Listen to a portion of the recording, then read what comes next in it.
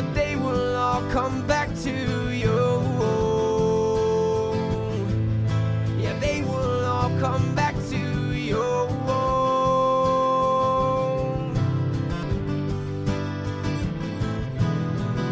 But nobody there means no one to share your last meal with. Your spirit's in disrepair. You wonder if Siddhartha wished all the Buddha. Was he scared? Hope his people make it back to him.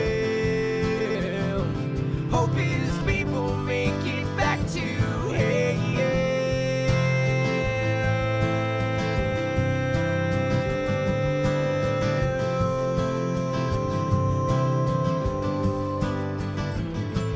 Was Jesus' father fair?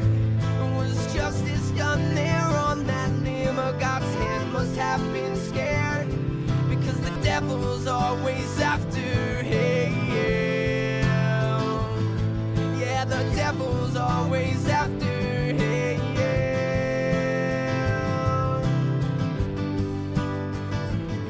Oh, Apollo, can we be spared and wait for impending disaster? Oh, does anything care? Oh, they write in Zoroaster.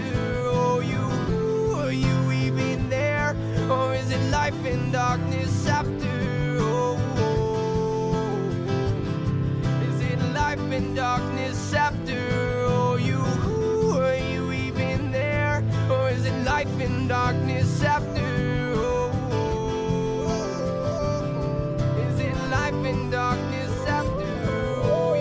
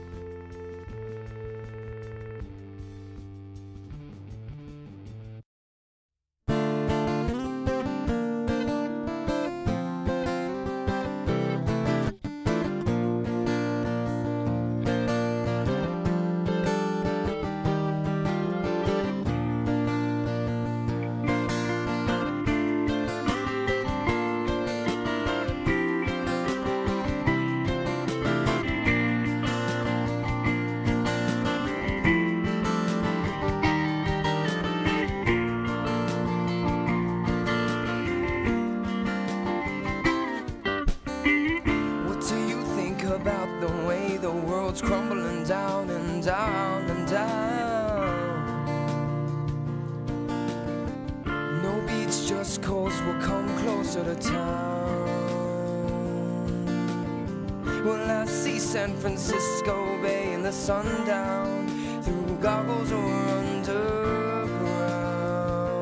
Suddenly, California can't be found. Should all take a good last look around. It's closing time. I leave on the neon glow and the open sign. You're coming anytime,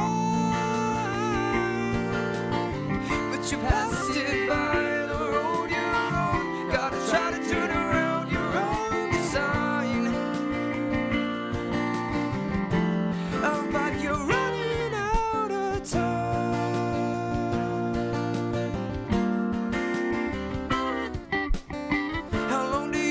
we'll stumble around and drown, saying the structure of the world was faulty found.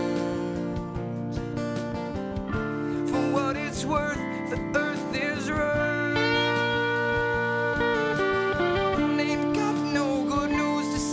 say nothing at all, at all, at all. How long till the third tallest tower falls?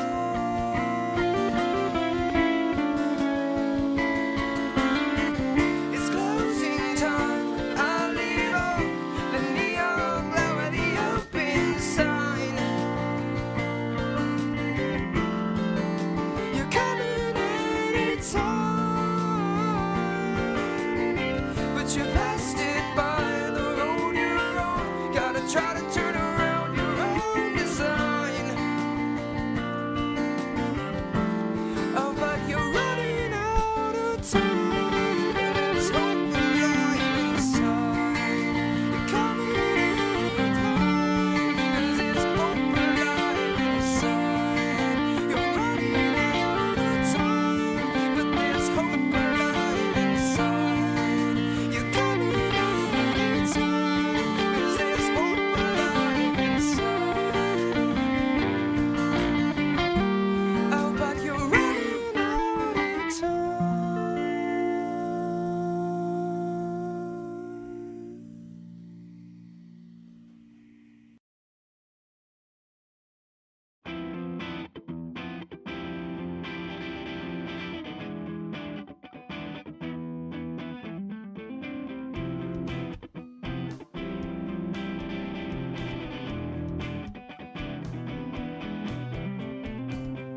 I wonder why you walked on by. Could it be so hard to smile?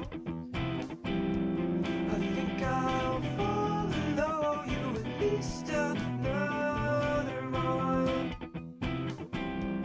and hold it down, but won't you all the while? All the while. Ever since our two roads have crossed, I don't know if I'm lost. I suppose that it's possible. Could you help me find God? I'm exhausted. Had it, I lost it. No matter the cost, won't just watch you walk on by. Could you say it if I should even give it a try? I don't want you to lie. I want your love is all I want for my life. To have love is all I want for my life. To have love is all. To have love is all I want for my life. To have love is all. And I wonder now if you knew somehow I was following behind. I'm on a cloud to help me write down this song of mine. You hold your head down, 'cause it's always on your mind. It's always on your mind. Ever since our two roads have crossed, I don't know if I'm lost. I suppose that it's possible. Could you help me find God? I'm exhausted. Had it, I lost it. No matter the cost, won't just watch you walk on by. Could you say it if I should even give it a try? I don't want you to lie. I want your love is all I want for my life. To have love is all I want for my life. To have love is all. To have love is all I want for my life. To have love is all. You should say anything I can do for you. Should say anything I can do for you. Should say anything I can do for your love. 'Cause for love you're gonna need. Two roads have crossed, I don't know if I'm lost. I suppose that it's possible. Would you help me find God? I'm exhausted. Had it, I lost it. No matter the cost, just watch you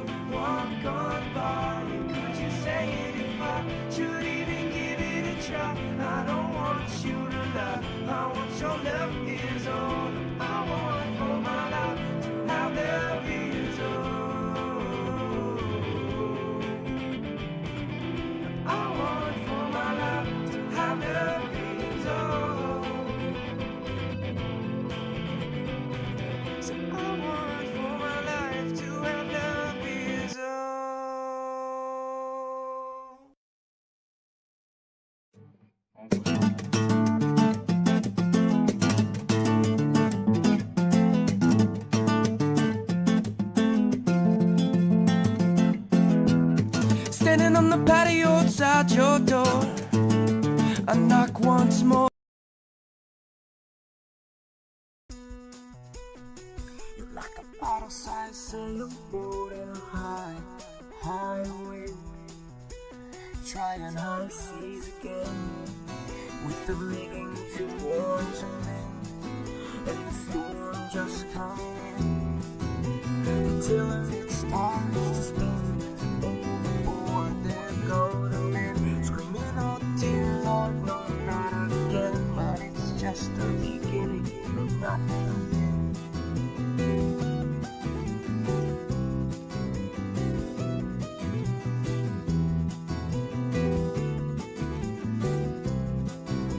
The tiller it starts to spin as overboard there go the men, screaming, oh dear Lord, no, not again. But it's just the beginning, no, not the end.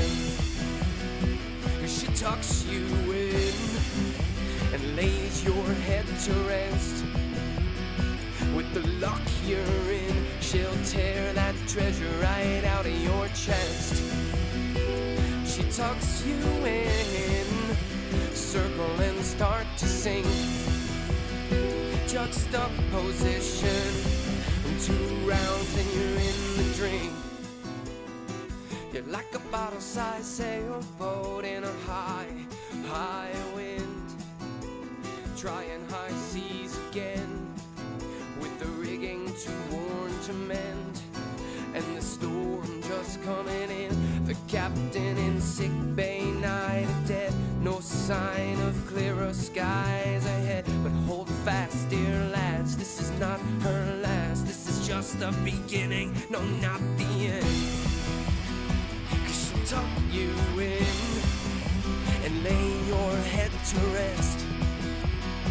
With the lock you're in, she'll tear that treasure right out of your chest. She tucks you in, circle and start to sing. So this was the original claim. The first Hold on, let's listen to these.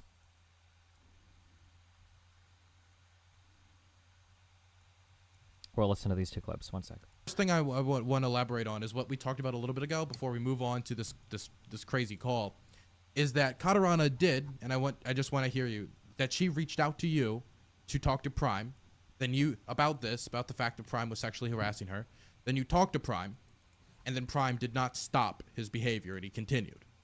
Well, Yeah. Wouldn't know if You would know if she asked him to stop. No. Like, no, I think at one point you told me, like, just stuff wasn't stopping after. I think there was a time where I talked to him initially after the first thing when I said. So let me be clear, like, right off the bat, okay? When you're going to drop what could essentially amount to, like, life-ending accusations on somebody, both metaphorically in streaming career and physically, and that he kills himself, I think that you should be a little bit more structured and clear about what it is that you're coming out with. If supposedly this has been ongoing for months, there's no reason to be fumbling around with your accusations or fumbling around with the evidence. Like, just be very clear, right? Did somebody tell him or not? Just to pull back on a macro level. So the accusation What's right going on, now guys? is that Prime K's was kind of maliciously flirting with or pushing the boundaries with an employee of his, Katarana, for months and months and months, and that she wasn't reciprocating and didn't appreciate it, but she felt pressured to continue because he was her boss. And even after being told that he needed to stop, he continued, like, moving forward with it.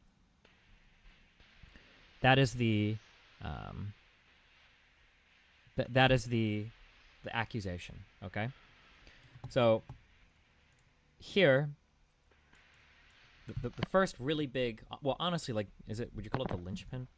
The most important piece of evidence for all of this that would, like, the biggest piece of evidence that would kind of, like, seal the deal for me when you talk about something like this is, do we have a piece of evidence that says that Prime Case was made aware of his behavior and he continued onwards anyway?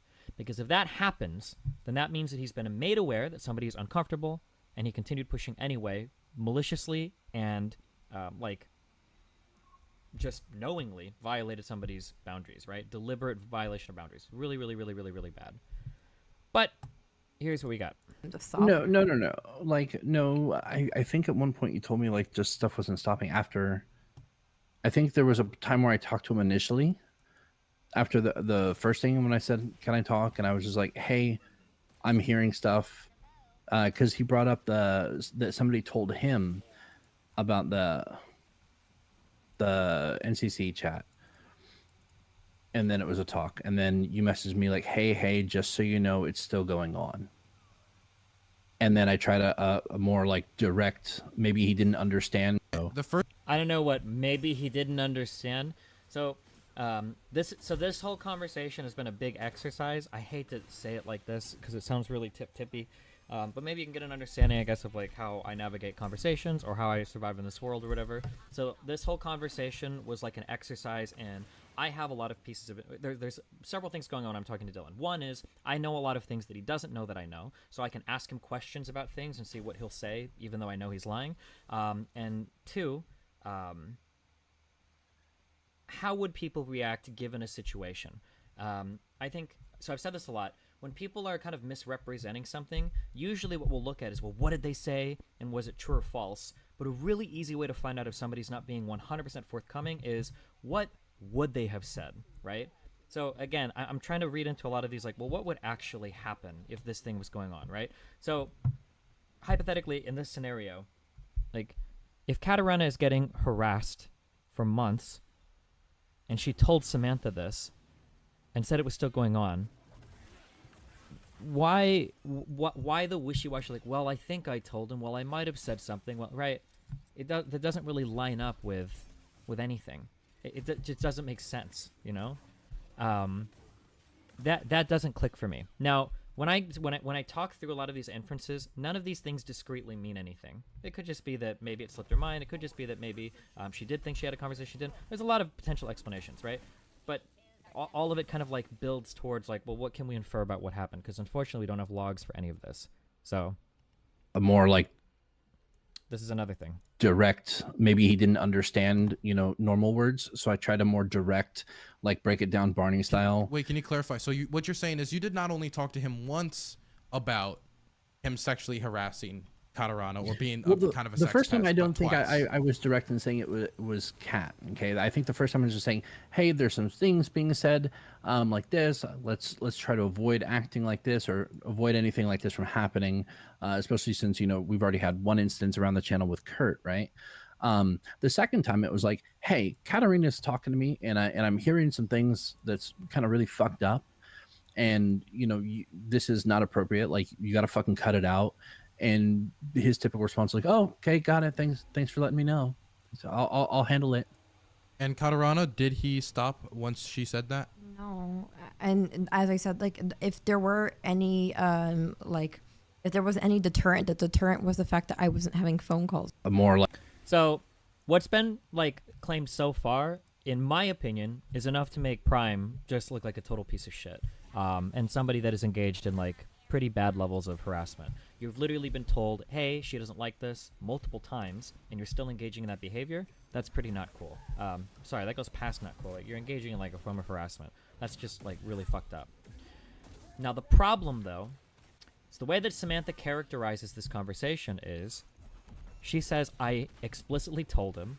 I told him directly. I stopped playing games and I was more direct about it, right? This is what Samantha says. But when we look at the logs that were actually released, here are the logs. I can't like show my desktop because it's too complicated, but it's basically saying, hey, so this is Samantha speaking. Hey, FYI, I just received these. And it's screenshots of Katarina talking in another chat. Her saying, by the way, there's a major predator in the Twitch politics community, and I know NCC usually talks about this stuff. How do you suggest I go about this? A creator larger than NCC has been sexually harassing me. I don't feel safe. Prime K's responds, thanks, I'll reach out. Was this in Irene's chat? Samantha says, yeah. Prime says, good to know. That's it. So the idea that Samantha told Prime any of this stuff directly, absolutely zero evidence has ever been presented showing that. Prime himself denies that ever happened, and nobody else seems to be able to substantiate that pretty important claim. As I said before, that conversation is kind of like the linchpin to this entire allegation, because without that, all of this can be chalked up to awkward flirting. And I think that was kind of like my problem with all of this, is a really big, potentially life-ending accusation has been thrown out towards Prime, and it just didn't materialize. Like, the evidence needed to substantiate that claim didn't actually materialize. And yeah, I don't know, that kind of bothered me.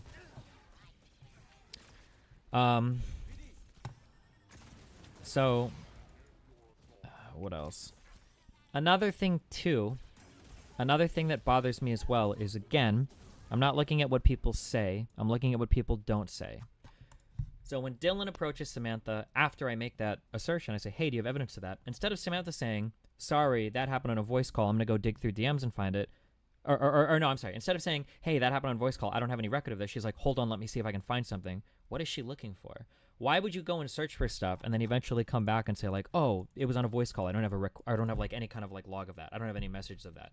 Now, like, is it possible that she just forgot? Maybe they did speak on a voice call and she thought maybe it was in DMs, and maybe, but it's just like another little like ding where it's like, okay, kind of weak, but whatever.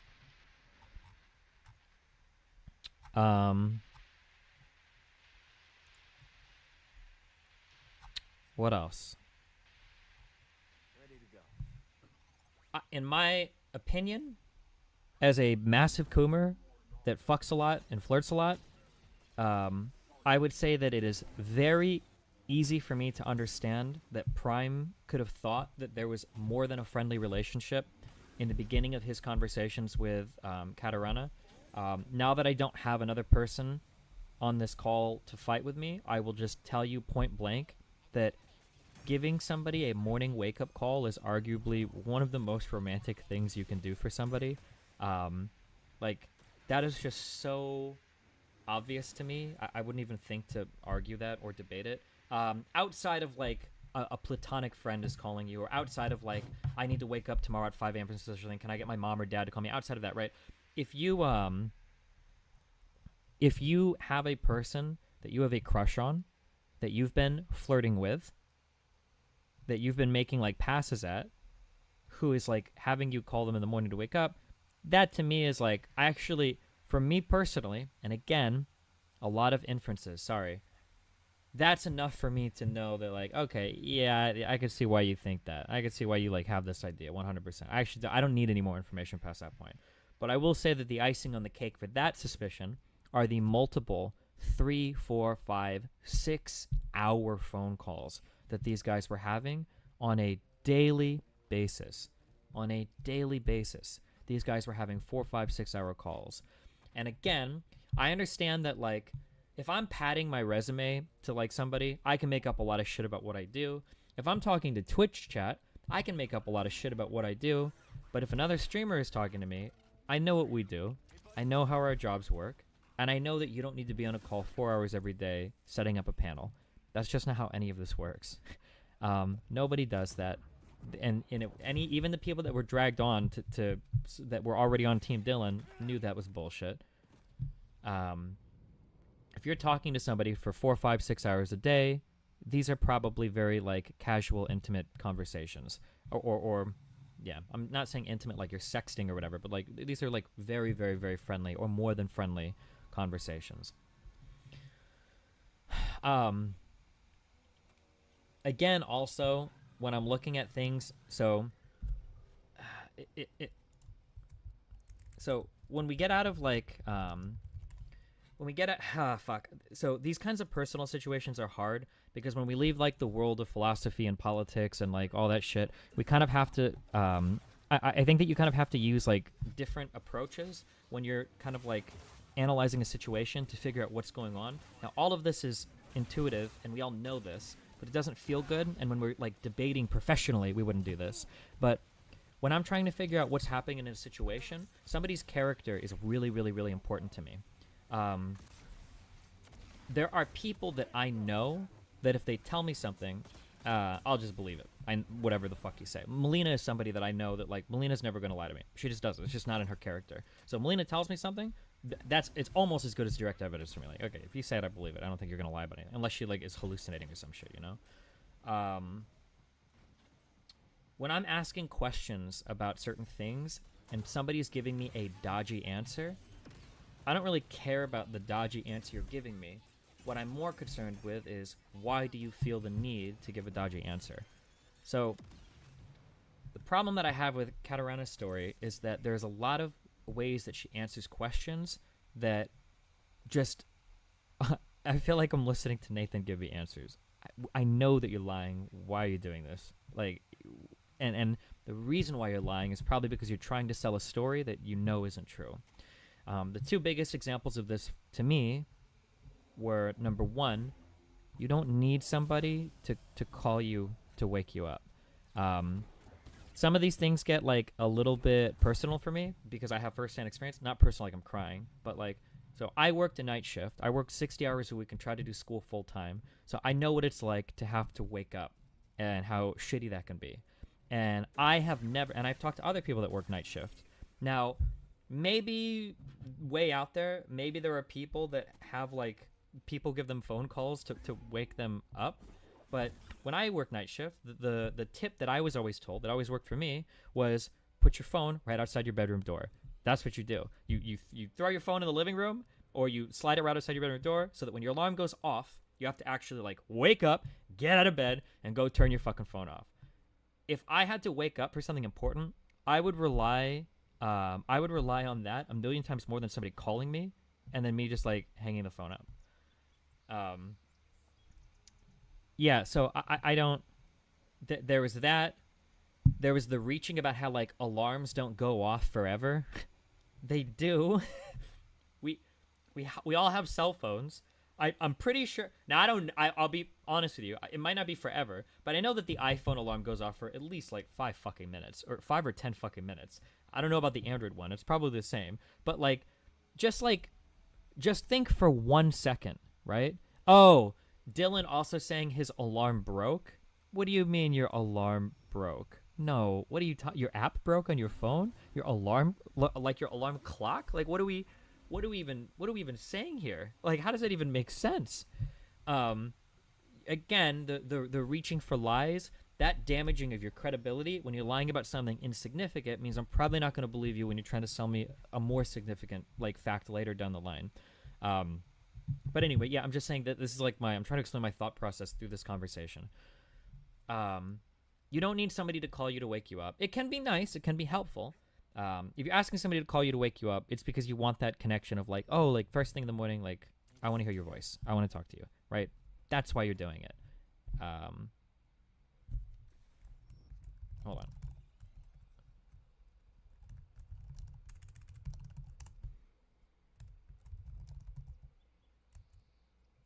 Fuck. Okay. Let's see. There was that lie. Fuck. I just lost my train of thought. Katarana told two really big ones. One was about the alarm clock stuff. And the second one, who knows it in chat? Fuck, I had to ban some dipshit in chat.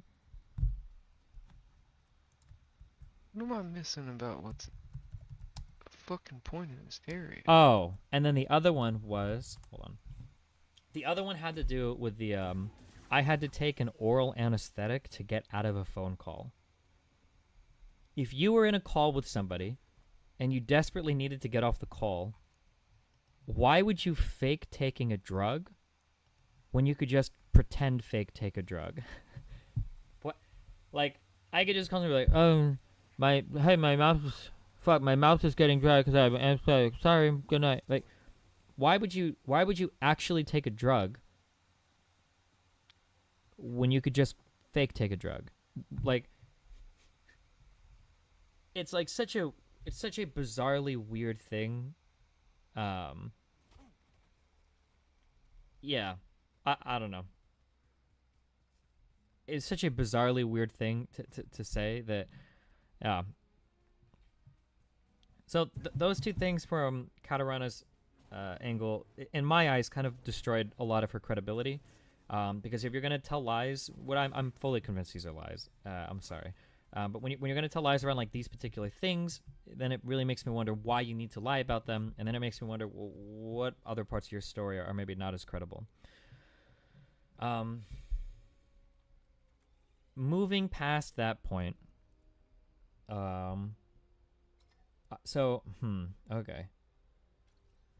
I have so many people that have DM'd me so much stuff. I'm trying to skirt the line of like,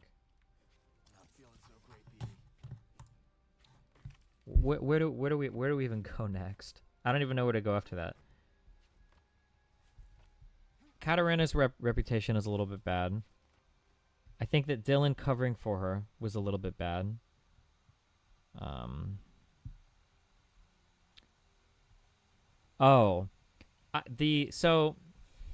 Man, what do we want to go with, the general and the specific thing? People's sexualities and their orientations are like are unassailable. You can't really say anything without it being like really bad or without it being fucked. All I'll say is that through watching their interactions, it was pretty obvious to me, I think, that they've been dating for a while. So I actually didn't know that. That was just a total stab in the dark based on my intuition. But I think Dylan thought that for some reason I did know that because of other stuff floating around in the background, and then he ended up kind of like admitting to that too. But when I asked him the question initially, I wasn't as aggressive with it. So the initial question was like, wait, hold on, you guys don't have a romantic relationship. Instead of like flat out answering that as a no or a yes, he gave the really weird answer of like, well, maybe in the future. The fact that, so again, the fact that they would kind of hide that relationship makes me think that they know that it probably looks bad that Dylan is coming out in front here and accusing what could be a scorned ex of Katarina of like being sexually improper, right? Like it kind of like taints everything in terms of how the allegations are going. Yeah. Fuck. A lot of the conversation wasn't really about what actually happened. It was really just more like kind of credibility building or credibility destroying, unfortunately, because I'm just trying to figure out like how much of like what you're saying can I trust, because unfortunately a lot of the accusations apparently exist only in voice calls and we don't have like any DMs or whatever. I'm trying to think of what else. Was there any other part of this?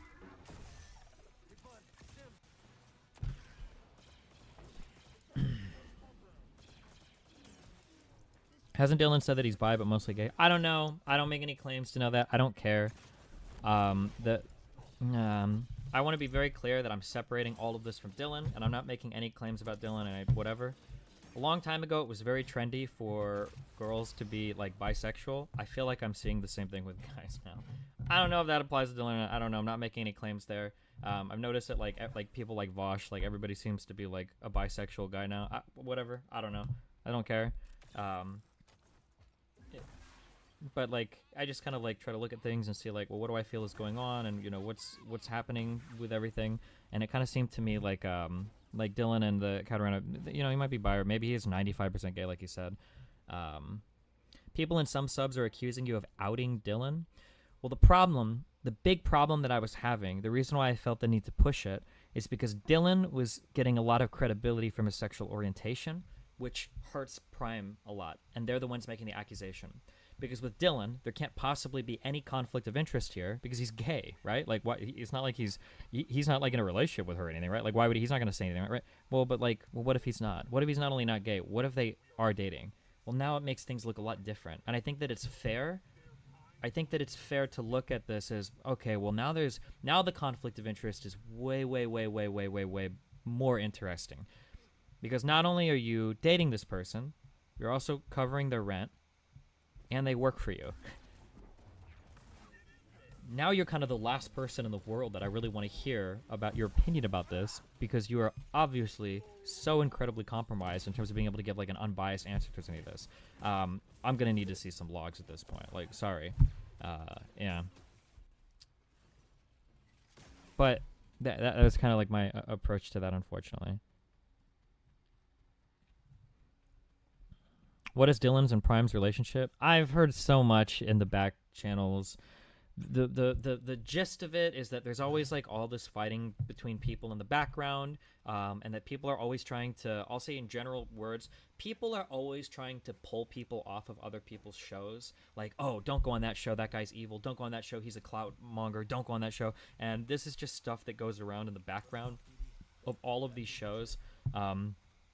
I can say firsthand that I know for a fact that Dylan has engaged in this behavior in the past, of pulling people off of other people's shows or threatening not to let them on his shows if they go on other shows. I know for a fact that Samantha has engaged in that behavior. I don't know if Prime Case has. He might have. Let me be really clear. I'm not here to defend Prime's character. I don't know. It's possible that he's done that. If he has, though, I've just never heard of it. But it's totally possible that he has. If anybody, I know that all you guys are watching, if anybody wants to like send me a message like, oh, Prime said that I couldn't go on anymore if I did this. If Prime did that, then feel free to shoot me a message and let me know. You know, it's possible that he does do that, but I haven't seen that if it is the thing. Yeah. Is it possible that Kat is just autistic? Weird stuff like taking the medication to get out of a conversation. Okay, so this is kind of the problem that I have when I'm dancing around this topic of her mental competency, okay? When you argue with vegans about whether or not it's moral or immoral to kill an animal for recreation, like the consumption of their bodies, right?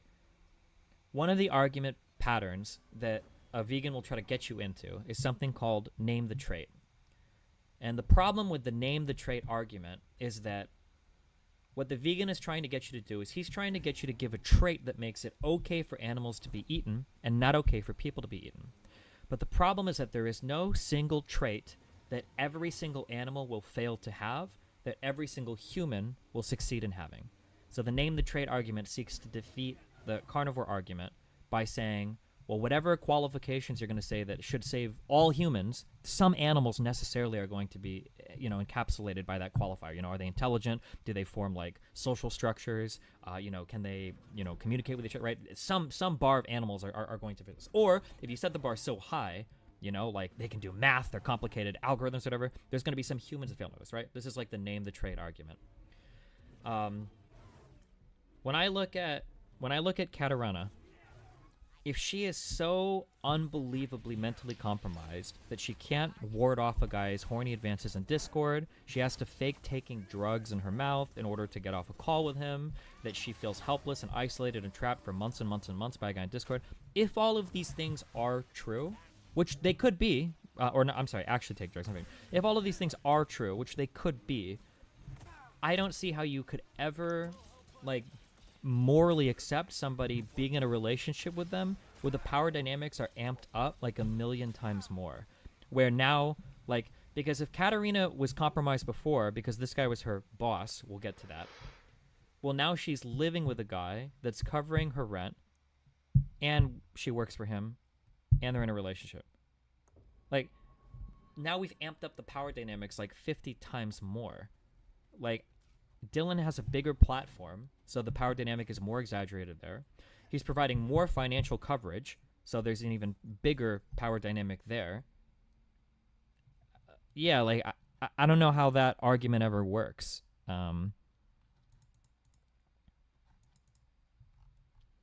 She's going to start paying next month, though. So, again, the reason why I ask questions is because, like, trying to figure out if somebody's lying to you is you ask a lot of questions and then we put the blocks on the table so that we can try to figure out, like, okay, well, where are the contradictions, right? Really, all these conversations is like, I'm going to ask you 50 questions, we're going to put 50 answers on the table, and we're going to see if any of these contradict, right? And when you run into contradictions, now you can start to see that, like, okay, well, I think your story is falling apart. So, again, with that, so Dylan said, for instance, that she is going to begin paying rent next month. If she has the capability of paying rent next month, then why was $250 a month in payments from Prime enough to keep her locked in to a sexually abusive relationship with him? Both of these things can't be true, right? Yeah. There are a lot of, like, inconsistencies in terms of, like, how much money do you have available? How easy is it to take advantage of you versus, like, what are your current financial means? Right? Like, Another problem is that when we get into the payment part, right? Okay. No gyms tonight? When we get into the payment part, the logs that Katarina posted of him saying like, "Oh, you know, you're beautiful, you're gorgeous, I want to kiss you, die, blah blah blah," those logs happened back in April. If those logs happened back in April, when did Prime actually start paying her as an employee? That didn't happen until like July, August. So that means that if there was an improper employer-employee relationship, one, we haven't even seen logs of that happening during their working time. Two, he could have actually stopped it before they ever even entered that, you know, payment-employee relationship, employer-employee relationship. And three, she only ever got 2 payments from him, $250. Like, really? Yeah, like when you kind of look more into it, like just nothing really lines up in any of this. And that's without kind of digging into the other things that I've heard her say on past panels. If I get this wrong, if I'm racist and I mix her up with another black girl or something, you can call me out. Maybe I'm wrong, but I could have sworn that I heard her talk about how she was like either working in a pharmacy or she's like working jobs or whatever, or she's like in training to be a pharmacist. I thought that she was already working like other stuff, and I've heard her talk about this on panels in the past. Does anybody remember this? She has some science job, right? I feel like I remember being on a panel where she was literally saying this. And if you're so desperate for money, why are you working 6 hours a night for $250 a month? Yeah, I don't know, but it sucks to go down this route because because really all I can do is kind of like build or tear down character to figure out if I think the allegations are credible or not. But yeah, wow. I don't think that. Yeah, I don't think it's a good look.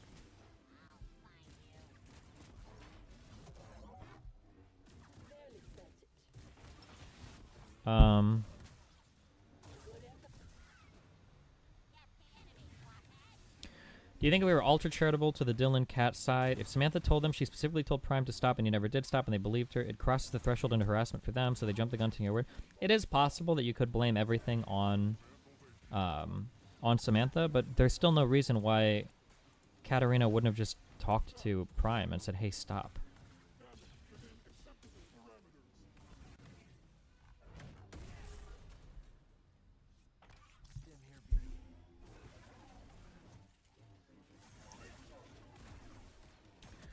Genuine question, do you think Prime did anything wrong? Yeah, I think he probably could have read signals better. He fucked up that, I guess. But, yeah. But I mean, like, I think that's a far cry from sexual harassment.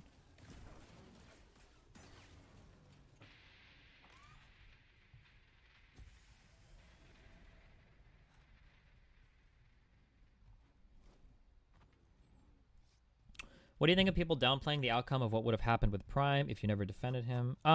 Well, I want to be super clear. Like, there are other people in the background that are defending Prime. I've also heard people say that they're scared to come forward and defend Prime because they know that, like, the sexual harassment shit is, like, super serious. It's possible that Prime would have been okay if I wouldn't have said anything. It's possible he'll still get fucked. I don't know. Yeah, I'm not sure. But, like, trying to downplay what could have happened to him, in my opinion, is really, really, really dumb. Like, sexual harassment allegations are a really, really, really big deal. Sorry, not really, really, really big deal. Are an incredibly big deal. Somebody gets triggered that I do this. Sorry if you talked about this. What about Maddie? The Maddie woman has hated me for months. I don't know why. I think just because I'm not far left enough for her position. She got really ass mad when she misquoted and mistweeted and lied about homeless people being more at risk for crime or whatever, and she was like lying on Twitter, probably because she's never interacted with homeless people before, which is pretty common of white suburban people. But yeah, she's been like on a huge hate boner train for me for a while. For some reason, if somebody has the clip, I guess we can.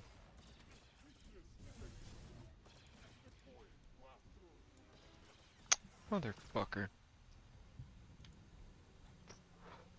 Very timely on that. Blows. I don't know why. I don't know why people do this. I know why people. I don't know why I'm saying that rhetorically. I see that. No, but like I think that's like whenever I see Destiny get so amped about this particular situation, right, where he's like, whenever anyone mentioned something like grooming or power dynamics, that sets him off, and to me, that is the biggest fucking red flag that you could have, because I'm like, why is this specifically setting him off?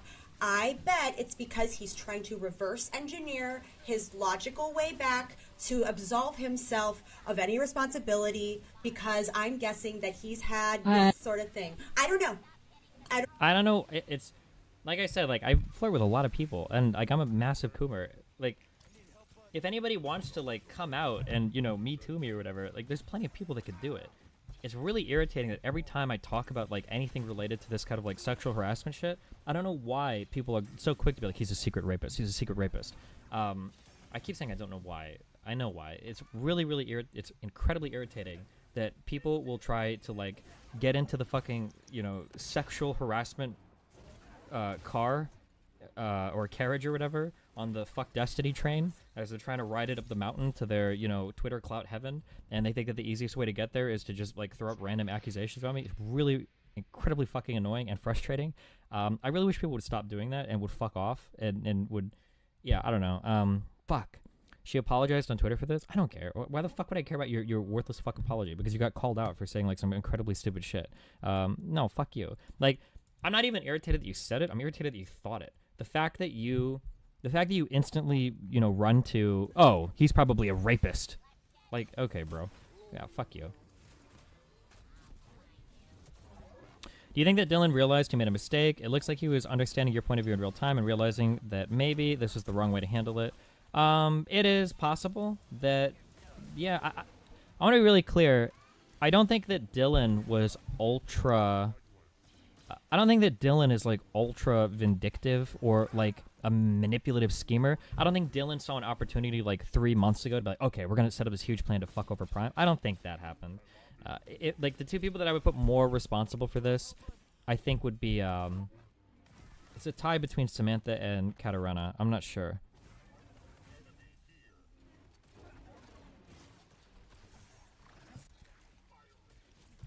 Dylan later admitted he could have handled it better by doing it privately and through DMs.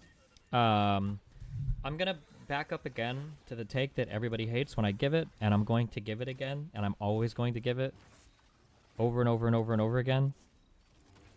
I don't care about apologies. I think that they're worthless and meaningless. I just don't care. I don't really care if you recognize you did something wrong. Like, good for you. Congratulations. This was something that you were planning to do for a month.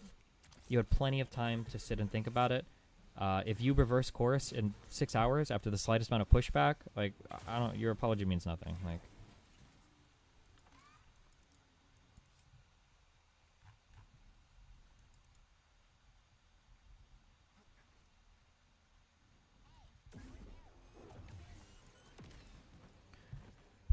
because the problem is that, like, it's great that you apologize now, but let's say hypothetically, and I don't want to, like, play up my role in this, because like I said, it's possible that there are other people talking behind the scenes about this a lot. There's other stuff going on. It's totally possible that things could have turned out a certain way, regardless if I said anything.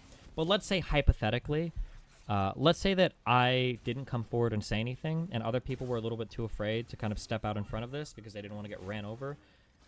It might be that your mistake cost somebody their entire online existence, and maybe they kill themselves over it, right? Like, is that potential negative consequence worth, like, an I'm sorry?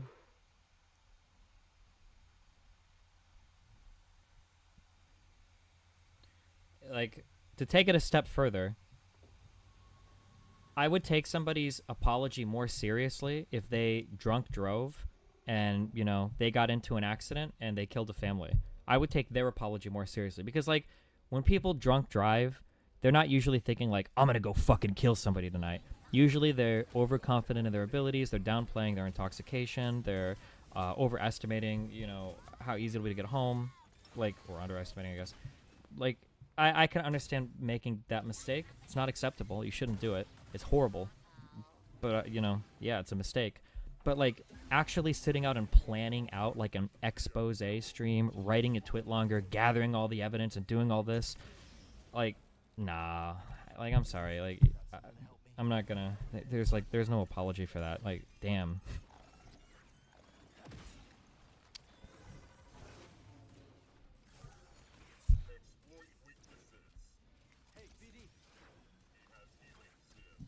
Do you think people do dumb stuff like this purposely, crop logs when it's easy for the other person to disprove? I don't know why Katarina cropped her logs too. I think it was stupid. It also hurts her credibility, especially when Prime would just post the other logs. But yeah, I don't know.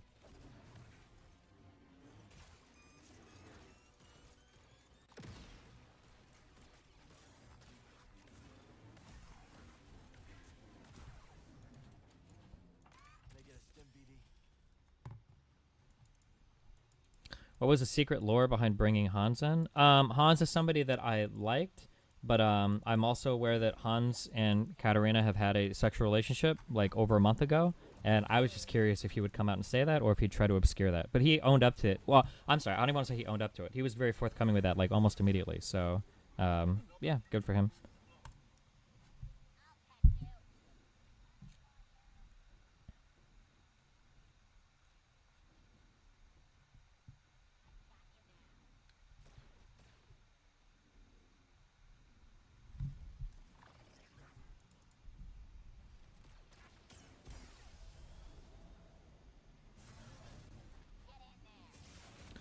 Give us the honesty tier list of people in this drama. In terms of people who like I generally trust, I'm very hesitant.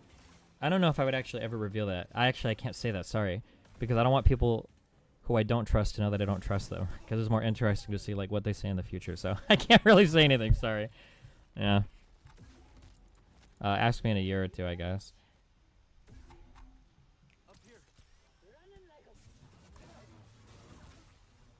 Hasn't Hans talked about being gay as well? Did he? I've never heard that.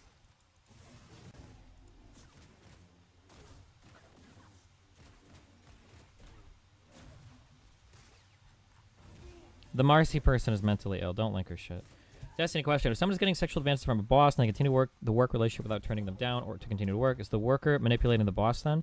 I don't know. You have to look into it. It's pretty complicated. That could go either way. Generally, it's bad of the boss to proposition an employee. That's almost always the case. It's going to be bad.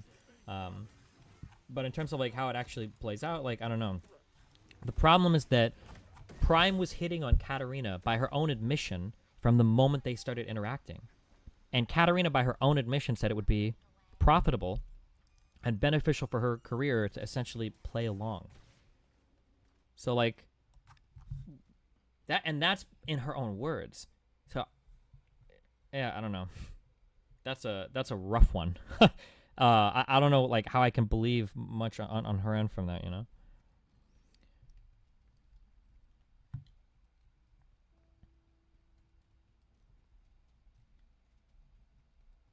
I'm also curious if logs exist of him being inappropriate with her in July or August when she was actually working for him and not just earlier before they even had a working relationship.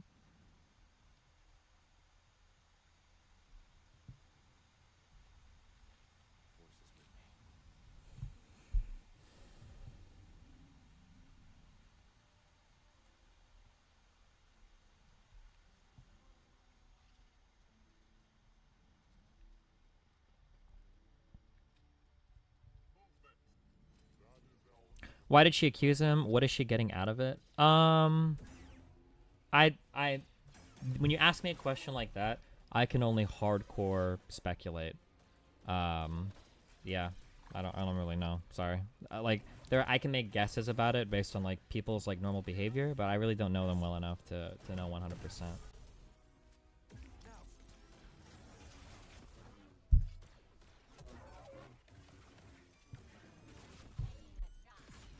Do you think Prime was too apologetic in his response to him? I didn't even watch it. I was sleeping. I don't know.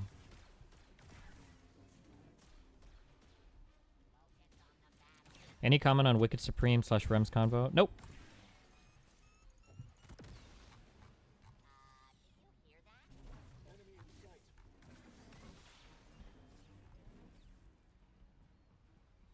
Would you be down to talk to Wicked Supreme?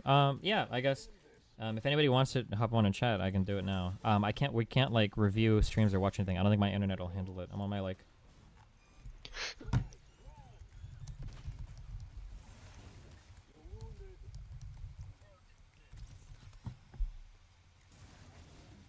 I'm streaming to YouTube and Twitch on my cell phone's internet right now, so. Are you going to do a deeper dive into the allegations? Nah, not really. Just based on what's presented so far, like I feel really confident with like my intuition on it, and everything that's come out just kind of seems to like further solidify it.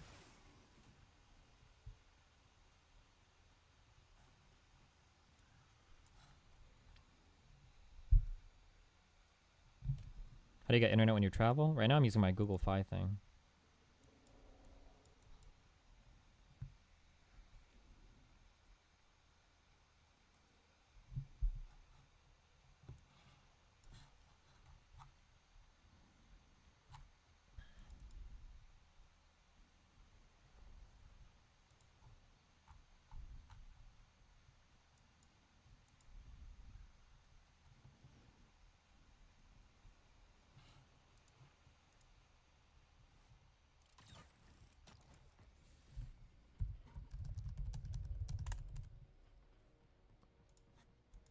All right. I think Doobie's stepping up first. Uh-oh.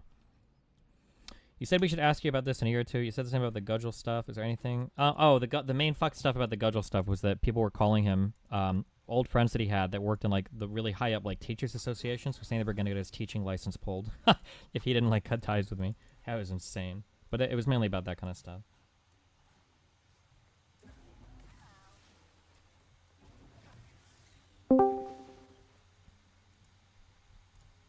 What's up, buddy? Hey. So yeah, like I've been avoiding coming out like publicly just because it's a little bit risky, right? Not really for me, but other streamers that I'm friendly with. Like they might be punished for shit that I say or whatever. Chad, if you're unaware, it's Doobie. For the 10 of you that know who the fuck I am. So I've been aware of this situation since like April. Where the first time it came up that Katarana had posted in No Comment Chicks chat that someone was sexually harassing her in the Twitch community. That day I became aware of it because I'm in a friend group where this was talked about. But Samantha was told. She, we spoke to Samantha. She told us that she was going to talk to Prime about it, figure out what the fuck was going on, tell him to stop, and then he was going to talk to you, Katarana. Like later on that night, we spoke to Samantha about it again. She says she told Prime what was going on, that he was making Katarana uncomfortable, because she had already spoken to Katarana at that point and found out that it was Prime she was talking about. And Prime said he was going to talk to Katarana and clear things out. And for about a week after that initial conversation, we were checking like, hey, has Prem spoken to Katarana yet? And she would say no. It's like, oh, why the fuck not? This is really important. Why isn't he talking to her? And the next day, we'd ask again, hey, has he spoken to Katarana yet? She'd say no. Eventually, she started saying that he wasn't taking it seriously. He didn't really care, yada, yada. So that seemed really fucking weird to me. I was like, why the... I know Prime is like, I don't want to say the A word. He's a little socially awkward, but I don't think he's that socially awkward that he wouldn't see this as like a massive fucking problem that he needs to get ahead of like media. Also, just something I want to add here because I've heard this angle as well. If Prime knew that he was being accused of stuff like this, and if we're to believe that he's like a really fucked up guy, he would start taking steps probably now or like at that point to either protect himself or retaliate. He wouldn't just carry on like nothing is happening. That doesn't really make any sense. Yeah, go ahead. Yeah. So eventually, Samantha just says, "Hey, he's not taking it seriously." So we're like, "Oh, that's really fucking weird." Okay, this is gonna tank his fucking channel if he's sexually harassing her and she comes out. And eventually, the next time I heard anything relevant to this was Katarana DMing me and asking me if I wanted to go on one of Prime's panels. So I figured at that point, they're apparently still in contact. She's now helping him set up panels. So they must have talked about it and cleared shit up. And I just assumed it had been dealt with, right? And that was like back in like, so this started like at the end of April, so that must have been the next month. That must have been like a couple weeks later, and that was the last I heard about it until like 2 days ago, middle of the night. I was on Prem's stream actually on his open panel, and he DMs me saying that he has like a massive fucking problem. Right? I'm like, what's up? And he says, you know, that someone's accusing him of like sexually harassing them, and then he tells me that. So I said, oh, it's Katarana, and he's like, what? How the fuck do you know?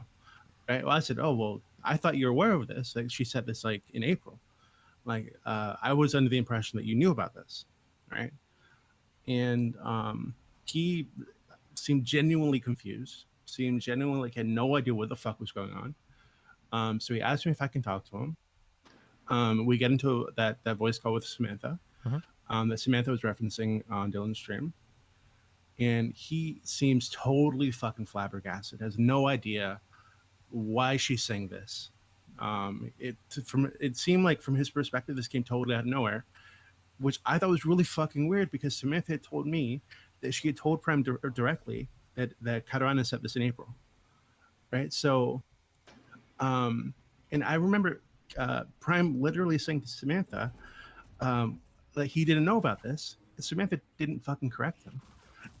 Like, so later on, right after having this big conversation. Oh, and to be clear, one thing that was said on Dylan's thing that really pissed me off was that Prime planned to use Katarana's NPD against her, right? Because Katarana has said on streams that she has NPD, which is like narcissistic personality disorder, or some shit like that.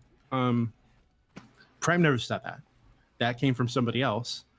And Prime's reaction to that was, I don't know anything about that. You know, he just dismissed it, didn't want to talk about that, right? But that wasn't brought up to like attack her. I was saying, oh, she might be lying because, you know, she has this thing, right? So we need to be aware of that. And he just says something like, oh, I wish I would have known that, and he dismissed it. So he did not plan anywhere in that conversation to use that to attack her credibility.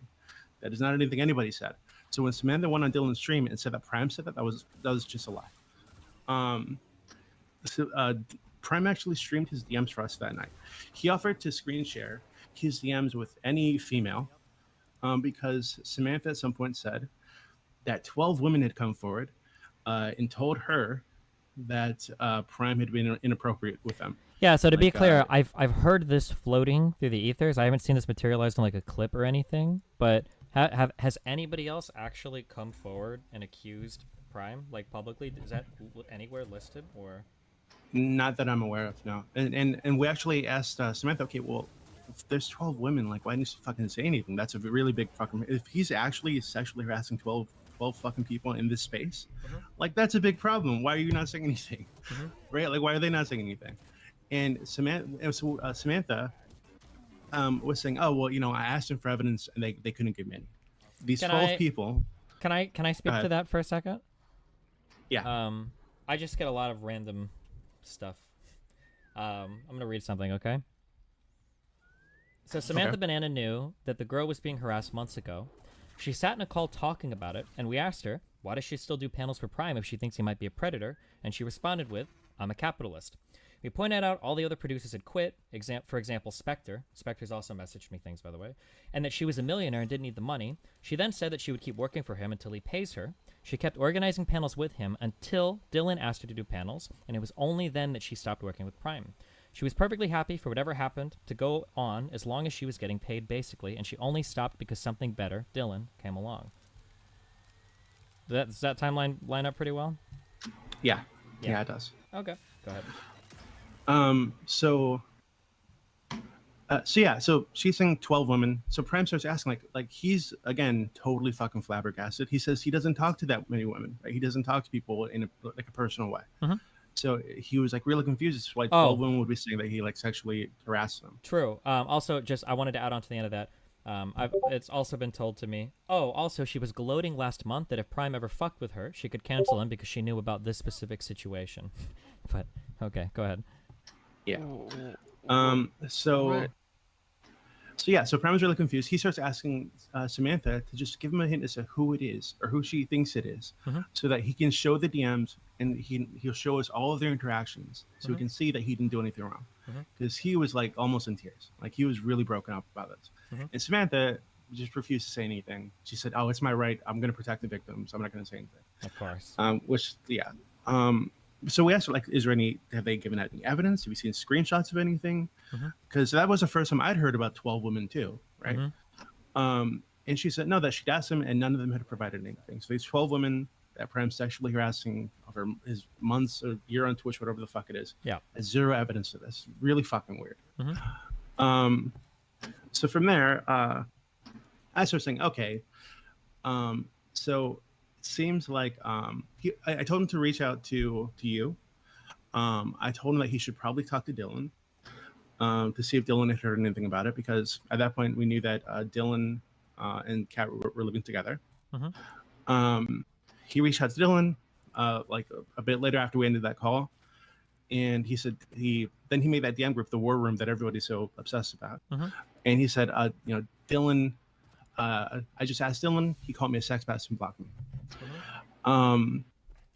So that's when he made the War Room, and he said, "Oh, I might have to go to war with Dylan," because at this point, he was feeling, I think justifiably, that these people were coming after his career because this is how he makes his money, right? So he felt like he was under attack, and the Catarana thing had totally come out of nowhere.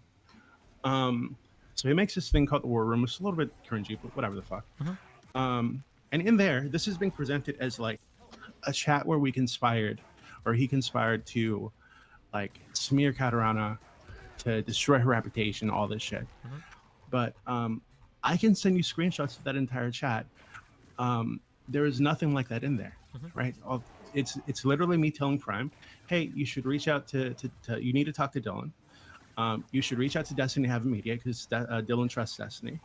And I think Destiny would be fair if you showed him all your screenshots, showed him everything, and we're like transparent with both of them. Yeah. I think then on this for this War Room stuff, I just want to be clear. This was the message that I got from Prime Case. I'm just reading this word for word. Hey, Steven. Well, I'm embroiled in another drama. My producer, Catarana, is accusing me of harassment and abuse. This is absolutely fucking false. I don't know why she's doing this, but I can't have this destroying my channel. I have extensive DMs with this woman. If you'd like to take a look, I'll show you everything. The reason I'm reaching out to you is because of Dylan Burns. Dylan and Kat have grown close recently. Apparently, she's staying at his house, and they become best friends. I don't know who to trust, but I'm trying to operate off the assumption that Dylan is good faith. In that case, Catarana has apparently been feeding him lies. I reached out to him. He called me a sex pest, then blocked me on Discord. If Dylan can be reached, I'd like to set up a discussion so that we can hash this out. I'd show him my DMs as well. I was wondering if you could be a neutral third party to get together with us and get to the bottom of this. I believe you're on vacation, so if you can't, I understand. Thanks for listening. That was the message that Prime sent me, and that was like, I think that was like 12 hours before everything like blew up, basically. He sent me that, and then like I think like 10 hours later, Dylan went live, basically. Yeah. So yeah, in that well, I just want to finish up the War Room thing because I think it's being totally misrepresented by Samantha, and also a bit by Dylan, to be honest with you, because I know Dylan has seen the entire thing. So what I'd said was, I don't like Dylan, but he seems like a good dude, and I don't think he'd want to be involved in outright slander. Right. So, which, to be clear, also, I would agree with that. I think that Dylan has been like a little business minded in the background, but I don't think he would ever do this. I don't think that Dylan would like, I'm gonna make up an allegation or go with a made up allegation or fuck somebody. I don't have that impression of Dylan. I don't think he would ever do that. But go ahead. Yeah. Yeah, and like I said, I don't like Dylan. He and I have our problems, but he doesn't seem like that kind of person. So I told him he needed to reach out to you. He agreed. Samantha immediately was just like memeing in the chat and saying that he should bring on Lauren Southern. Eventually saying that she's extremely uncomfortable with him asking to release the names of people that have stated that they're victims or whatever. So then we have a little conversation like, how is he supposed to apologize or show you or show people that nothing happened if he doesn't know like who's complaining? And we just had like a little back and forth. And eventually ends with Prem just saying, hey, yeah, I put you in a situation you don't want to be in. I'm sorry for adding you to this. If you can still talk to Kat for me, I'd be appreciative. If not, that's okay. I'll figure this out. If this discussion makes you uncomfortable, please exit the group DM. Right? And that was, and then Samantha says, okay, but Dylan and I are dating now. Like after that, like there's no let's smear Katarana plotting in there at all. I'll show anybody who wants to see the entire group DM. There's none of that. So that's been totally misrepresented by Samantha. So later, so I still tell Prime, hey, you should reach out to Destiny, be totally transparent, show him everything, be ready to show everybody who wants to see anything at all of your fucking DMs, because they're gonna get out there anyway. And he agreed to do that. So the next morning, you know, is when the next day is when they do this fucking stream. Prime actually wasn't watching the stream. He was preparing his his screenshots or whatever. Yeah. And I eventually joined a call with him to ask him if he was in the stream that night and just talk to him about it, see how he was doing, because the night before he was very fucking distraught because it seemed like this totally came out of nowhere for him. Yeah. And so he shows me the first conversation that he had with Samantha, where Samantha brought up what Katarana was saying in NCC's chat, and that conversation is nothing like what Samantha said it was on Dylan's show yesterday. It's nothing like what she told me it was in April, right? So she just totally misrepresented the conversation. And we, to be clear, we me went and over him. those tweets. Like, she never in those messages, or I'm sorry, those messages, not tweets. In those messages, she never made it clear that that Prime was the one being accused of acting inappropriately. There was no indication given there. Yeah. Yeah, and in addition, she says that after I don't know why she lied about this, but just it's like I think if she's gonna lie about the small things, she's probably gonna lie about the big things. Because she says on Dylan's stream, and I clipped this, and I think I sent it to you, that that Prime brought it up. That Prime brought up what Katarana was saying in NCC's chat, as if he's like, you know, spying on her or some shit. Yeah. But actually, if you see the DMs, it's Samantha brought it up. Like, so she's just being totally dishonest in this entire situation. Yeah. Now, I asked her, okay, well, she says that she spoke to you again after this, right? She says she had a second conversation with you. Is there any evidence of that in your DMs anywhere? And it doesn't exist. Yeah. So the first conversation they had, that I was made aware of, and Dylan knows about, looks nothing like what we're being told it was. And the second conversation, there's zero evidence of it. Yeah. So my perspective now, after looking over everything, is that I think there are like outlying issues. I think that maybe Katarana was being a little clout chasing, right? I think that Dylan That flew off the accusation handle is and like should've- impossible to drop, and it sounds like really bad. But I mean, she's like involved with like every show host. What the fuck? But okay, go ahead. No, but it's not even that. I think Yeah. I think if you just look at it, her tweet longer, she said something like she was balancing. No, yeah, I know. the She benefit explicitly of that. says that like there's a benefit to my career, and it's like, well, Jesus Christ, like this looks like really bad. Yeah. Yeah, but I think even that is when the context of her thinking that Prime has been told to stop speaking to her sexually twice, right? So she thought at this point that he's been told to stop twice and he hasn't stopped. So of course, I think understandably she's gonna think he's a fucking creep. Dylan is being told by Samantha, "Hey, I told him to stop twice directly and he didn't stop." So of course Dylan's gonna think he's a fucking creep. Prime thinks he's building like a close friendship with this person, that he's been openly like sexual or like romantic toward, whether or not it's reciprocated. She says herself she's never told him to stop, right? Or that it makes her uncomfortable.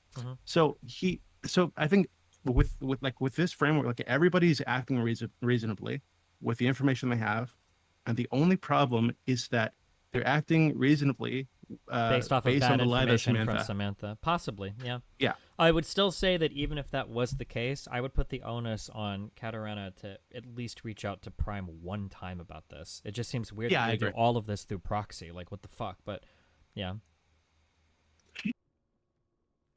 From Samantha. Is that acting reasonably with the information they have, and the only problem is that they're acting reasonably Based off of on bad the lie that information from Samantha. Samantha. Possibly, yeah. Yeah. I would still say that even if that was the case, I would put the onus on Katarana to at least reach out to Prime one time about this. It just seems weird Yeah, that I they do agree. all of this through proxy. Like, what the fuck? But, yeah. Yeah, And Samantha is I now. don't know. Samantha claimed earlier on Twitter that To be 100% honest, we handled a lot of things in private voice chat on the server, and I told Kat that I have no proof of anything, and she still wanted to go forward, and I promised I would go with her when the time came. Now, this contradicts what Dylan said when Dylan was on stream saying, well, Samantha has proof. Hold on, I'll go ask her. So I don't know who we believe there, but yeah, everything is a pretty big shit show. And Yeah, I Camp think Catarina.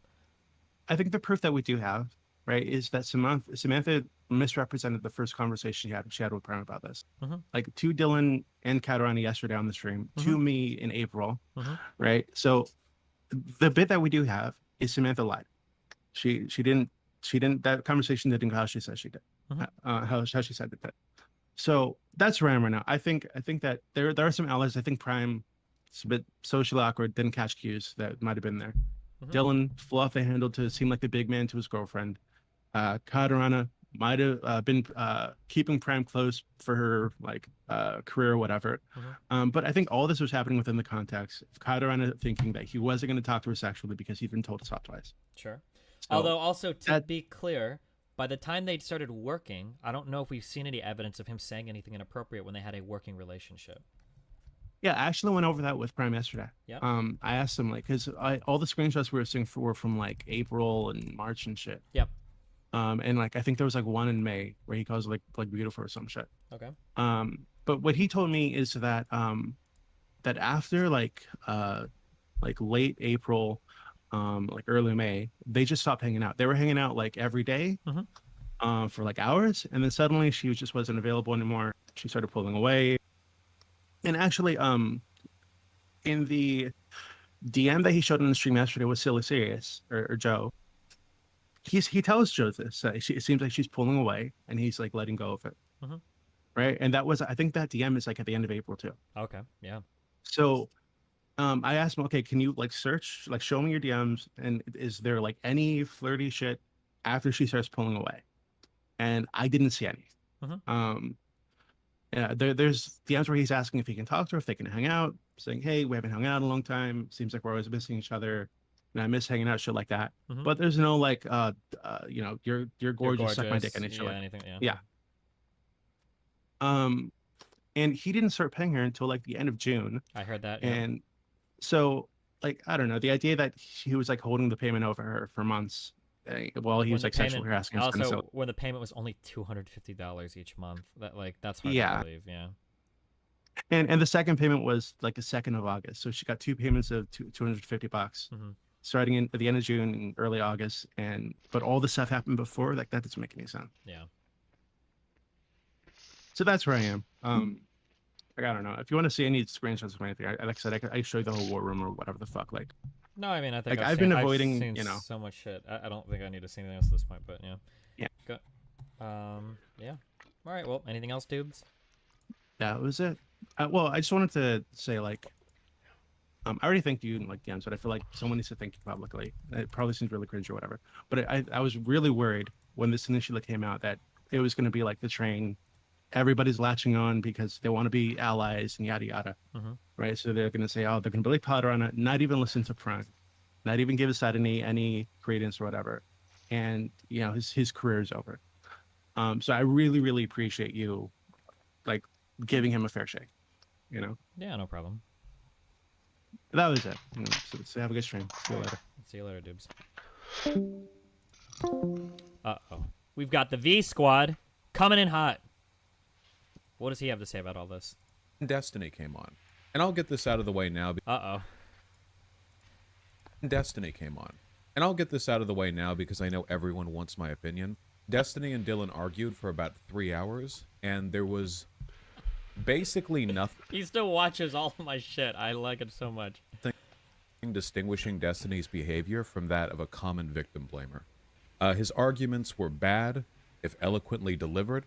He came in to discredit and attack Kat. He did so with all the standard tropes. You know, she strung him along by not being forthcoming about his harassment. She's clout shark. I just like I've kind of talked about this a little bit before. Oh man, dude. Like I have firsthand experience with being in these like very fucked up situations, and I've talked to other people that I know have been in these very fucked up situations, and it makes me so incredibly angry when like these virtue signaling white fake fucking pieces of shit will come online and throw around all these terms that literally mean nothing to them except to win internet arguments. It really, really, really, really, really bothers me. Like, if you were to get this clip of what Vosh is talking about, like, you would be thinking like, oh my god, he's talking about some woman that was like brutally fucking raped or was like date raped or whatever, like she got drugged. Not like somebody that had some inappropriate comments made to them with a guy that she admits she was using for like e-clout on a Discord call. Like, pump the brakes, Chief. Shut the fuck up. The fuck is wrong with you, dude? Like, have some perspective. Oh my god. You know, she actually liked him, so he got mixed signals. Yeah, he actually said it was woman tactics at one point. At one point, he actually said, if you're a victim of workplace sexual harassment, you have power over your boss. Like if your boss harasses you and you're a woman, which that is some content creator skull if I've ever heard it. But so my understanding, and it might be different from place to place, is that if you go to HR because a boss is fucking around, that guy will get fucking fired. Like, and that was not 20 years ago. That was like 15. No, that was like 10 years ago, 11 years ago in my life. I can't even imagine what that's like in today's climate. If you've got a boss that's fucking around, like really obviously, and an employee goes to HR and they're like, hey, this guy is fucking around. Do you really think that the whole company is going to put their reputation on the line to fucking defend a creepy fucking manager? Like, what do you mean, dude? Yeah, of course you can go and talk to somebody about this. Like, now, one exception that I could see to this is in really small companies where, like, the HR is, like, the fucking CEO's brother, or, like, the 5 or 10 employee bullshit, the small businesses or whatever. In that case, I could actually maybe... Yeah, hold on. I got to bring my real life experience here because I know that there's a lot of, like, Reddit comments, and I'm seeing them show up on my Twitch chat. HR is totally useless. HR is absolutely not useless. That is absolutely not true. Depending on the type of thing that you're dealing with, going to HR is important for two very important reasons, okay? Number one is because depending upon the type of misconduct, HR will take the steps they need to remove that misconduct. Now, a lot of people will type shit in chat like, oh no, like, they're only looking out for the company. True, HR does look out for the company. Do you know what looks really bad to companies? It's when they've got like insane fucking sexual harassment managers and shit that exist. Now, in smaller companies, is it possible that like this could be more pervasive if people aren't reporting stuff or whatever? Or if like there's only like, 10 or 20 employees? Potentially, sure. But two. This is the number 2 really huge reason to go to HR. Because let's say that number 1 is wrong. Let's say that HR does actually, like not take the proper steps to do anything. I'm stressing this so much for you, okay? This is going to be important in school. This is going to be important in work. This might be important in your relationships, okay? This is important legally. This is important, like, financially. You absolutely need to make a paper trail. What does a paper trail mean? That means that you need to be able to point back and say, on August 3rd, I had a meeting with this person and I brought this up. You need to be able to point to that. Because if you can't, you are fucked. You will get fucked legally. You will get fucked personally. Nobody will believe you. You'll get fucked occupationally. You might get fucked financially. You absolutely need to have a paper trail created. So this might be as simple as emailing HR and saying, hey, I want to talk to you about an uncomfortable situation, and CCing yourself. Because if it is the case that HR is not taking care of this problem and you want to go a legal route, then what you do is you go to a lawyer and you say, hey, here's this email, and this email. They didn't do shit. Now we're going to war. And you know what? You'll have a really strong case in your hand if you can show that you made a good faith effort to resolve that issue in the company.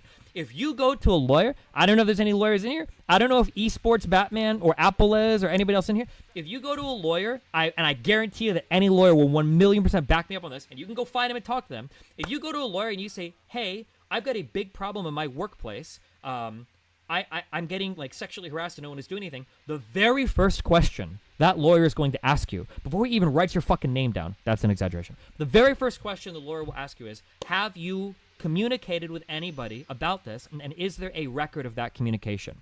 And if it doesn't exist, you are fucked. Because the next piece of advice the lawyer will tell you is, hey, you know, this is your free counseling session. Before you pay me, try to resolve it internally. Unless it's like some actual insane fucked up shit. Unless it's like, you know, somebody's like beating the shit out of you at work or like fucking raping people, right?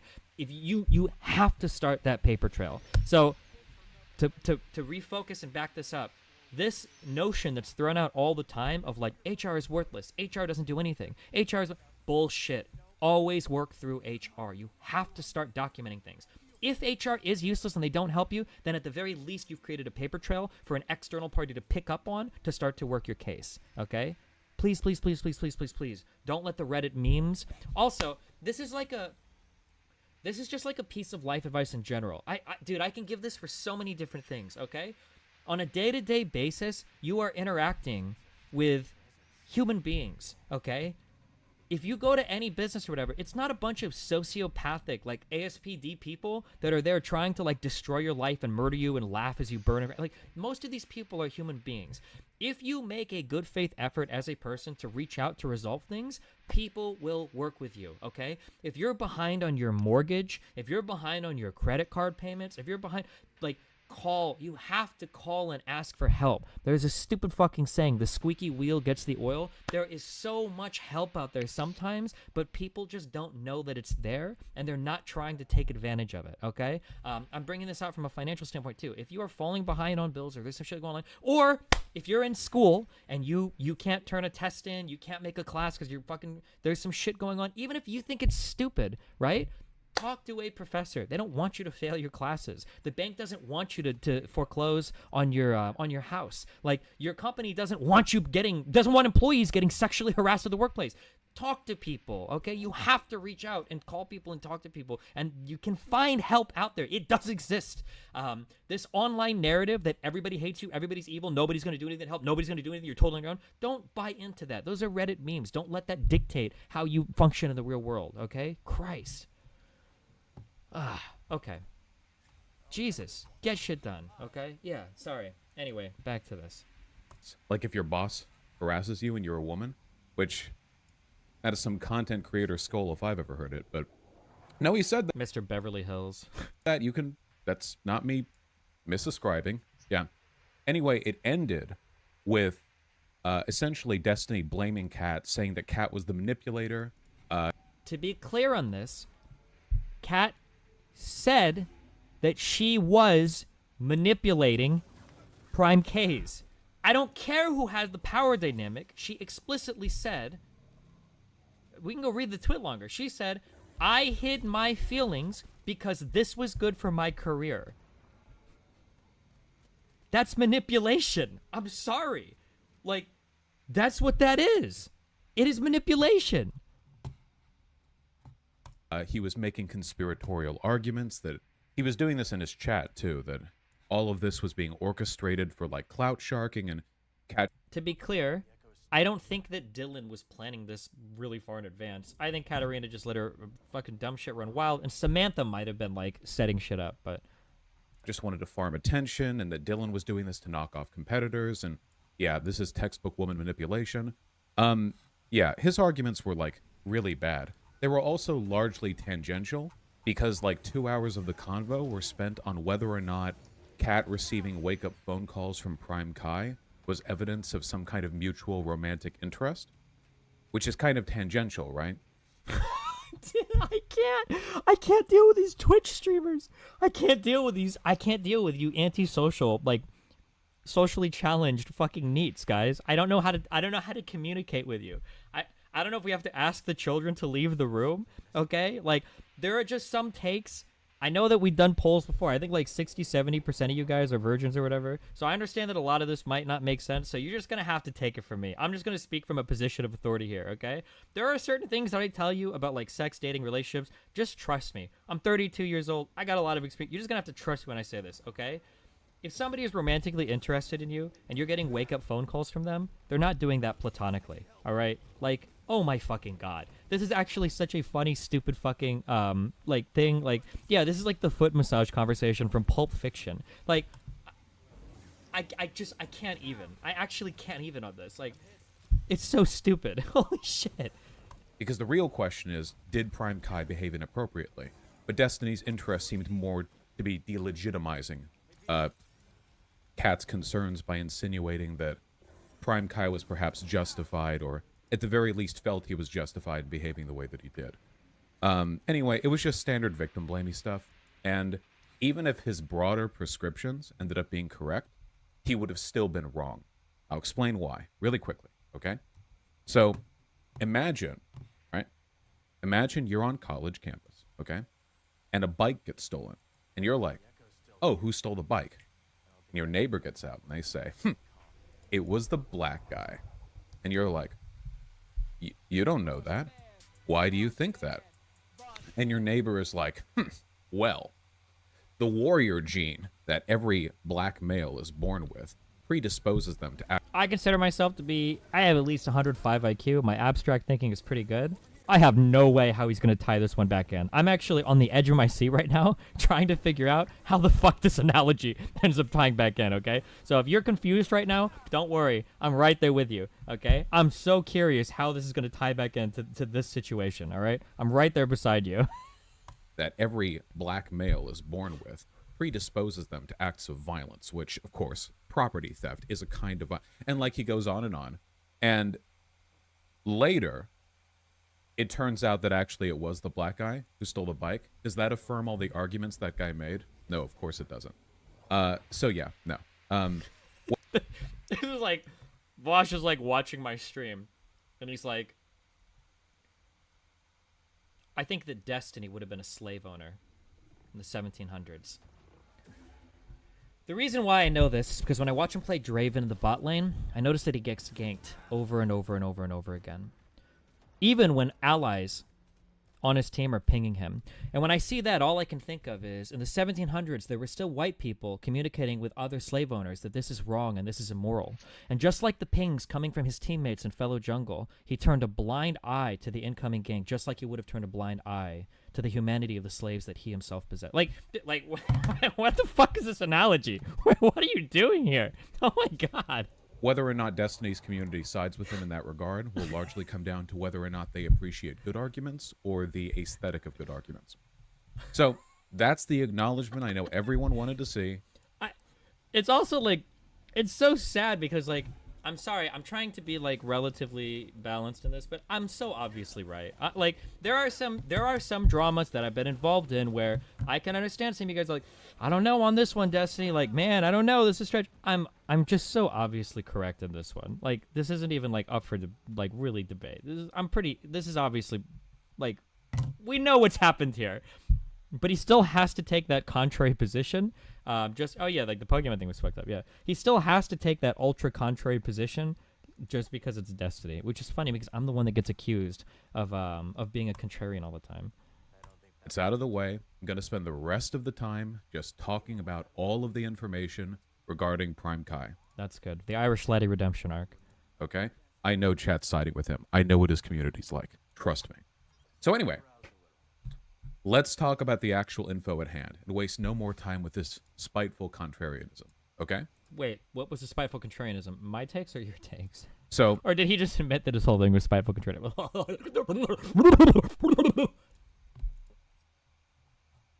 Death.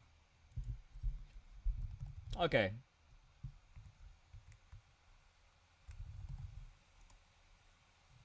Are we good with all this? Can I go to bed?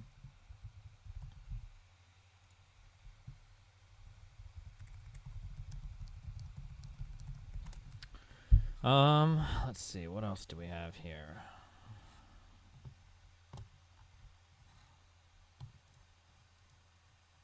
Oh, can somebody tell me if this tweet is accurate or if this guy's like looking at things in his local time zone?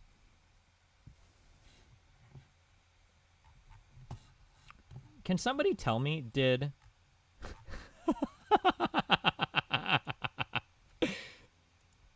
Wait, I shouldn't laugh yet.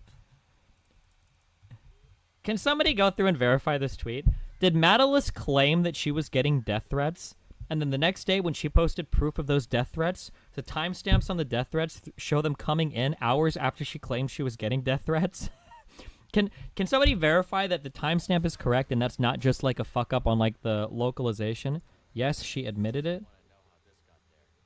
They're not the only threats I've received, just the two I shared as proof. G-Spec Hearts think people latch on to Discord. She made it up!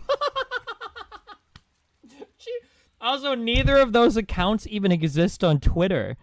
Oh my god. What a subhuman pig fucking piece of shit. What a fucking loser, dude. How disappointing. How disappointing.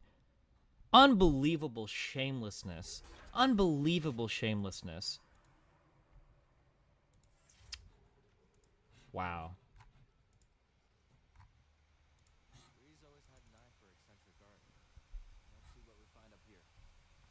Did you see this? Click. He said he told her that if he said anything that makes her uncomfortable, to let him know. Is that true? There were a couple of times where like I would make a face and he's like, am I making you uncomfortable? And I was just like, can we go back to what we were working on? But also it's not very wise to ask somebody that generally has communication issues to voice things via communication. As you communicate for 4 to 6 hours a night, every single night on Discord. Okay, continue.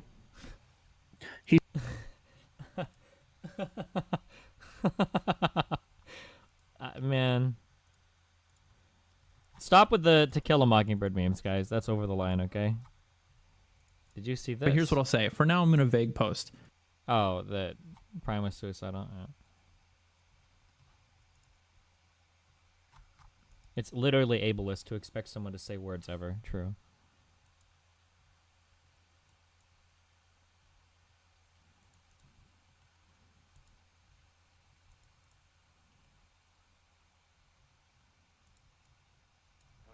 I'm just curious if somebody deletes or if a Twitter account gets banned, isn't it the case that it will say like the account was suspended? So is Maddalisk claiming, or Maddalisk, is she claiming that both of these accounts emailed her? Oh, Maddie Cakes. I'm sorry, not Maddalisk. Is Maddie Cakes saying that both of these accounts sent her death threats and then they both deleted their accounts immediately after?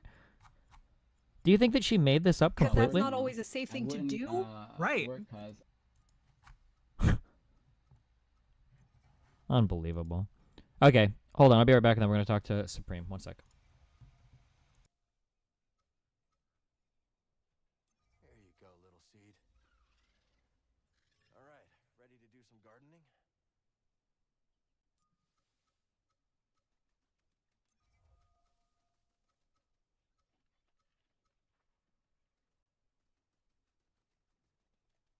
This could bring some color to the garden. Here, BD.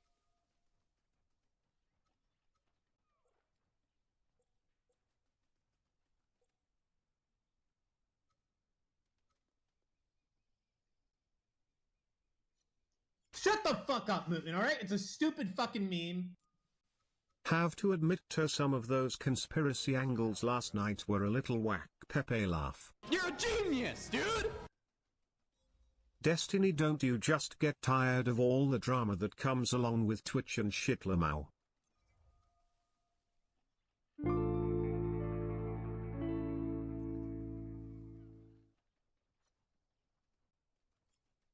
Fucking dubstep.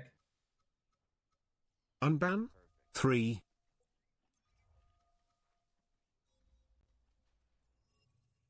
You're a fucking statistician! Hi.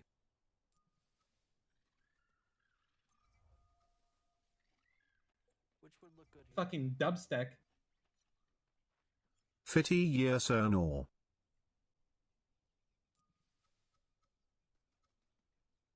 I feel like I've outpaced him intellectually. Get to growing. Ooh, take my money, ooh.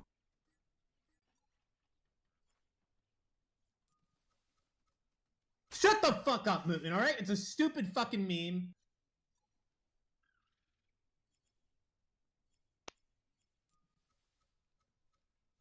And you go over here. I am still debating tankies about Afghanistan.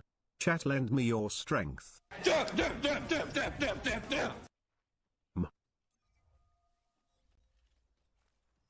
some new seeds.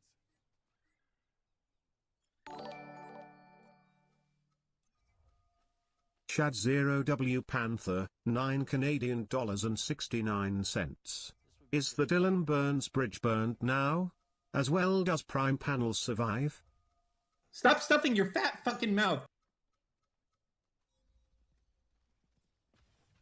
We're off to a pretty good start here, buddy. We should take these seeds back to the garden. Can Dylan be the jealous type and Katarana had to lie about her relationship with Primes? I feel like I've outpaced him intellectually. Sweet.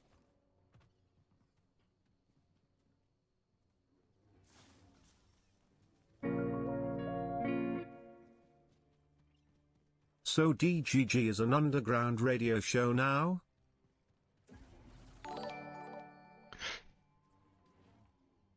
Christian Fox, $4.99.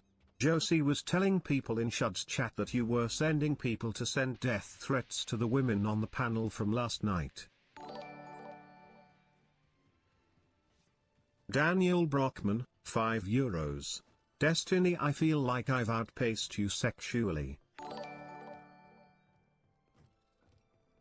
Culliver, $5. Destiny is secretly bunkered in Afghanistan hotel just waiting to soy the Taliban. Smiley face. Golid, $5. What about Blizzard Destiny? Proves Terry's still a problem with sexual harassment that we as a culture need to address. The new fella. Howdy. Howdy back at you. If you're looking for a side, you might want to trek to the higher edge. Thank you, Steven! Never been. And there's a lot of creatures up there. It's a tough climb, but you'll find. He's gonna kill me again.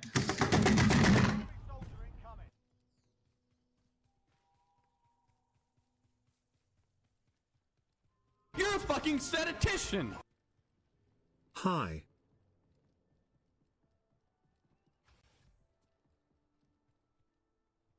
You're a fucking statistician! Hi.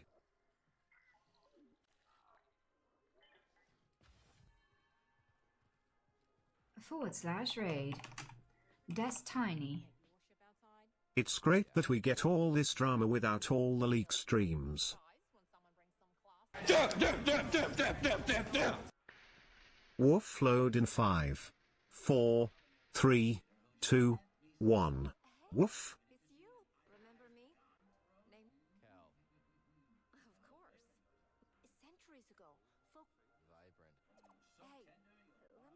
Will do. Have I really been stranded here long enough to have an old favorite? Well, you know, time flies when your disposition is as sunny as an Ohio graveyard. Listen, friend. It's Cal. Moran, you seem a... Look, maybe you're just... But this place... Noted.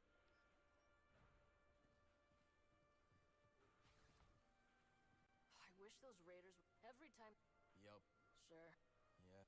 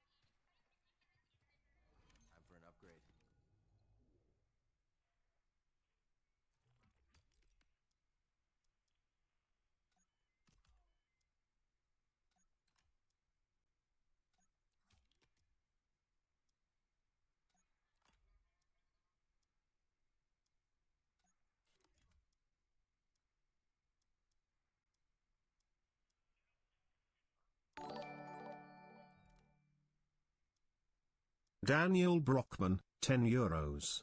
Destiny, I feel like I've outpaced you in terms of reflexively supporting campaigns to destroy people's lives waged by people who already admitted to suffering from narcissistic personality disorder.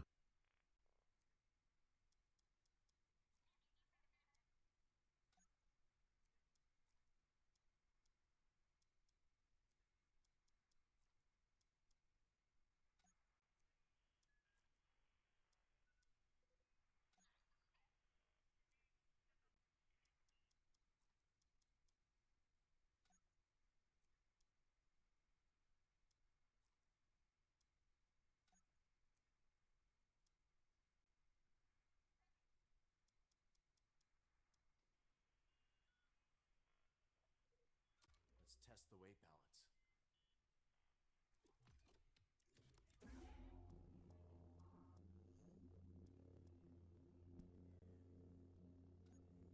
This one's ready to go.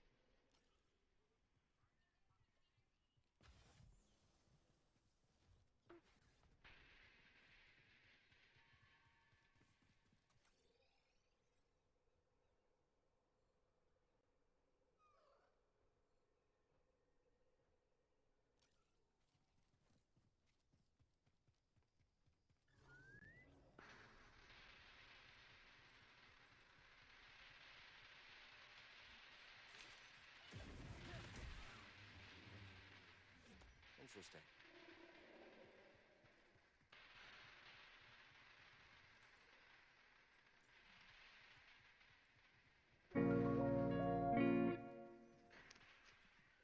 Just a reminder that green_horn is a beta fucky poster. Well, well, well.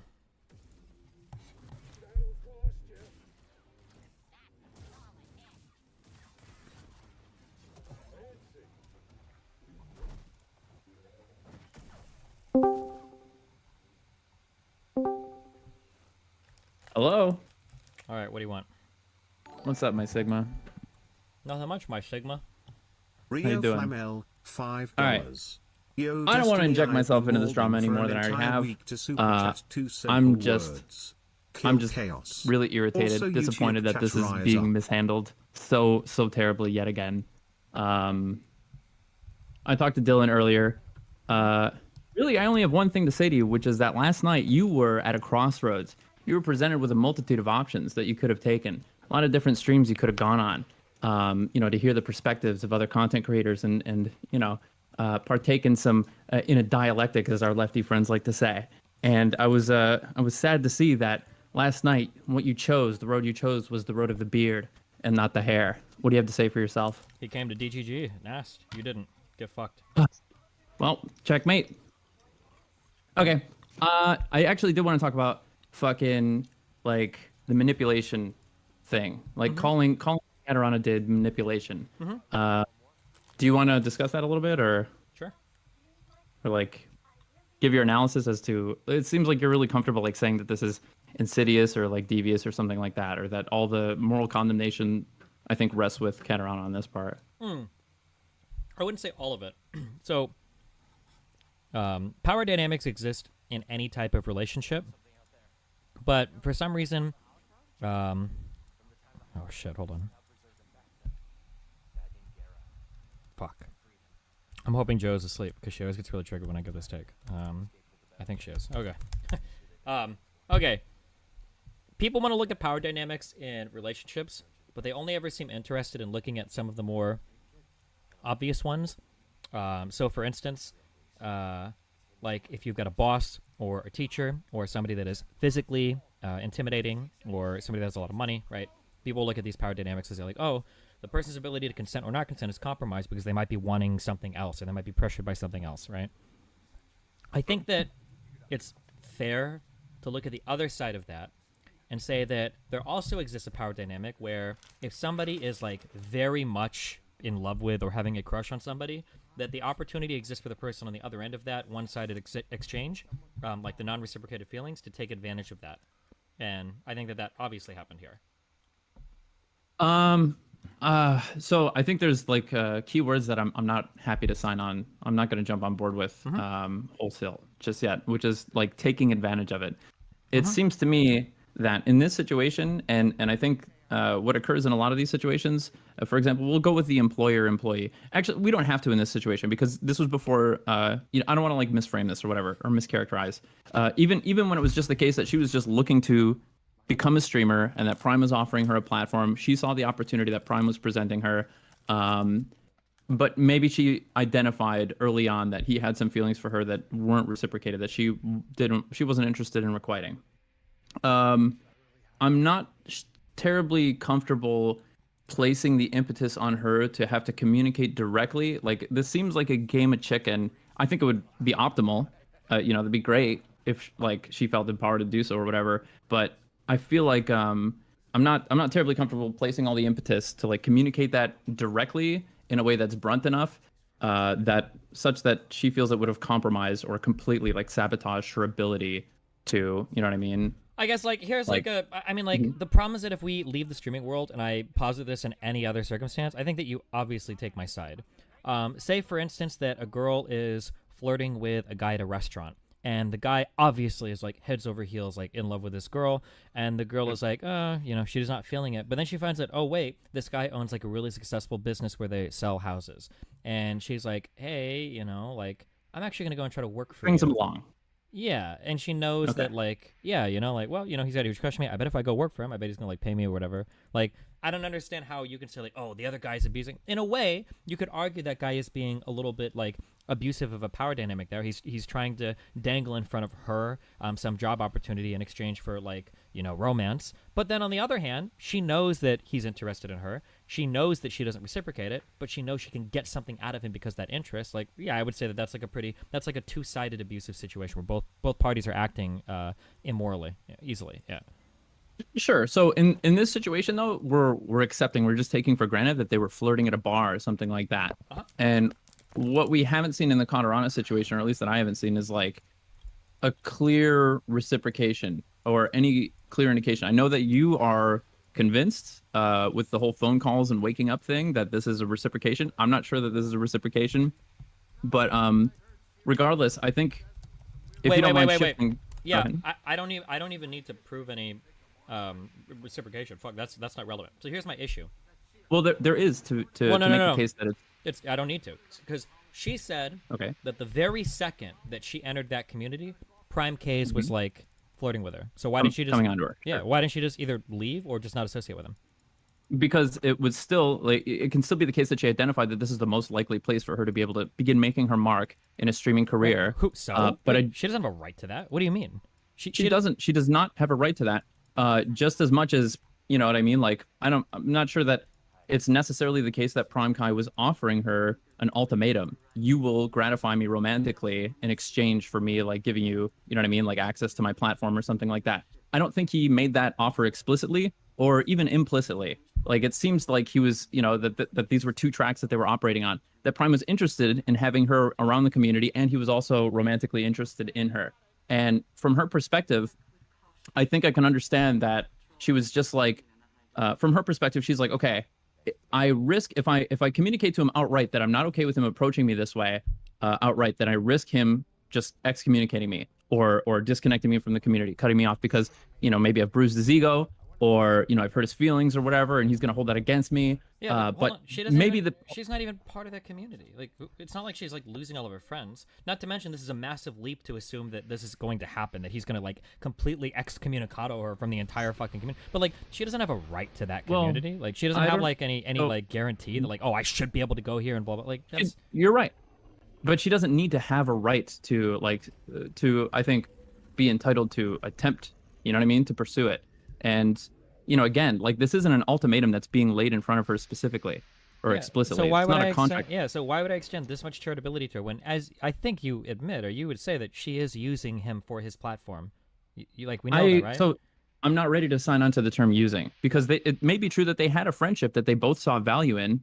It may be true that she identified he had romantic feelings and that she felt like it was good enough for her to just send as strongly she could signals that she thought were strong enough that he would take the hint eventually, but not so strong that it would hurt his feelings and damage their relationship or No, something because like that. she literally says in the twit longer that she wasn't comfortable expressing discomfort because she didn't want to lose she didn't want to lose the platform. Well, I've learned since that twit longer came out that it's not particularly wise to read too much into the communication sent out by people that are not very good at communication. So, you know, like I understand that there's an interpretation. That's not an based on her interpretation. words That's there. like literally just a direct thing. And like, there's even DMs of her out there saying that like, oh, like once my platform gets a little bigger, I'll tell you about like who's harassing me and shit. Like, she's using him. Like, just because you're using Well, somebody okay, doesn't mean you're- that somebody can't abuse you. Like, I mean, like we can go that route, but I'm like, she's using him. Like, it's really obvious. Like, No, you are reading some intent. You are reading No. some intent with the whole as soon as my platform gets a little bigger thing. she's literally Like- saying in her twit longer that I Mm-hmm. want to continue to lead him on. I'm not going to tell him that I'm Mhm. uncomfortable because I want access to his platform. She's literally admitting Yes. that is her intent. Intentionally, she is not telling him that she's uncomfortable because she wants access to a platform. That's it. Sure. Listen. Can it be possible that that it's a multifaceted relationship that's a little deeper and is not served? The analysis of this relationship and its dynamics are not served by what was written in a twit longer. That I know it took her an entire month to write that twit longer, the masterpiece of the dossier that was compiled. 200-word for that. essay. Yeah, completely comprehensive expose. I mean, that thing was written in a rush. Whatever. The point is, like, I don't think it's necessarily the case that she herself even understands all the dynamics of the relationship that was had. You know what I mean? Can I switch off 2021 rhetoric and tell you what I would tell a friend if they did this? I would laugh I at would them, love it. and I would say like, bro, you played the Game of Thrones and you got burned. You got fucked. Like, sorry, that's what you did. You tried to play it, dude, so that you could gain access to the platform. Shit didn't work out, and now you're trying to blow his shit up. The fuck is wrong with you? Don't be an asshole. Like, you tried to play a game. You fucked around. Everything got blown up or whatever because of whatever dumb shit. Actually, it didn't even get blown up. She took advantage of him, and now she's potentially taking advantage of other people. And now she's moved on to other platforms. Like, she didn't even get blown up. She got literally everything she wanted out of all of these like interactions, and now she's like moved on to the next thing. Like, no, I'm not gonna sit there and feel bad for you. What do you mean? You literally admitted to being manipulative of the guy. Like, no, that's insane. What the fuck?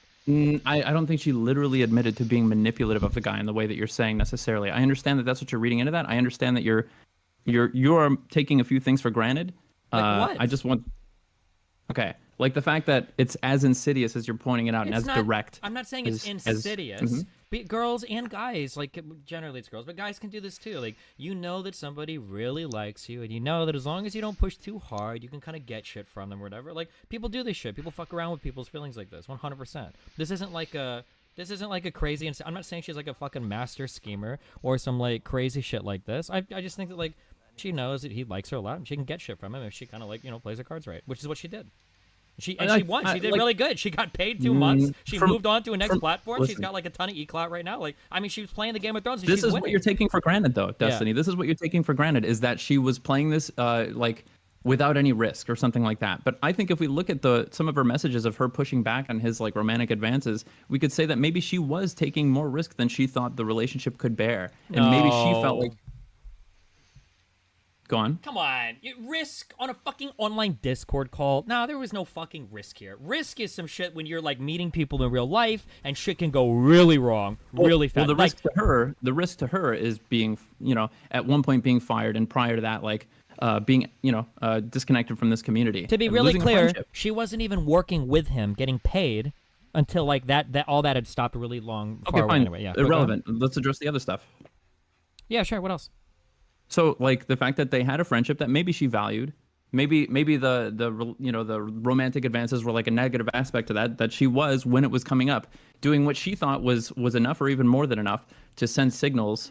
And I think you and I would interpret those signals as being more than enough, as to be like clear signs of rejection. Mhm. But Prime Kai didn't, right? And I think we both identify that as failures on Prime Kai's part, that he's just bad at reading these signals. Sure. 100%. Right? Yeah. So maybe from her perspective, she is doing more than she needs to send the proper signals of rejection. The problem is then all of her story starts to break down and nothing makes sense anymore. And now her character is so destroyed, I can't believe anything she says. Because you can't in one breath tell me I'm too nervous to like send any signals, or I'm too nervous to turn him down because I think I might get fucked. And then in the next breath say, oh, well, I thought that I was giving him signals that were so clear he knew I was turning him down. Like it's one or the other. You can't have it all the ways here. You're trying to you're trying to have a cake and eat it and still have the original ingredients. Like you're trying to do everything here. There's no way you can do all that. I don't think it's true. And listen, I don't think it's a massive leap to. Earlier, you mentioned that it's a massive leap to assume that like turning somebody down directly is going to cause them to want to like excise you from a community or like terminate a friendship or something like that. I don't know if that's the case, but I do think that this is a thing that like women have to deal with pretty regularly, right? Like playing, like fucking walking this line of, denying like advances, romantic advances, while also being able to spare our egos or whatever the fuck, so that they're not. There's no retribution, there's no retaliation or whatever. And the I fuck. love And talking about that. I love talking about how awkward it is when you're a woman. Every guy, basically, I think it was a Chris Rock skit like 20 years ago. Like every time a guy says something, like there's a hidden message at the end, like you want some dick with that, right? Like every time a guy's being nice to you, whatever, like girls have to think about this shit. 100%, that happens. I'll acknowledge that, of course, especially in these fucking online communities. But if we're going to be honest about that, we need to go on the flip side and be honest that there's a lot of girls, there's a lot of queens and princesses that hang around in these Discord rooms that have the entire fucking room wrapped around their fucking finger. They know that they can get any fucking thing they want from any guy because the ratio of women to men on Discord is like 1 to 1,000, and they know this and they play into that. And you've got to be honest about that side too. You have a guy that is clearly into fine. you. I'm honest about it. You don't have to convince me. I agree. Okay, so don't give me this like maybe she had a friendship and maybe she was worried that maybe he would retaliate against her if she was more direct, so she had to tell Samantha to tell him, and she had to go give indirect. No, bullshit. She was playing him. No, I think it's plausible. I think it's plausible. It is plausible. It's a 1% plausibility. Mine is like 95%. She played him. She played him. She got what she wanted. She won. She won every interaction. What are you talking about? I don't know. I don't know if that's true. What's not true? Not only did this guy look at it from her point of view. How can somebody who demonstrated such an inability to prepare and like organize things, have sent these signals to other people, like in her periphery, like, hey, somebody's like creeping on me, like months in advance, April or whatever the fuck.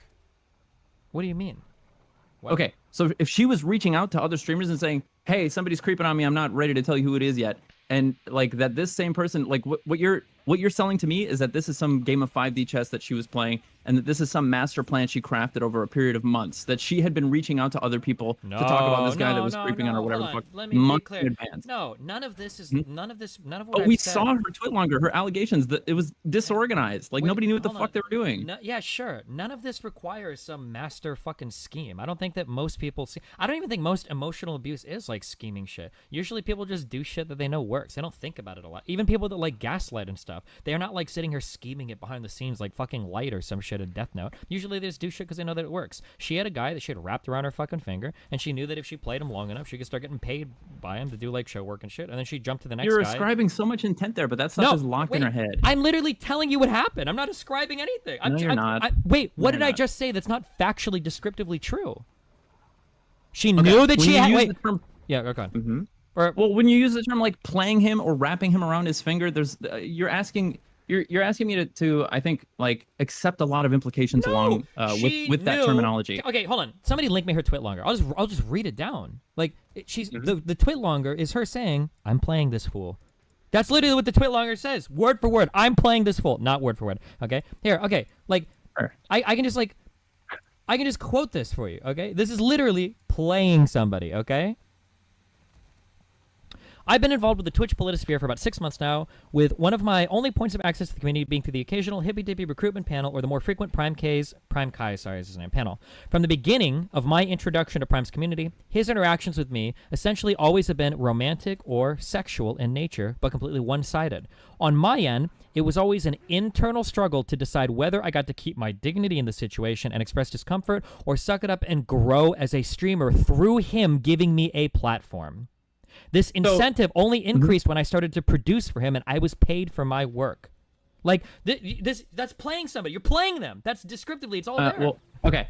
So I understand that she's playing, or that she is like, communicating this as a binary. It was always an internal struggle to either decide whether I get to keep my dignity in the situation and express my discomfort, or suck it up and grow as a streamer through him giving me a platform. That this is a binary, but I think it's probably more like a scale, and that maybe she's not super good at communicating this. And this is me being charitable because listen, I'm fucking plausible Andy, okay? I'm Intel Andy. Nothing is good enough until it's good enough, and like.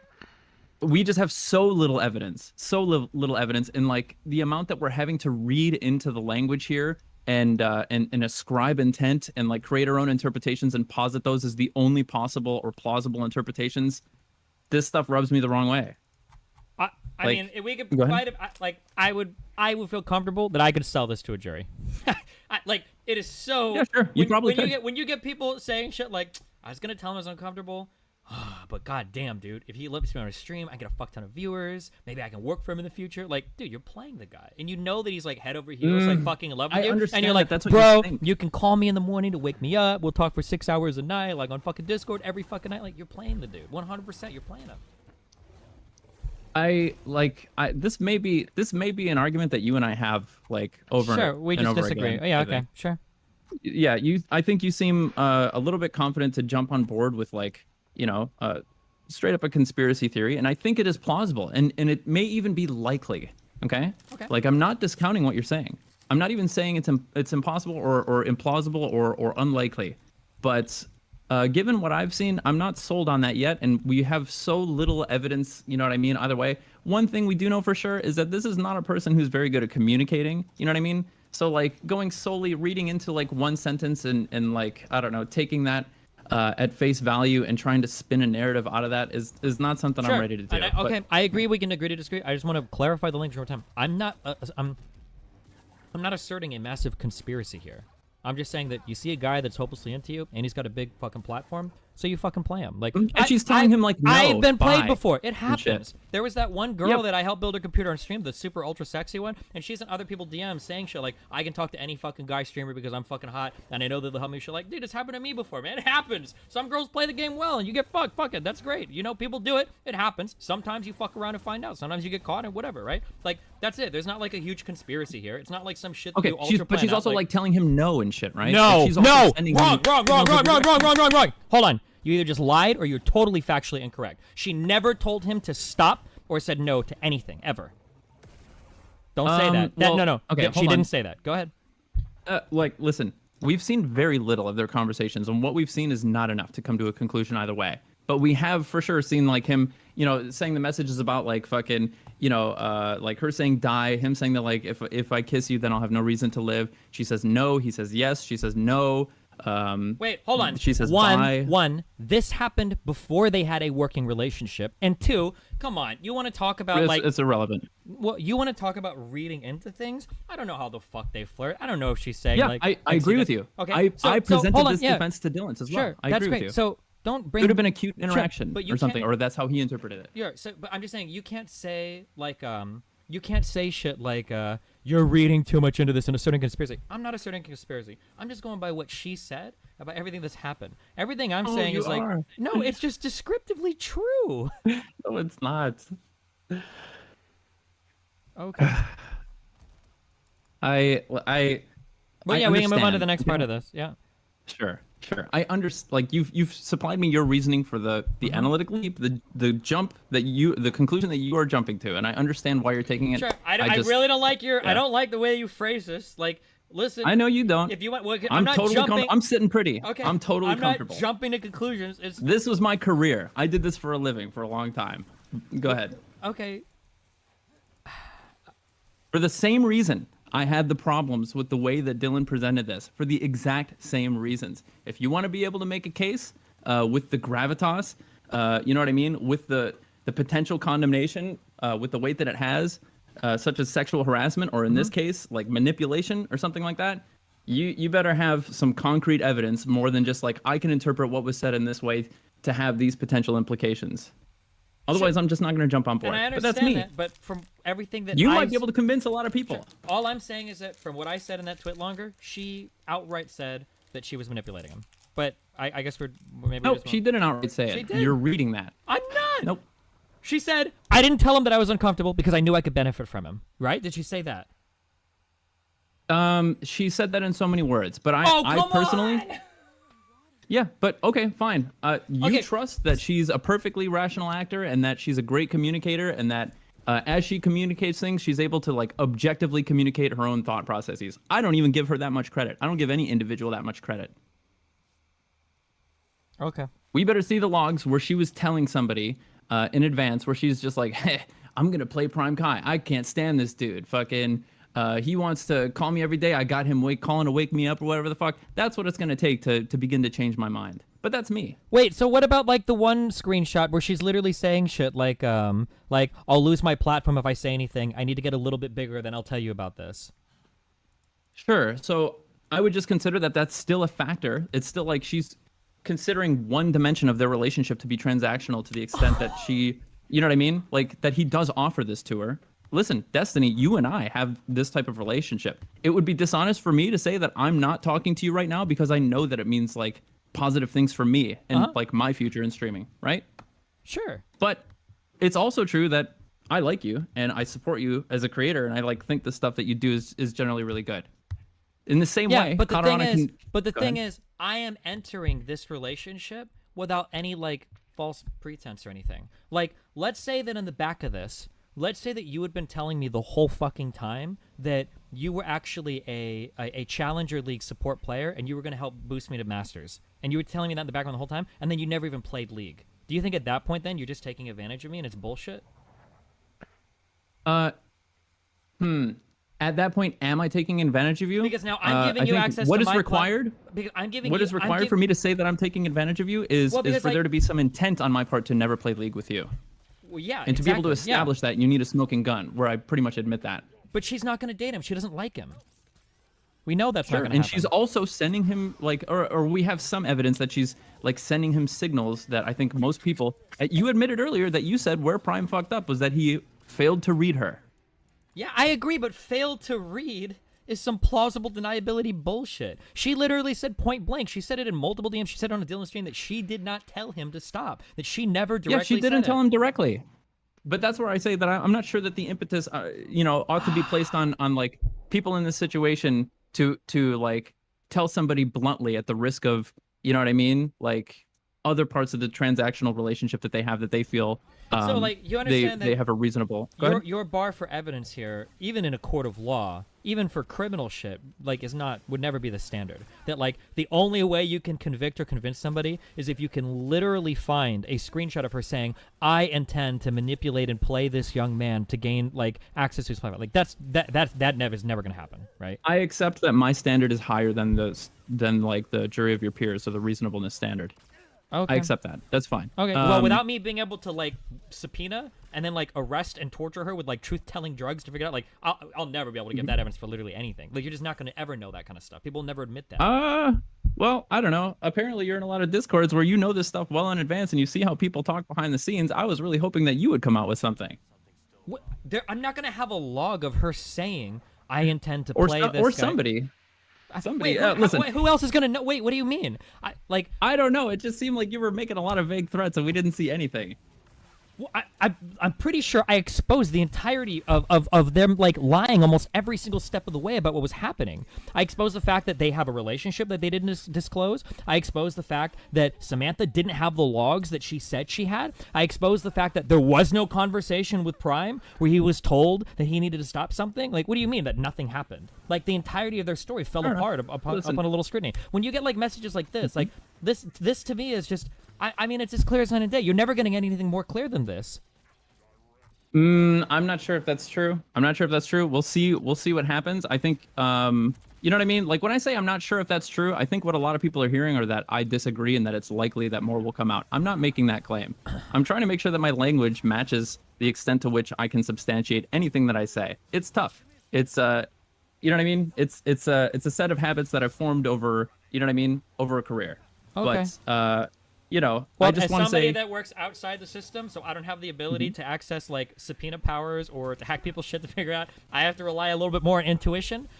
So that's what I have to go by. you generally. sure you have to rely on your intuition, but you can conform to, I think, more responsible language the same way that I do. But listen, But the that's problem, not my hold on, but requirement. this is You don't the have problem. to march to the beat of my The problem drum. is that like if I'm there's some witty saying for this, but I don't know what the witty saying is. I can't think of it at the moment. But for me to conform to an ultra responsible language while the other side is like, you know, coming out with guns blazing, basically fucks whatever side I'm looking to defend. I'm not going to be very careful and couched with my speech. I am to some extent, but I'm not going to be ultra charitable to one side when the other side is literally coming in and accusing another dude of sexual harassment of his employees and calling him a sex pest. That's not fair. That like I'm not Sure. going to put my standard of evidence like that because whatever side I'm protecting or defending is always going to get fucked every single time. Why the fuck would I say anything anyway? I might as well just start my stream and say, "Hey guys, I don't have 100% rock solid evidence of anything, so LOL, bye. Good luck, Prime." Yeah, that would be ridiculous, of course. I think it's fine to share your opinion. I think it's another thing to say 100%, I guarantee you this, that, or the other, whatever the fuck. But listen, you do you. Honest to God, you do you. Okay. I'm just To be- providing the... sure. I'm here. Go ahead. To be clear, I've said in the past, and I told it to Dylan, and I'll say it again, by the way, like 2 or 3 things. There are things that could be released, and I would just be like, boom, Prime is in the wrong 100%. If somebody could show me a single log, a single anything of somebody saying, "Prime, you need to stop this," and he continues doing it, then bam, Prime is an asshole. Fuck him. I'll jump immediately. Jump ship. Yeah. I A second agree. thing, if somebody could show me a call of him acting clearly inappropriately, her like being incredibly uncomfortable or telling him like, "Hey, like I don't appreciate that" or something like that, then boom, yeah, I'll jump ship. Like, okay, you should have That's known the this first thing I said about these allegations. So those 2 things, I would switch completely. But in the absence of that, all I Oh, go can ahead. do is infer. And god damn, everything looks pretty fucking clear without some crazy evidence coming up from the other side. I'm sorry? Everything looks pretty clear for what happened, unless like the other side has some crazy bomb that they're sitting on, which they could be, but they probably should have released it first. But yeah, we'll see. You know, I have my opinions Uh-huh. about this, and I'm pretty comfortable with them as well. But they don't include like a nefarious plot to use somebody that you weren't interested in being friends with, and that like Katarana was enduring these like Sure. hours-long conversations with Prime that Please. she otherwise wasn't interested Yeah, in. Just stop saying conspiracy or plot. This is a rhetorical tactic that you're No, employing it's to not- weaken my argument. I'm not asserting a conspiracy or a plot. I'm just saying that she saw that the dude had a big crush on her. She thought she could gain something from that. That's all I'm saying. That is like kind of a plot though, and that is what you're positing, and I do think that that's like kind of nefarious in a way that I maybe don't think it was. Okay, well, I think yeah, you're my- ascribing some intentionality that maybe wasn't there. Okay, well, from my perspective, I don't think that anybody on the left will ever admit that a woman can use a man. So I think that's what's happening here. But all right. Okay. What do you want? If all you need to hear from me, if all you need to hear from me is that what you're saying is plausible, then yeah, I agree that it is. And you know what? As much as I'm saying maybe that wasn't the case, maybe it was the case. And I know this sounds like some fence sitting bullshit or whatever the fuck, but like, okay, you know, language is one of my things. I see the way that people play with language. Gotcha. Fucking, man. What's the next part? I do want to go back to the fact that it seems like earlier you were. I guess I just want to ask you directly. Mhm. When you say that, it seems like Prime failed to pick up some signals. Based on the signals that were being sent to Prime, based on the very limited scope of the information that we've seen, how would you have interpreted those signals? I don't see all of their calls, so it's really, really hard for me to tell. Mhm. That's It it. is. Yeah. But how would you have interpreted the signals that you saw in the context that we saw As them? somebody that has talked, and I hate to do like the experience thing, I've talked to a lot of different women. Some of my conversation, like, it's just hard to say. So there's a girl that lives in Toronto that I really like. Her name is V, right? Sometimes she ignores my messages for like 2 weeks at a time. Like if I go through some of my logs with her, I'll message her like 2 or 3 times, and she won't respond to me for like 2 weeks. Like, so if she was clipping things out, and she was like, hey, like, Destiny is like really creepy, and sometimes he doesn't get a hint or blah blah blah. I think she could I think that she could clip enough out of our messages that makes me look like a desperate loser, like a desperate horny loser. Fuck. So like I'm not gonna sit here. I'm not gonna move away from this. Sure, okay, I'm fine. That's Earlier, fine. I- But I'm telling you, I'm not gonna look at like 2 pages of like somebody like responding to something and say like, oh yeah, he definitely fucked up 100%, because they're having 6-hour calls every day. If I don't have that context, how could I possibly? But like, you said it. You did say it though. You said you wouldn't say that, but you did say it. Say what? Earlier in the stream, you said, "Yeah, I think Prime fucked up. There were some signals Prime wasn't picking up." I said, Prime fucked up. Where does that come from? I said it looks to me like that was the case, but now What I'm about not- it looks that way? So her initial thing about her initial thing about not dating him, but not ruling it out 100%. If I read that from a girl, I would know that this girl is trying to use me and string me along. I would know that 100% because I've seen girls try to fuck around with guys like that. So when I would see a message like that, I would go, get this fucking cunt the fuck out of here. I know what the fuck she's about, and I'm done interacting with this person ever. Like, I would block and remove that person and never associate with them because it's worse than them being unclear. It's them. I know they're trying to fuck with me. So as soon as I saw that message, I would have been like, boom, I'm done. Fuck that. 100%. Okay. I have one more thing for you, and I guess I'm curious. I'm not To be super really clear clear, on wait. your total. Do you know which message I'm talking about? No, go ahead. Oh fuck. I don't know if somebody has a screenshot to it, but it was the one where he asked her about like being faithful in a relationship or something, and her response was this like, I don't think I could date you now, maybe in the future, but I wouldn't hold my breath. But I'm not saying like boys are. And then she's icky. like, and I might not be available later or whatever the fuck. Yeah, like that. That's Yeah. an answer where you're fucking around and you know it. You're trying to like, you're trying to keep the other person interested without giving any kind of concrete. That's what that is. You're And gonna sitting in disagree, but, like, Destiny's yeah. shoes, Uh-huh. sitting in Destiny's shoes and reading that, I understand why you come to that conclusion. Sitting in Katarana's shoes and reading that, I understand. Charitably, I can understand and accept that, like, the way that she interpreted that is, I feel like I'm giving this guy a lot of signals to just, like, that to stop pursuing it. And sitting in Prime Kai's shoes, I can understand that his perception of that is, it looks like, he's fucking Lloyd in Dumb and Dumber. So you're saying there's a chance that that's going on. Okay. Yeah, I think it's perfectly plausible. There's one last thing, okay? And that's, I guess it's on the same theme of this whole, ought the impetus be on the woman to communicate directly? You know what I mean? When there's a streamer who is being granted an opportunity from somebody else who operates a larger platform, ought the impetus be on that streamer to tell somebody directly that their behavior is inappropriate? And if they don't, is it manipulation? It depends on how they play into the behavior. I see. I guess I just want to ask, how does this compare to the Ophelia Bear situation? With Bob 7? Yes. Ophelia Bear was that stupid fuck that God, I hated that motherfucker. I don't even remember why, but I know she's filed away in the like worst people in my brain. She was the one. Baker. What? I don't know why. I don't know the whole story. You would have to explain to me why. Wait, that if you is, don't know but the whole we don't story, have why are to you go making the comparison? Because that was your nuke, right? I just remember that this was your nuke, was this call that you had with Ophelia Bear where she was admitting to third parties that Bob 7 was saying all this yikers stuff to her, but she didn't want to push back because she liked the guy and she wanted to be on the show. That was your nuke. Yeah, so I think that the difference here was that Bob 7, number one, reached out to her, right? Okay. Like, he found her, and then he started to dangle in front of her the opportunity for the show while simultaneously fam. pursuing, like, a sexual relationship with her, while simultaneously, like, shit-talking her and tearing her down to a whole bunch of other people. Like, I think that in looking at Bob 7's actions here, I think that he is engaged in some level of manipulation. To make this equivalent now, and by the way, I will fully admit this, okay?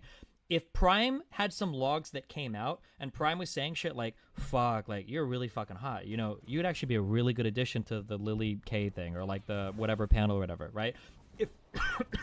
If those logs came out and you could see that Prime was kind of like dangling stuff in front of her to get her to like, you know, date him or send nudes or some shit like that, then yeah, I would say like, okay, Prime is like being abusive of his position.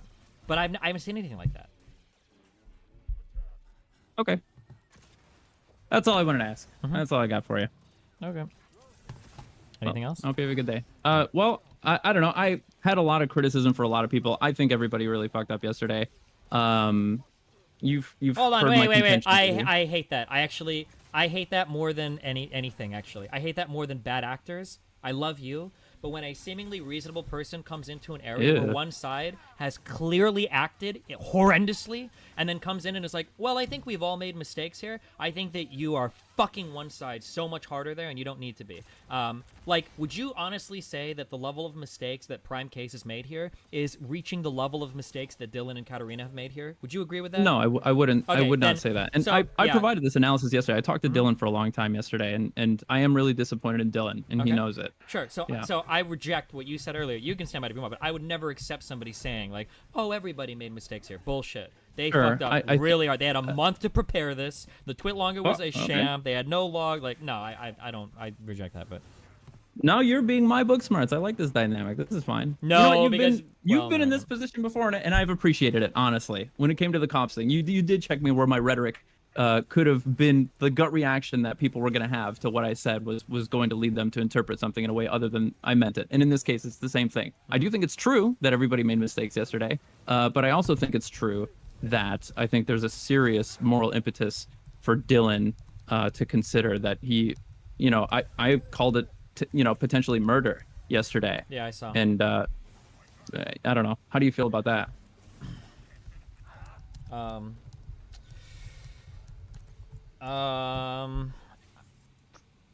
I don't think I can sign on to that, but I understand why you're there. It's just that's a really hard one to get on board with. But I Okey-doke. understand Love what you, you're Vic. saying. Specifically in the case, I kind of made this case to him a little further afterwards, where it's like, hey, if you look at everything you did, I asked him specifically if you wanted to burn Prime Kai, if you wanted to hurt him and like hurt his livelihood, how would you go about it? And he just said more vitriol. And the case that I was trying to make is that if it were his intention to hurt Prime Kai, it seems like he did everything that you would have done to hurt him. Yeah, I just right? I don't given, know. Given what he had. If somebody commits suicide, I don't know how at fault you are for that. Like, let's say that I Well- get into a fight with someone on Twitter, and let's say I go like, "Oh, fuck you, kill yourself," blah blah blah blah blah, and like I do that to like 90 people, and then like one person like actually kills themselves. Like, did I murder that person? Like, I don't know. Yeah, That's. I feel like we have precedent for that now, right? No, we don't. Wasn't there that case with that young girl and like her That ex-boyfriend? or case with that boyfriend or young something? girl was somebody that was incredibly close to him that through like months of messaging was encouraging him to kill himself. It was not like a one-off interaction or whatever. That was a long time building. And there was a Fair enough. ton And going listen, on. I'm not Yeah. here to say that. Listen, I think I have a better I think a fine enough appreciation for how the legal system works than to simply say things are or aren't a thing. It comes down to, the cases have to be made, right? Yeah, of And in course. this case, I think the case would be made is if your actions are made with the intent to hurt somebody and the result is that they die. Sure, but like this there's a is- difference between like right. intent to hurt somebody versus intent for somebody to kill themselves, right? Like when I quote tweet somebody Mm-hmm. and I think they gave a dumb take, my intent in some ways is to hurt that person. I want them to feel dumb for what they said. But if they kill themselves, is that murder? Like, I don't know if that's fair. Like if Of anybody, course, like, there yeah. has to be a lot of wiggle room here. Of course. Yeah. So yeah. Yeah. But okay. Well, that's all I got. Okay. Well, I love you, buddy. Okay. Stay safe. I love you more. Mwah.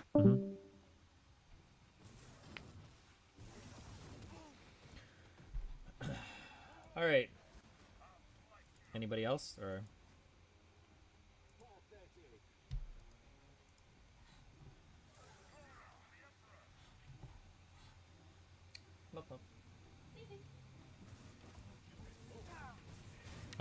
Okay.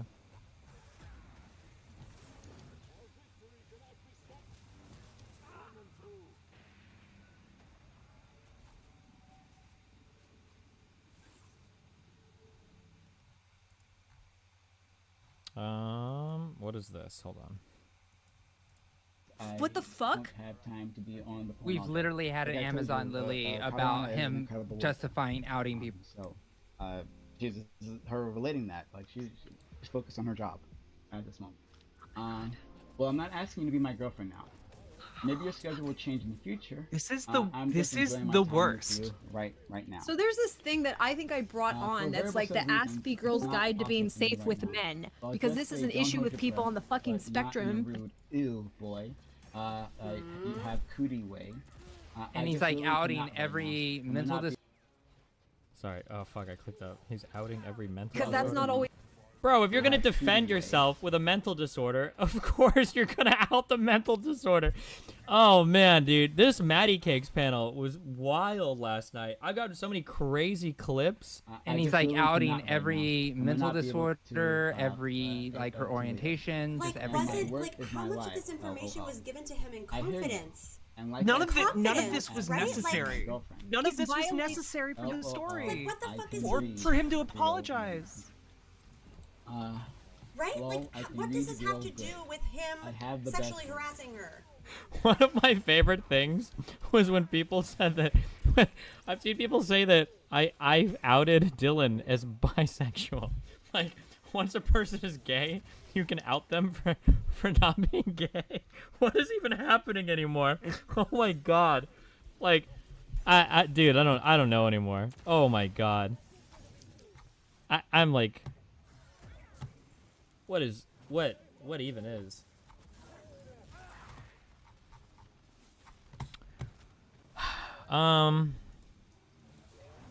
Okay, well.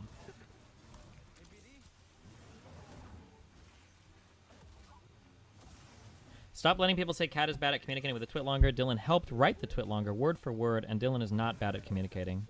True.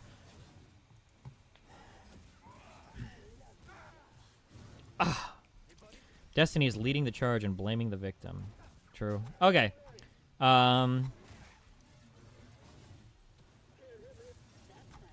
Was there anything else that I missed over the past week that I need to cover?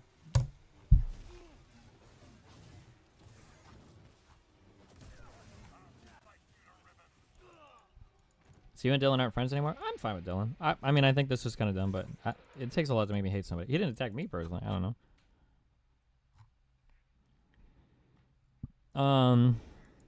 Afghanistan, that shit sucks. I don't know what else to say about that. Hassan being mad about your clips with XQC. Hassan is just... I remember when he was talking about the... Remember when he was talking about the Nico girl? And he was like, you know, I don't live a lavish lifestyle like that. Oh, man. What a meme.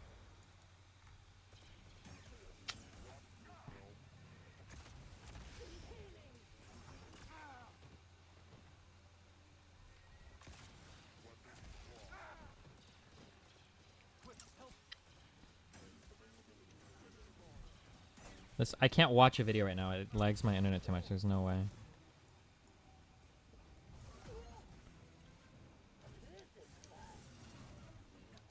Did he even buy that house? Yeah, but it's reported on by Dirt. Yeah, he probably did, yeah.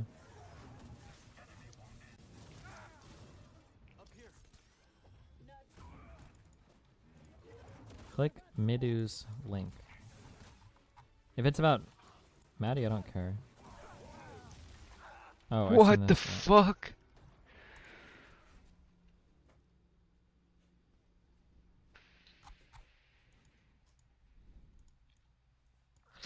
Did the Prime, or no, not Prime, did the Lance Lauren debate ever get set up? Are those guys, are they gonna hop into the arena, or did that whole thing die? Oh, shit.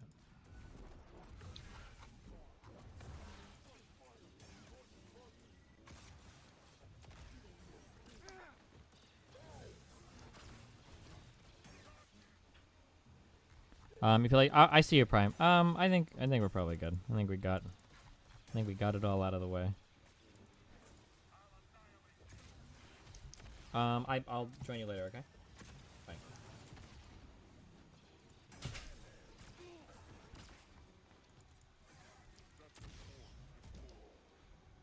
Did you see that Lauren did a stream about the Prime drama as well? Oh, I haven't seen that at all. I don't know what she said about it. I don't know anything about the ABBA and Preach stuff. I haven't watched that either. I haven't had time.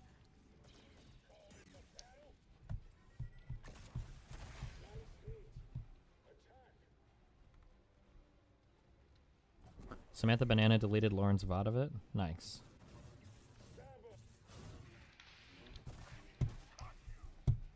What about the politically provoked Discord memes? Samantha got that whole Discord nuked, so...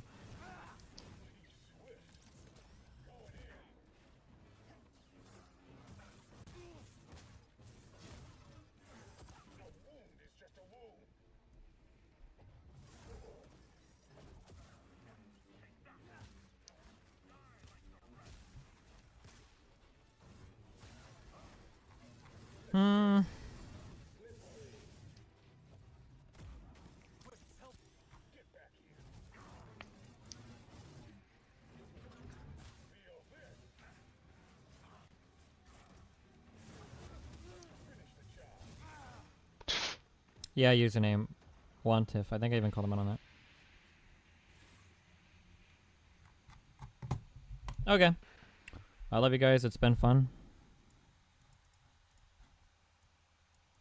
Oh. Oh, sorry. Oh, I'm sorry. I remember seeing this. This is like a week old. I don't know if this even matters ago.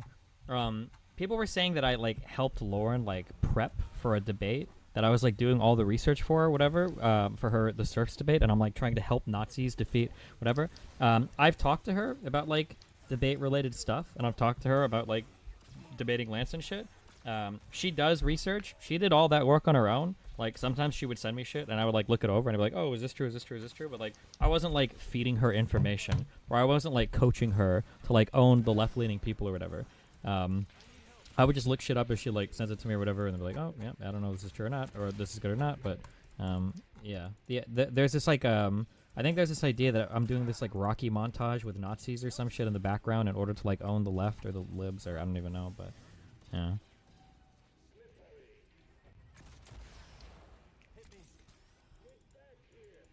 Is D&D still happening tomorrow? Maybe, I think so.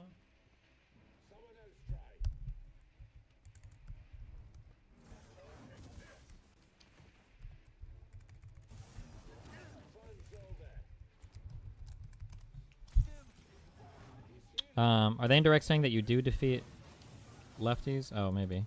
Also, to be clear, but however, like in the case of those debates, I don't give a fuck like I don't care who the Nazis are, or who the lefties are, or who the social, like, I just care about like which side is like factually correct. I've said that a million times. I'll say that a million more times. Like, I'm not interested in like helping a side. Like, I don't stake out a position and it's like, I'm here to help the left. I'm here to, like, I just care about like what is factually correct, and then like what moves me towards like, I think this makes the world the best thing it is. Like, that's all I care about. That's all I ever care about. So if Lauren and Connor end up being the ones that have the factually correct points, and Lance and that cringe rabbit dude that deleted all of his online shit, if those guys end up being incorrect, then of course I'm siding with Lauren and Connor 100%. Oh shit, and I remember the reason why I brought this up. Another thing too is there was a post on my subreddit where I think the implication had to do with like August was editing out like parts of a conversation to try to make it sound like he was hiding something in my streams. When August makes YouTube videos, something that you guys don't consider, and to be honest, I didn't even consider this until August brought this up. The YouTube audience is not the same thing as the Twitch audience. Like, there are a ton of people that watch YouTube videos that have that don't really watch streams at all. So when he's creating YouTube videos, he's usually doing it with YouTube audiences in mind. So if I'm making references in a YouTube video to something that hasn't been uploaded on the channel, for instance, like a past conversation with Lauren, which wasn't uploaded, he'll like edit stuff like that out to make it so that the video kind of like flows more seamlessly and people aren't feeling like a whole bunch of stuff is being referenced that they're missed out on. That was his I think he posted on the server about that. Or if you want, you can think that like I'm intentionally telling him to intentionally misleadingly edit my conversations, even though all my VODs are available and all that shit as well. Most importantly, if you guys are trying to watch my stream overseas or something and you guys aren't able to access it for some reason, it might be the case that whatever ISP you're using is blocking that type of traffic. Now, I know what you're thinking. Destiny, there's got to be some way for me to smuggle this traffic in without people being able to see it or block it. Maybe I don't want people looking at my traffic that shouldn't be. Maybe I don't want access to content that I've paid for being blocked for no reason. Well, lucky for you. Lucky for you. I happen to have a great deal from Surfshark VPN, okay? 83% off and 3 extra months for free if you use promo code Destiny. 83%. Oh my god. What a discount. The second largest VPN provider in the world, okay? They don't keep logs. Your traffic is encrypted. You'll be able to access all your favorite content no matter where you are in the world. It's easy to use. Download it on all your devices. It works on tablets. It works on iPhones. It works on Androids. It works on computers, laptops, PCs, desktops. Desktops. What did I say? It works on, even if there was a desktop, it works on that as well. Make sure to check that out.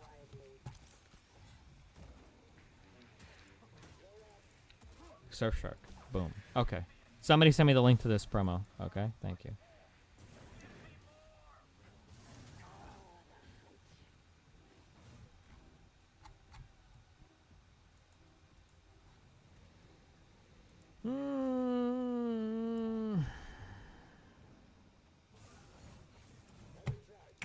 All right.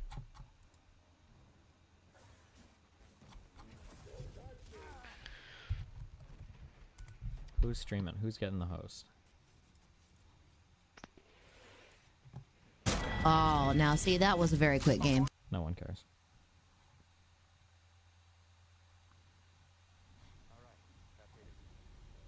Wait, what? What time is it? Why is she streaming?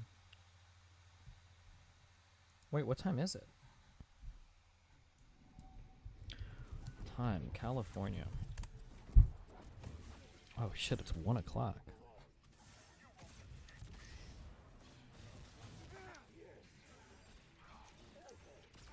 Oh, I'm gonna host Skardor. This guy raids me every day, and I'm like never in a position to raid him. You punching me? But he's playing fucking Maple Story. Does anybody watch that? I don't know. All right. I love you guys. It's been fun. Ripper and a cappuccino, poppuccino, hoppuccino, moppuccino, cappuccino, cappuccino, appuccino, albuccino, my dudinos. I will catch you guys maybe tomorrow, Reno. Stay safe. Be careful.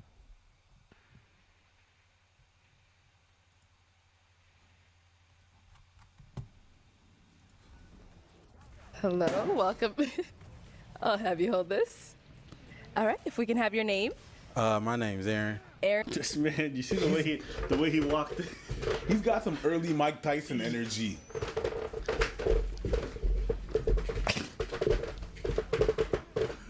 You know when women just assume you got bad intentions? This is the face they talk about. This is the face that they be seeing when they're walking down the street. They're like, oh, I know he's creeping. This is why they be defensive, because if a motherfucker walks you, he's not here to ask you for directions. No. You know I'm an old geezer because I look at this man and I'm like, ooh, this man is up to no good. Yeah, let's go. Okay, and what do you do? I'm a licensed plumber. Okay, very cool. Yes. And now, what do you look for in a woman? I look for a woman that's not promiscuous and has a career going for herself. Okay. Yes, ma'am. And now, what are some of your deal breakers? Deal breaker, being promiscuous.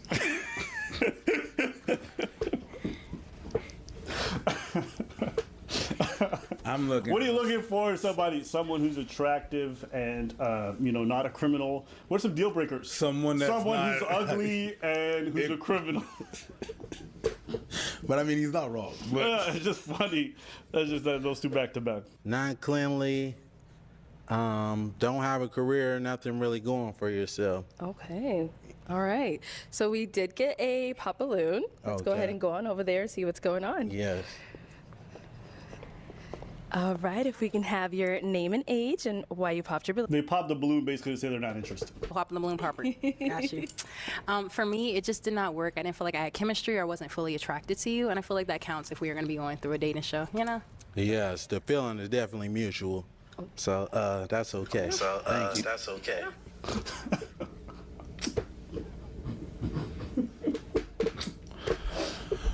I mean, he didn't say anything either. Let him play. No, there's a nuance. If I say the feeling is mutual, the feeling is mutual. The feeling is definitely mutual. You're trying to get back at someone. I think you're reading too hard. No, I'm not. All right, let's find out. So that's okay. Thank you. You did me a favor. You know, absolutely. Yeah. I'm glad you have a great day. Thank you, Queen. No, definitely. It could have been. The feeling is mutual. Hey, the feeling is mutual. No hard feelings. We good. And then we move on. There's a nuance. No, am I wrong? Let's just watch. Yeah. I'm glad you have a great day. Thank you, Queen. You too. Okay. Well, let's go ahead. All right, we got to pop over here. If we can have your name and age and why you ended up popping your balloon. Hi, my name is Tara. I'm 22. Okay, and why did we end up popping our balloon? The comment you made didn't really. I like a more humble person. That's the one that responds. So, defensive-ish. Yeah, that's really it. I didn't really necessarily like That's how you fine. responded. Hey, I could just. Yeah. All I can do is be honest. I mean, you know. yeah, be honest. I Be your came over authentic here self. That's okay. to find a match. Sure. That wasn't matching. That's Sure, I all, mean, Queen. I 100% understand. Yes, yeah. ma'am. Sure. And now is she someone that's your type?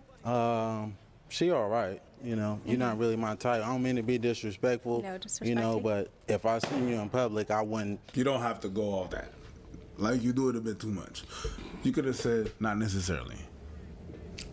It's the extra stuff All right, listen. People said this. I'm waiting for it to get flagrant. Let's see. All right.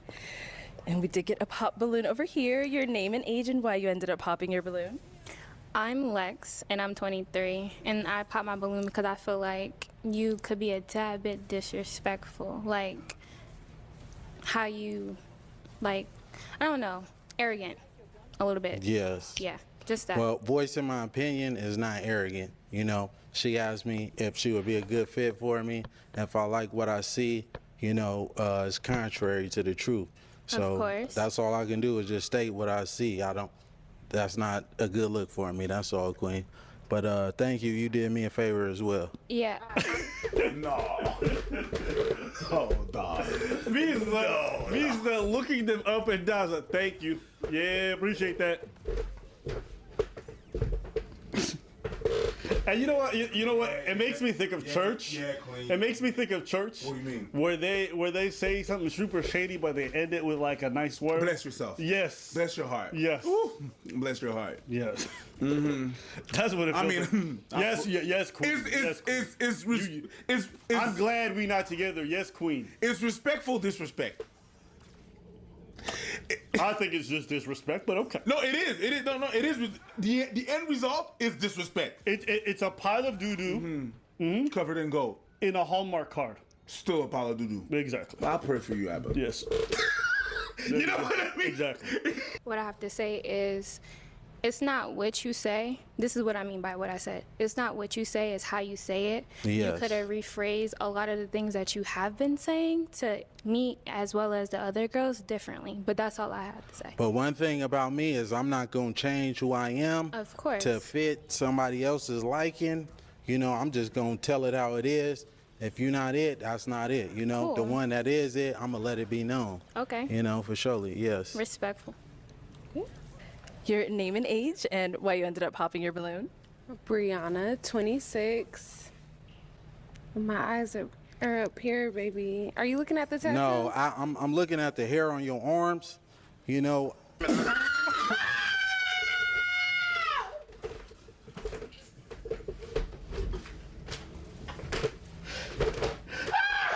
Flag on the plate. Where did that come from? That is going crazy. Flag on the plate. That is going crazy. If I was already, I need my helmet again. Oh my God, this is gonna be a bumpy ride. This shit crazy. Oh my God. That was unnecessary. Oh my God. My man. Oh my God. My man woke up, went back to sleep, and woke up again. Oh my God. Only to choose violence. If I was like, yo, this dude is a bit on something when he's like, yeah, whatever, you definitely did me a favor. It's definitely mutual. And then he pulls this. Now I'm just looking at the hairs on your arm. Wow. First degree murder. Let's go. Women I deal with, they don't have hair on their Don't arms. do too much. Hey, I'm just being honest, Don't do Queen. too much. You know, I don't like that. That's all I was looking at. You trying to say if I'm looking at particular body You just parts, wasn't but looking at that's my not eyes. what it is. That's No, I was all looking at the pointing hair out. on your Anyways, arms, Queen. she asked me the question. Yes. Yeah, I'm in heels and you ain't tall enough. Okay. Don't do too much. Well, though. you're not qualified, baby. All right, so that's cool. all good. Good Lord, get this man off the stage. Yo, it's getting saltier and saltier by the minute. Yeah. This guy is a bag of pretzel, dry and salty. All right, let's get through this shit. Okay. So we do still have 3 Nah, you know what? These women are all else. I'm gonna say this. If you just watch a dude who showed up for 5 seconds get disrespectful and belligerent with women off of so little, imagine what it's gonna be like dating that dude. And then you go say like, oh my God, I never saw it coming. No, bitch. You saw it coming, you just didn't care because you thought he was cute. And some of you motherfuckers think you can change somebody. That's why I don't be feeling bad for some people, because all the red flags are there that the people they about to date is a piece of shit, but they ignore it. Same with dudes. You see a really hot girl with a poppin' Instagram and all this other shit going on, they be like, oh man, she gonna be the one for me. Turn out she's just there for your cheddar. It's like, bro, y'all gotta take some accountability. 3 women kept that. This dude was unnecessary. I didn't think the women said anything crazy. The dude cost out. And I'm like, at first I was like, okay, one off. This dude did with every girl. How do you think he's gonna react to you when things don't go well in your relationship? And the camera's not there. And you guys are alone. That's the real lesson in all this. The real L isn't even him. It's the 3 women who didn't pop their balloons. But anyways, yeah, let's keep watching. But she looking like you gonna pop? Okay. Okay. The 2 women. My bad. Girl in pink. Shout out to you. You walked away from the ledge. Girl in blue looked like she thinking about it. The girl in the black thinks she might go all the way. She not even holding the pin. She like what she see. All right. If we can have your name and age and why you ended up popping. My name is Jacqueline. I'm 25. I popped because I have hair on my arms. My girl is hot. Let's go. Hey, just because you got hair on your arms, that's okay though, Queen. You look phenomenal.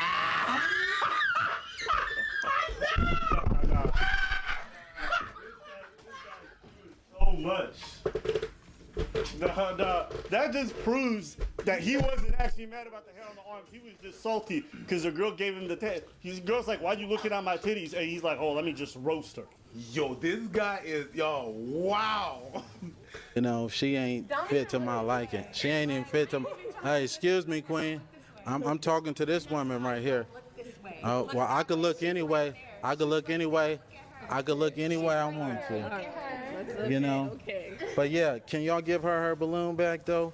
She don't want it. Yeah. Do you want your balloon back, Queen? We're not talking to you, sweetheart. Okay. You already been. I already let you know. I'm not interested in. You got more hair on your arms than me, baby. But anyways.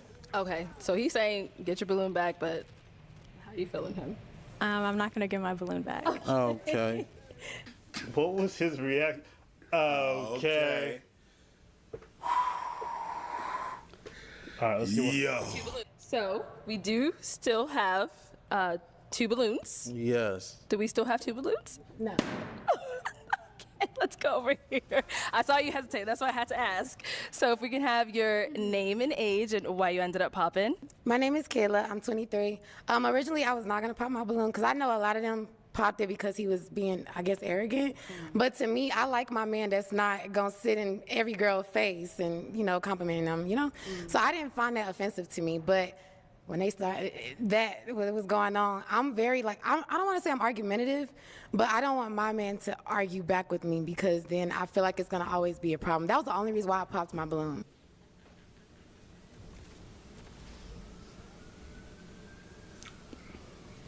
I don't want my man to argue back with me. Yuck. What is that? What I hate about that? Because it means that there's no ground. It kind of, the subtext of that is that she's always right. You understand what I'm saying? You don't want someone to argue with you. Sometimes you're going to be wrong and we're going to have to discuss it. The final maybe is a bad choice of words, but there's a difference between arguing and bickering. That was bickering. That was not arguing, okay? Like the argument, whenever you have an argument and you go back and forth. It sounds like she toxic and she don't want somebody to be on her level. That's what it sounds like to me. I think it's a bad choice of words, so. I mean, I can only go based on what she said. We could, yeah. Mm-hmm. But then with me, you kind of got a little bit catty with me. You a little sassy just a little bit. And since you want to come at everybody over here, I'm going to get at you too. You kind of look like a Ninja Turtle. You're not that cute. You're not that cute. Whoa! Hey, yo! Yo, you know what's crazy? What? She said it and I seen it. She said it and I seen it. Okay, she's not that. She's like, since you're doing that, I'ma roast you. Whoa! He kind of looked like a Ninja Turtle though. Mikey. Mm-hmm. Cowabunga dude. Yeah, the dumb one. Yeah. Yeah, definitely. She said Ninja Turtle. That's crazy. I bet he smiles like this. Yo, she said that shit and it killed me. Yeah, well. Hey, go for it, girl. You need to relax. You stocky as hell. And I was trying to be respectful, but like you was really coming out like I didn't like it. I'm from the South and I can handle like. They must have edited out whatever he said to her. Yes, because he didn't go at her. But he did. It just there was we a didn't cut. see it. Yeah, there was a cut. There was a cut. But I don't want my man to argue back with me because then I feel like it's gonna always be a problem. That was the only reason why I popped my balloon because I was just like, dang. But then with me, you guys see, yay. So they cut some shit out. They cut some shit out. I want to hear what this motherfucker said for her to react like this. I didn't like it. I'm from the South and I can handle like a lot of criticism and stuff like that, but the way you was coming, you just ain't like you got it all like that. And I guarantee you probably got a roommate at home, and it's just not giving anymore. Yeah. Well, let me say this, Queen. I'm a licensed plumber. I do real estate and property management. I live So what you downtown. do ain't I live nothing compared to downtown. me. I stay by myself, Queen. You know, and you're not even qualified to be even You dealing say with everybody me. not qualified. That line is getting kind of old. She's not. You definitely not. You know, if anything, it was one of these two. I wasn't even looking your way. You And ain't the in one my that you type. wanted popped If I up seen, that's fine. So what? That is totally fine. Okay. But one thing about me, I could pull 100,000 on the bank. Can you do the same? Get this yeah, man you can't off do camera. that. When she said, "Get this man out of here," she's like, you know, like, you can always tell somebody's a loser based on how they react to a rejection. Yes. If you gotta floss your money, your car, your place after a girl says no, you already lost. Yes. And it's like that old adage says, right? When you see fight with a pig, to everyone who's looking outside, it looks like two pigs fighting in the mud. And the pig enjoys it. Right? It's just, you never gonna win this in the actual grand scheme of things. You're just doing it because your ego a little bit busted.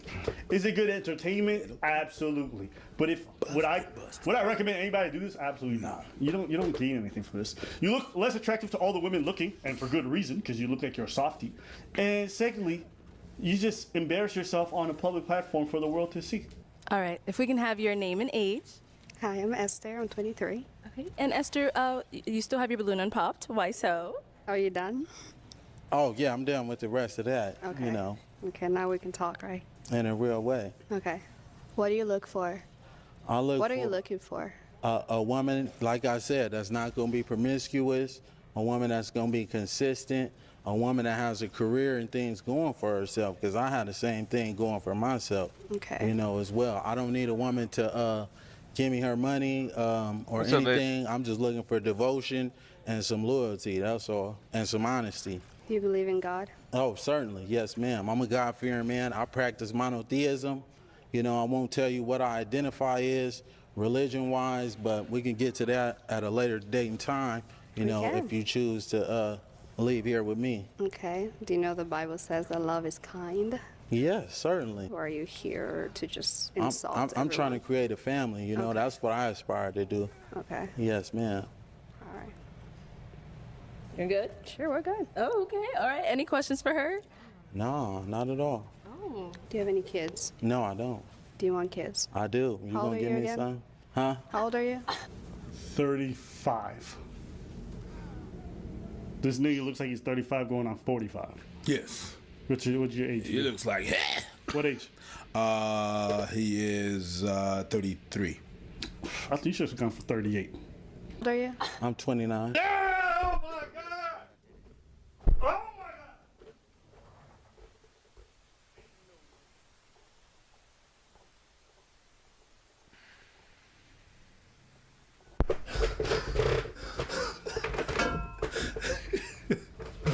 Good Lord, good Lord. God damn, I look younger than you. I'm 42. Apparently black do crack. That shit is crazy. That shit is crazy. Apparently black do crack. Oh my God. How many ways you got? Hey, you know what? We invested. We invested. We invested. If that man's 28, then baby, I'm proud. I'm proud, and I'm gonna stay proud. God damn. All love is love, all age is age. This is a new look right here. Yeah. Okay. So this is definitely gonna get pictured out of context. I don't give a fuck. Relax. Take it easy. I don't give a shit. That is crazy. Man said 29. Yo. Crazy. Okay. Is that okay? Yeah, that's perfectly fine. You know, we might as well get up out of here right now. Well, let's Yeah. step on over here. Let's step that way real quick for me. Step that way. Okay. All these girls are looking at her like, honey. No, what are you doing? That they probably singing that Tony Braxton song to themselves. He wasn't man enough for me. No, what are you doing? Why you gotta be with a dusty? That's what they thinking. All right. So it seems like there's a little vibe here. So is it gonna be a yes for you for him? God says save souls, so yeah. Oh. Hell yes for me. Okay, we got a match. All right, let me take this mic. They clapping like. stupid. See you on the first 48. All this clout chasing got me fired from work. Man, I really love plumbing and I'm good at it, and they got that taken from me. Y'all are sick. They call the company 500 X's? Times. Oh, 500 times. My bad. 500 times and are messing up business. Well, you're a certified plumber. You don't need to work for a company. You could work for yourself. Hey, listen, man. You a fool for having a job and going on what is essentially the modern day version of national television and making a fool out of yourself. Yeah, it's going to reflect on your job. You can't go to places and be incredibly disrespectful. Fucking because hell. guess what? When people find out you work at a specific spot, they're like, I don't want to do business with that person. I'm not advocating that people are going to call on that shit. But I'm like, bro, even when I was 21 and I was working at JP Morgan, I knew I couldn't do certain things online. I used to hide my Facebook. I used to hide certain things about myself so people couldn't find it. Like, they tell you. I just don't understand people who got real professional jobs go on these platforms, act crazy disrespectful and flagrant with people where it goes viral, very likely to, and then get shocked when it has real world repercussions. But hey, I'm not saying I advocate for this man getting fired. I'm just saying I'm not surprised. This is things that happen all the time and they've been happening for a long time. So you would think today, with all the information people have, they would think before losing their job. But it's like that TikTok doctor. The plastic surgeon who was too busy filming TikToks and lost her medical license. Like, yeah. Yes. Yeah. Jesus. It's like a professional code of conduct. Folks gonna protect their business interest. That's just what it comes down to. Anything else? No. Good Lord. Being that disrespectful is just unnecessary. Just work on your ego. It was ego driven. Yeah, damn, bro. I didn't mind the first like 2, but after that, do too much, bro. That's just they gave me an int. The definitely? Why definitely? He not arguing for sport. He arguing out of need. That's what's really just like you know, some dudes banter with ladies because they think it's funny. That's fine. Like you can see it. This dude really butthurt about these rejections, feeling the need to like get back at everyone who said no. It just makes you seem more small than you actually are, and that's tough for a dude that big. That's all. Ninja Turtle killed me though. And you know what? You want to get back at these ladies, just acting different. That's always gonna be the number one thing you can do. No, you just have to cowabunga, dude. Yeah, a little bit of pizza. Getting butthurt, that means they won. 100%. And then when you both get butthurt, that means y'all both lost. She's 16. Who? I'm 16. You are? I'm 16, yeah. W. I don't care. Peg's rating I can't be friends with 16-year-olds. That's what you guys are saying. So to be clear, there is no doubt that these women are underage. The question is whether or not these guys knew. Jessica. Yeah, Jessica. And the answer is they knew and they liked it. According to footage that was surfacing from months ago, these guys were made aware of the fact that these girls were underage. Multiple people came up to them like, yo, these girls look really young. And they're like, shut up. Come on. You're watching kick predators getting involved with 16-year-olds. This is where he finds out. Hey, my God. Here, put your number here, because I'm a little lit. Where do you find her? What the fuck? Perfect. They're both on. I said, don't do it on camera. Yeah, we're both on. Durko. Yulia. The legal age of consent in Florida is 18 minimum. Simp IQ. 5? I said what? When? She said December 1st. Go ask her birthday later and see if it's the same birthday. Okay, dude. I'm not doing this for content. John. No, because I'm used to Canada. In Canada, you can go to... I've never done it, but you can do it. Like, no... This guy's in his 30s. What? This guy's in his 30s, bro. Hey, bro, have geography class. Okay, don't say that on stream. What time did you leave? What time's your geography? Do you have to leave? Yes. What time do you have geography class? Like 7 in the morning. I've done geography. I got you. I can do it for you. Send me the Quizlet. I got you, baby. Stay the night. You do my homework? I got you. I'll be your pastor. Oh, this line is telling me you don't like to swallow, but this line is saying you must. There was a psychic on Fresh and Fit that day that I went. They're saying kiss. Let's go. No. Let's do a quick one. I have to get... Come on, bro. F her with me, bro. Let's No. What the f? Hi, Natty. Imagine what your view. Guys, so if you guys don't know, Natalie's 16 and I can show your ID. Under 21 until 12/28/2027. That means she was born 2006. Oh my God. Oh my God. And then they DM'd the dad, and the dad was like, "That's my daughter. She's 16."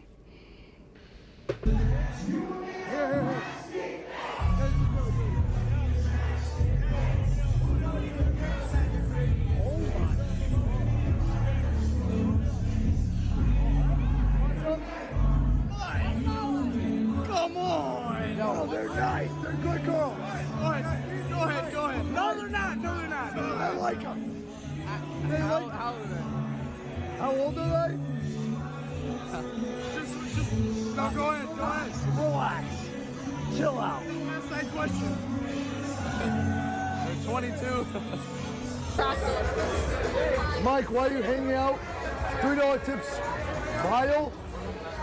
Bro, check her ID. I went to high school with her. She's 17. The fuck? Ban that snitch. You can check my ID. No.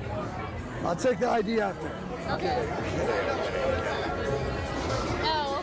Hey, W. Byron. Byron gave me consent to hang out with her. Yeah, at first he was like, absolutely not. Then he kind of realized I wasn't a douchebag.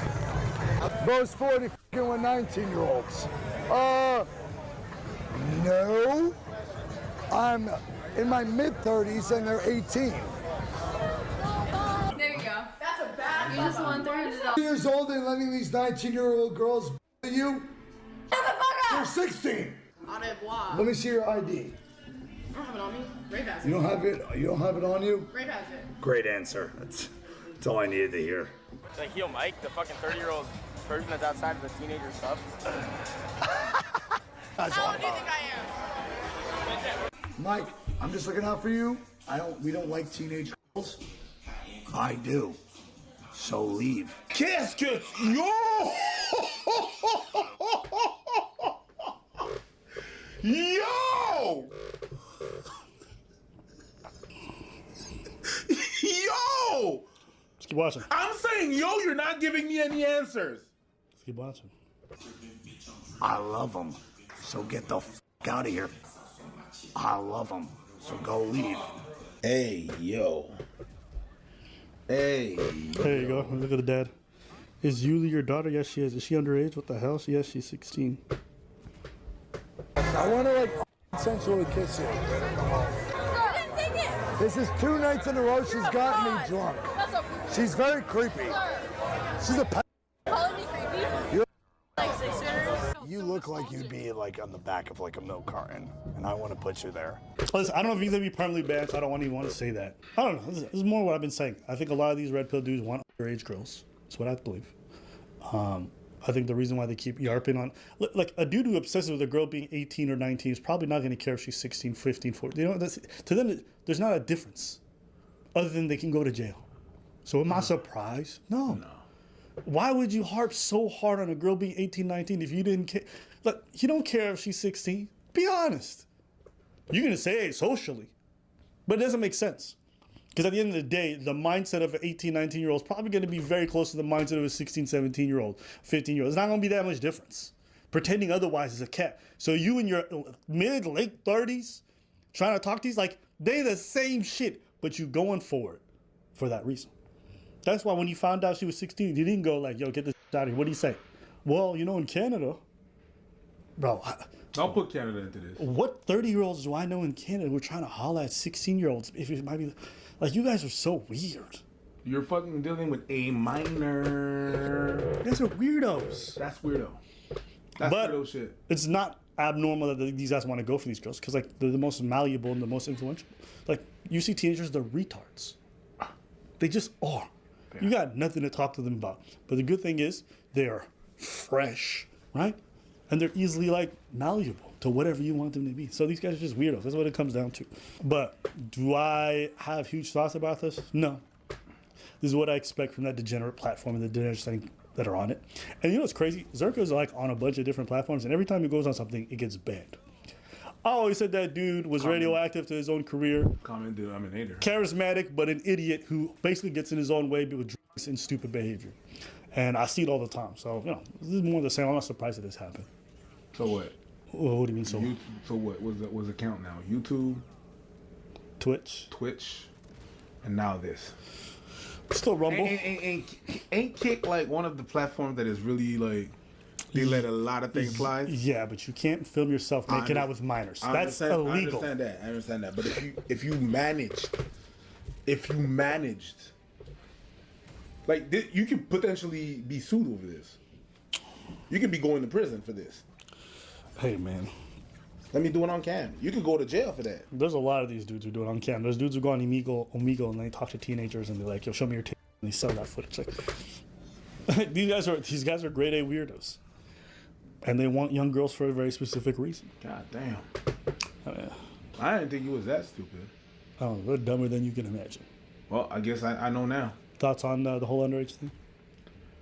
What do you want me to say? That it was a bad idea? That you shouldn't do that? I don't think they care. Duh.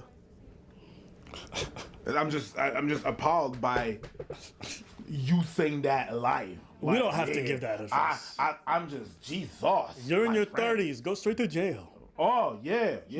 Monopoly. Send these motherfuckers off. Deplatform. Don't care what happens. Send them off. That's bro. some FBI shit. Yeah, send them in, bro. That's some FBI shit. I won't be surprised if there's some big police raid in regards to Kick headquarters and everything going on with the child, because the amount of dudes that I've been seeing going after young people, much younger even than this sometimes, send in the police. 100%. I'm not mad at it, but Jesus, just like that. So whenever people complain about YouTube and all this other stuff, I'm like, well, the alternative platforms got this underage. That's crazy. So that's my thoughts on that. Anything else? Nope. All right. Well, that's it for today's video. Yuck. Just yuck. She does not look like she's of age. First off, L for her father. L. You got a 16-year-old out late at night partying like this. That's that L parenting situation. Yeah. You will have to hold that. Yes. You know, we can talk But about... that's what I asked you. Qu'est-ce que la femme fait là? I'm doing a sleepover at Sabrina's. Oh my God. Well, you're not leaving this crib. Because my parents, you know, as immigrants, my parents were big on what are people going to say. Yeah. If I fuck up, that's one thing. But if in my fuck up, I make them look bad, the whooping is astronomical. Comments are going to say this. They're going to be like, where's your dad? You know what I'm going to say? 100%. You know what I'm going to say? What? Where's your mom? 100%. Where's your mom? I'm just saying. My man, like if I, in the process of fucking up, I embarrass both my parents. That's a huge... I'm having flashbacks right now that are not nice. If I see this girl in any more live streams, I already know the parents are affiliated. Oh yeah, 100%. And yeah, you just created a clout chaser right there. Yeah. Anything else? Bubunology. Yeah. They were giving her alcohol and everything. No. My guy, the amount of felony in a video is astonishing. And after after that, you look at the camera and you say, I don't give a I like that. Yeah. When they play that in court, they gonna maximize that sentence. Go for it. But I'm gonna say this. You wanna know how stupid these fucking people are in terms of like just business? Tell me. The guy comes to them and he's like, yo, she's lying about her age. I think she's underage. And the cameraman films the whole thing like it's content. So these guys be in their own trials and they're their own star witness. 100%. For the prosecution. Yep. That's how stupid they are. Yep. They fuck up and they keep filming the explanation so everyone can clip it. Da-dum. Go to jail. 100%. Yeah, go to jail, stupid. Yeah. Yeah, you like them underage? You like them fresh? Well, you're gonna imagine what them prisoners gonna think about a booty hole. You're gonna be fresh in jail. Oh, you a predator? Ooh-wee. Don't just make Destiny the winner here. It's clearly not the right thing to do. What is the controversy here? This is just an obvious one for Destiny. I don't know what the obvious thing would be. I would lean towards like Demon Mama probably should win. Drag me in. Add me to this. Add me. One of the reasons why this type of blood sports doesn't work online is because everybody thinks you know what I'm saying? You stole the belt and then Vidam or whatever didn't even vote for you? Oh, okay. Uh-oh. Vidam, uh-oh. We had a Harvey moment. Steven. It looks like Dylan just read this and assumed that Vadim changed to my name, I think. Uh-oh. Drama. Do you think he's already shipped the belt? Dylan did it on purpose 100%. I don't think Dylan would do that because it's so easy for someone to say like, wait, I didn't vote that way, especially because he revealed the names of the judges, right? Wait, I assume it was a three-way tie. Then Dylan took Vadim's second place vote to give you to. Oh, shouldn't he have looked at everybody's like second place vote then or something? Oh no, I should just log off right now. It's like, go, good night. Because I'm putting 100%. Okay, apparently I'm doing a I'm doing a podcast show tonight on dating and relationships. If Hunter got bumped out, then that would mean I have a standing vote from Vadim, which didn't need to be bumped down to Destiny. Then Danabo picked me as the second one, and then Destiny retained his first round votes. That would mean I have 2 and Destiny only had 1. Uh-oh. You wouldn't you wouldn't, but that's not how ranked choice works. Ranked choice, when you bump somebody off and that person is gone, then the second one goes. So when Hunter was eliminated by not getting enough votes, then it would go, Danabo would go to his second because Hunter's no longer in. But I'm still in, so Vadim's first choice would still stand. And then also, of course, Destiny's still in, so Katarana's would stand. If that's true, but I mean, of course, you're welcome to do the system however you so desire. But if you were doing ranked choice, that's how ranked choice works. Carmen? Hey, I know you're talking about me blowing Destiny and all that and how I fucking want Destiny's clout. I understand that. You have fun with that, okay? That's your life. Now, if there was a mistake here, honestly, then we'll just have a match between you and Destiny and just have it solved that way. Follow it up. Easy. I mean, sure, if that's what you want. I mean... Would you agree to that? We're gonna do it today? That's tiny. Yep. Yeah, I'll do it. Well, not today. Wait, not today? Dude, I did all the prep for today. I got my outfit for today. We gotta do it today. Yeah, get Destiny back in here. What? He doesn't have anything else to do. We have a second big one. Why not? Yeah, why not? He has to. He's the champion. If I make the decision, he faces you again. Intellectually. I mean, or he just doesn't. Ask him if he's here. Bring him in here now. We'll do it right now. We got all your viewers are here. You can send out an announcement. I'll even raid back into you if you want to. We'll do it right now. 10 Swiss francs. Can we just do it another day? I think you underestimate colorblindness. Dylan. Equal treatment proportionally helps overrepresented groups no matter what do the you mean, partition. Dylan? You know how much work I put into this outfit? Counterintuitive for You know how much work I put into non-mathematicians, but this true and today? matters. You know how much I put a lot of work into this as I'm well. sure you did. All the more reason that we should sort this out here and now. If you're gonna do another 1v1, yeah, but I don't want another one. I want the fair one, or just make the call, or own it and just say no. Standard from a mathematician's perspective. We could just. I feel like I've outpaced him intellectually. You want to match with Destiny or not? Do I want to match with Destiny? I want to match with Destiny right now. He just got off. He's got time. I know he's got time. I know you got time. Boy, how do you? Oh, come on! You're not gonna let me even negotiate a little bit. You're gonna try and guilt trip me into it. Yeah, I'm having an automatic match. Is that not like enough? Automatic match? Nothing's guaranteed. I mean, Vosh was an automatic match, and we know how that went. $5. Hey everyone, remember the Destiny podcast that he did for a while that feel like it was gonna stick? Well, yeah, me too. Sure. I feel like I've outpaced but I haven't disrespected DGG. Why am I getting involved? You haven't disrespected business, and that's why I'm having this like an immediate clause for this match. Wow. I feel like wait, you just said immediate? Did you say immediate? Let's do it then. Come on, we got all the viewers here. Everybody's still here. Everybody's still watching. What I meant by immediate. I'm allowed to negotiate, I feel Dylan. like I've outpaced him. I've been here for every show. Negotiate is we do it right now. Do it right now. Right yeah, here. let's do it. Let's sort this out. Let's make this right. If there was an error in the voting, let's make it right now. Bring him on. I feel like I've outpaced him intellectually.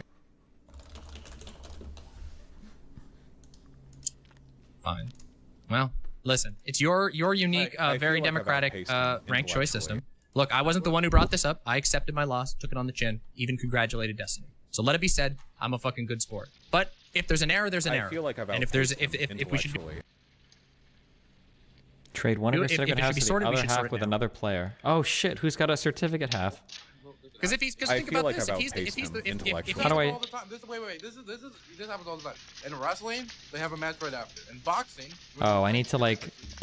Is it called Entity Hideout? I feel like I've outpaced him intellectually. We had that rematch and it was decided then. They didn't like, well, guys, come on out, have a second match right now. That's. Oh, we're terminally online. We're all here. We're all debating. I feel like I've anyway, outpaced him why should he? If it is indeed true, that he doesn't, that it is not rightfully his. If there's an error in the voting, I feel like that's I've true, outpaced him and it seems to be that you agree that there was indeed an error in the voting. If you're saying it's ranked choice and it didn't work the way that it did, then why should he be allowed to parade the championship? According to my analysis of a ranked choice system, should be mine. Now, you could say that that's not how your system works. Bush became president. Yeah. Okay.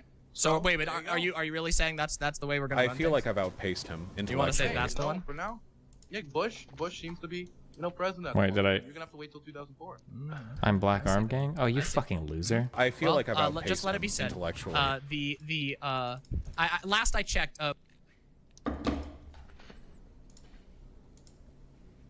Bush didn't become president, aka, if we're gonna keep the metaphor going, keep the analogy going, Bush didn't become president until after they sorted out the issues, right? And I feel like I've pretty outpaced clear him issues. intellectually. Or did they run out of time? Well, I don't know. You tell me. You're the expert on that sort of thing, aren't you? Were you? Wait, actually, I'm sorry. You actually weren't even there in the 2000 election. I don't even know. I feel like I've outpaced him intellectually. Shit. So yeah, I guess you can't be the expert on it. But I'm just saying. I'm pretty sure that they had this sorted out. That this appeal went before. I feel like I've outpaced him. Okay, who has the other half of the certificate? Somebody come here. Actual, meaningful, real. No, I'm getting called a Gusano. Okay. Hey, that's unnecessary. Hey, that's banned in this chat. I feel like I've outpaced him. Get the hell out of here. That is, we are quite clear about that. What is happening? Well, somebody gived it like 100 subs, so. I feel like I've outpaced him intellectually. End to it. Well, the respectable end would be to sort it right now. I think that's the most respectful way. Why should somebody who didn't actually win the championship, and we have this here, why should he be allowed to parade it? I mean, the rec I'm looking at the course sheet now. I feel like I've outpaced him. Yeah, if you want to own that, if you want to own that you made an executive decision, you picked Destiny. But if we're going by ranked choice, which is I'm gonna see which gang I'm in the Black Arm Gang. And again, I feel like I've outpaced him went public about this and said that his second choice would have been Destiny, but I was not disqualified, so my initial tier 1 vote should never be. That's not. I feel like I've outpaced him intellectually. Well, if you want me to make an executive decision, then I'll make the executive decision right now. Fine, Destiny won. Now, do you want to match with Destiny to sort out the problem? I feel like I've outpaced him intellectually. Well, let's plan it. Okay, let's plan that. Wonderful. Let's plan that. Excited to continue doing business with you. Sure. You have a wonderful day, and I know your chat. I feel like I've outpaced him intellectually. Wait, Will Neff got banned? Uh-oh, what happened to Will Neff? I feel like I've outpaced him intellectually. People are going to be a little mad about that. I mean, don't you think? Can you at least own that there's something? Nah. Vosh screwed Vosh. I feel like I've outpaced him intellectually. Now I'm showing myself as a respectable businessman. I see. Moving forward. I see. I feel like I've outpaced him intellectually. For Steven, I don't know what you folks are talking about. I mean, I've never. I'm just a man who cares about the integrity. I feel like I've outpaced him intellectually. Damn.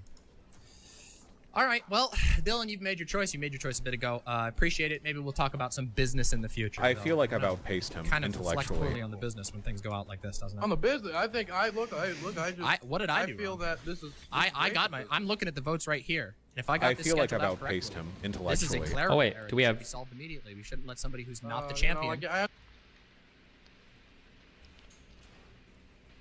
I feel like I've outpaced him intellectually. Stop the steal, storm the Capitol. No.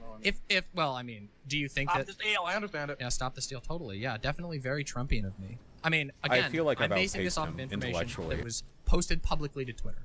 And again, at the end of the day, you make the call. I will always respect it. This isn't a stop the steal situation. Come on, you can't weasel on it. I feel like I've outpaced him intellectually. You know it.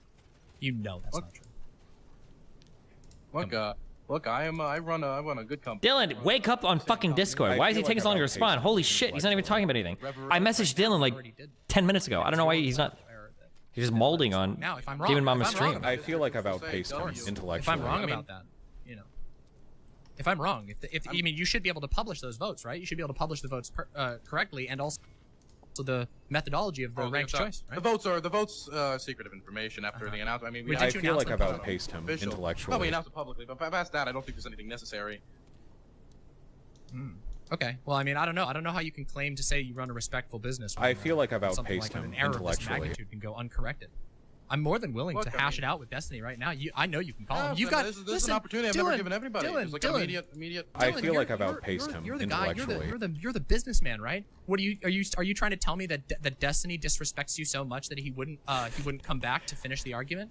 I feel like Demon Mama would be like a super like emotionally manipulative person in a relationship. Oh, Holy sure, shit. sure. I'm here. I've got a right meeting. now. I've got a meeting with the Pope in like 5 minutes. Totally. And so I I've feel got like things I've to outpaced do. him I mean, the Pope wants to intellectually. endorse Hippy Dippy, which I mean maybe, but I just don't think it's good for right Hey, now. apparently, I've got a Destiny fan here saying that. I that feel like Destiny I've said to check outpaced him Discord. intellectually. Let's check Discord. Well, look, I mean, I'm getting accusations that like maybe you were not being so. I mean, look, Do you think there's so? a lot of things going around. I'm just I feel like I've centrist. I outpaced just him believe we should all get along. intellectually. What did the facts? Dylan is, I think, getting really stressed because a lot of people in What did Demon the Mama facts chat say? are super shitting on him. I think he's Is getting like really agree stressed with out. crime subs. And everybody in your chat should, of course, give. I feel like I've crime subs outpaced to him me. Intellectually. Absolutely, that'd be fantastic. But at the same time, it's interesting. You tried to draw some comparisons to Donald Trump. Donald Trump claims stop the steal and all this nonsense. I feel like I've Found over outpaced and him over and over again. intellectually. True. Now I said nothing. I accepted my loss, and one of the judges whistle blew. And that judge who whistle blew, and you know it. You know it, don't you, Dylan? And if you're really truly, I feel like if you're I've really outpaced him truly intellectually. convinced that you are the honorable, respectable businessman, if you really believe that Destiny shows you or the business any respect, not just the business, but the entire scene. Oh my You're gonna take back-to-back losses in debates. That's I feel like I've Yeah, outpaced sure. him intellectually. If it's as honest as the loss that I took against Destiny, totally. We'll make this. We'll make a new match. We'll figure it out. I feel like I've You outpaced have a great him show, and everybody in intellectually. Demon Mama's chat. I know you'll stay loyal fans to the Hippy Dippy brand because you see the integrity that I show clearly. Oh, You have a Vadim blessed says he day. wants to come I on. feel like You I've wanna- outpaced Are you him. okay Oh if I my add God. your judge in here? If I know. Maybe I don't want to make the Pope wait. I feel like I've outpaced I don't. him Yeah, I don't want to intellectually. make Pope wait, but if you want to go talk to Vadim, that's perfectly fine. Oh well, I mean, I'm Vadim not a- specifically I'm said not he a wanted to talk with you. censorship man. Vadim specifically said he wanted to talk with censorship both of us. I feel like I've outpaced Which him I'm perfectly fine. You're a intellectually. whistleblower, Again, Vadim was under your employ. As the good businessman you are, I'd assume that whistleblowing would be important to you, right? Dylan is having fun. Or Is you he? gonna Do you really run think away? so? I feel like I've outpaced him intellectually. Because he sounds stressed to me. But I mean, I could be wrong. It doesn't sound like he's having fun. But I feel like I've outpaced him okay, do you have all the votes in front of you? Yes, I do. 1 second. Okay. So it was Team for Demon Mama. Mm-hmm. It was Katarana for Destiny. Okay. Then it was Annabo for Hunter Avalon. So obviously that created confusion, and so he was like, okay, well, let's. Oh my I guess- God! Never mind. I thought I had a really easy solution for this, but this is actually really complicated. Yeah, and then it was the second round. Yeah. Was, it was Danabo for Demon Mama, Katarana for Destiny, and like Vadim second choice Destiny. And so I looked at the second round. I was like, oh, it's Destiny, Demon Mama. So give it to Destiny. I think. Oh my God! Honest to God, this exact same thing was brought up when I mentioned a long time ago that ranked choice voting is actually really cool, and somebody actually presented this exact paradox, I think, for why it might not be as nice as you think it is. I think if you wanted to do it in the most fair way possible, I think what I would do is I would assign on their ranked choice first, second, and third is 3 points, 2 points, 1 point, and then just tally up like who got the most points, and then that would be the person that would win. That's what I would say. So like, let's say one person had me as their first choice, another person had me as their third choice, and then another person had me as their third choice. And then let's say for Demon Mama, somebody had them as a first choice, then somebody had them as a third choice, and somebody had them as a second choice, then Demon Mama would win over me. I think you should tally it up like that. That's probably the most fair way to do it. You don't think just like doing another thing? I mean, if it's this confusing, then like no matter what, there's just gonna be always confusion around it. Just settle it in another thing. I think doing the points is really simple. You're unlikely that you're going to get like a two-way or three-way tie on the points in the future. I don't say in the future because like I don't think Demon Mama is legitimately upset, but I think her community is going to get pissed off, and then communities will get pissed off. Yeah. Well, the thing is, the community is gonna get angry. Yeah, of course, The thing is, yeah. no matter what, like if I gave it to Demon Mama, then I know like there was a lot of people from your community that'd be like, how the fuck could you like give it to Demon Mama? Or if I gave it to, of course, I gave it to you, and of course, Demon Mama's community. It's always gonna happen. So I have to just like accept that fate and just go with it. I mean, I'm a businessman, right? Yeah, I guess. I just say in the future for the rank choice, just like make each rank like count as a point. Like 1, 2, 3 is worth 3, 2, 1 or whatever, and then you do that. I think that's probably the best way to do it. But yeah. Okay. Destiny, just tell Dylan to have the judges pick between you and Demon Mama. Well, the thing is that's not fair because the rank 1 went to one of each person. I thought I had a solution. I was gonna say, oh well, whoever voted for Hunter, what was their second choice? But that's not really fair because, well, wait, why would you drop Hunter out? Like, shouldn't one of the other? Like, that's what I'm saying. It is actually a paradox, or this is a problem with rank choice. Because I remember that I said this is why I'm always kind of iffy on ranked choice. It seems cool, but I think I mentioned this and somebody posted on my subreddit. Well, actually, there are problems with ranked choice too. Like, let's say the vast majority of people vote for like 1 and 2, but the vast majority of their second choices is almost all like C. But let's say that C never gets through because of the ranked choice for 1 and 2 or whatever. There are other problems or whatever that arise from that. That makes it difficult, but yeah. Homophobia in DM chat. Don't fillet Destiny too much there, Dylan. Ooh. It's the Condorcet voting paradox. Oh, okay. Don't most people advocate for RCV use a point system? I've heard your proposal. Yeah, well, that's what I did like for my composition challenge. I use a point system for people that vote so that if I get like ties and shit, I can just see who was like more people's. Because like if 2 people are tied, but everybody overwhelmingly that didn't vote for B, I feel like I've outpaced him. Would have voted for B, then I would weigh that, right? If that makes sense. It's hard to imagine, but no voting system is perfect. Yeah, I've heard that. You know what? All right. I gave a lot of good food takes the other day. So now we're coming back with the hard Destiny food takes. Now we're going to bring it back. The best type of ice cream cone here is number 1. If you're a pretentious fuck that wants to seem like you're really cool with the type of cones that you like. These cones suck. They break apart in huge, horrible ways. They fucking cut the roof of your mouth. They leak like a motherfucker in the bottom. These are just garbage ass ice cream cones. The same people that eat ice cream out of these ice cream cones drink black coffee, drink dark beers. Okay, it's the worst types of people. The people that eat their steaks blue rare, 100% garbage. These cones over here, they're simple, they're flaky, they hold the ice cream up top. When you're licking around the cone, you don't accidentally scrape your tongue against the jagged fucking rocks of Mount Soren when you're trying to just lick up some fucking ice cream. I'm sorry, but this cone over here, the very simple, the very basic one, it's good. It's based. And you know what? While this cone is leaking out the fucking bottom after holding it for like 35 seconds, you just have this huge like cup in the bottom here with the things coming up to absorb the extra, and then you eat it. Oh my God. I'm sorry, but that is the actual true based take. That is the actual take. Take on cone number 2. This looks like some shit that you would get out of like some fucking freezer aisle ice cream bar. I don't know what the fuck this cone is, okay? You only choose 1 or 3. The last bite on cone 3 is unmatched. Oh my God, true. True, the last bite on cone 3 is amazing. Just that bite. Now you have to fight. You've got to fight on cone 1, because when you start to break it apart and it's like dripping out and you've got like your napkin, you're like, oh, it's a good sugar cone, like, trust me. And then you bite one off and like half the fucking cone, like, it's actually really good, guys, I promise. And then the guy with the alpha giga Chad is just like, and the cone, it functions perfectly. When you start biting off these edges here, you've got 3 stages. You have 3 stages of ice cream eating. You eat up the top, then you eat off these edges. They come off nice and smooth. Then you eat off that part of the ice cream, and then you just take the bottom. And it serves itself. It's just perfect. Whereas this ice cream cone is it's for degenerates. I'm sorry. Ignoring how each holds the ice cream, can we just at least agree that cone 3 tastes like shit compared to cone number 1? I don't really care how the ice cream cone tastes. When you go out to get ice cream, you don't say, I want to go out to get ice cream and cone. I want to go out to get ice cream and an ice cream cone. You want to go out to get ice cream, okay?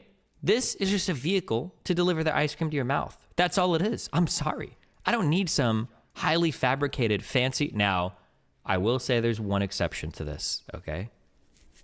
There's one exception, okay? If you get one of these motherfuckers loaded up with like, oh God, where is it? There's an even better version. This. If you get shit like this, now we're on a whole other world, okay? This is the type of shit that you would get the waffle cone for. Oh, yes. This is the real shit, okay? However, it's also like 1,500 calories per thing, all right? I'm pretty sure you can get chocolate and sprinkle coverings on some of these, but maybe it's just not here, but oof. Open Demon Mama stream. now, then we'll have to schedule it for another day. Yeah. Oh no. Maybe we will, maybe we won't. Wait. Uh-oh. Are they fighting? Okay, then just Destiny champion. Well, I mean, you're gonna say that. Oh, so this is a hostage Come on, situation.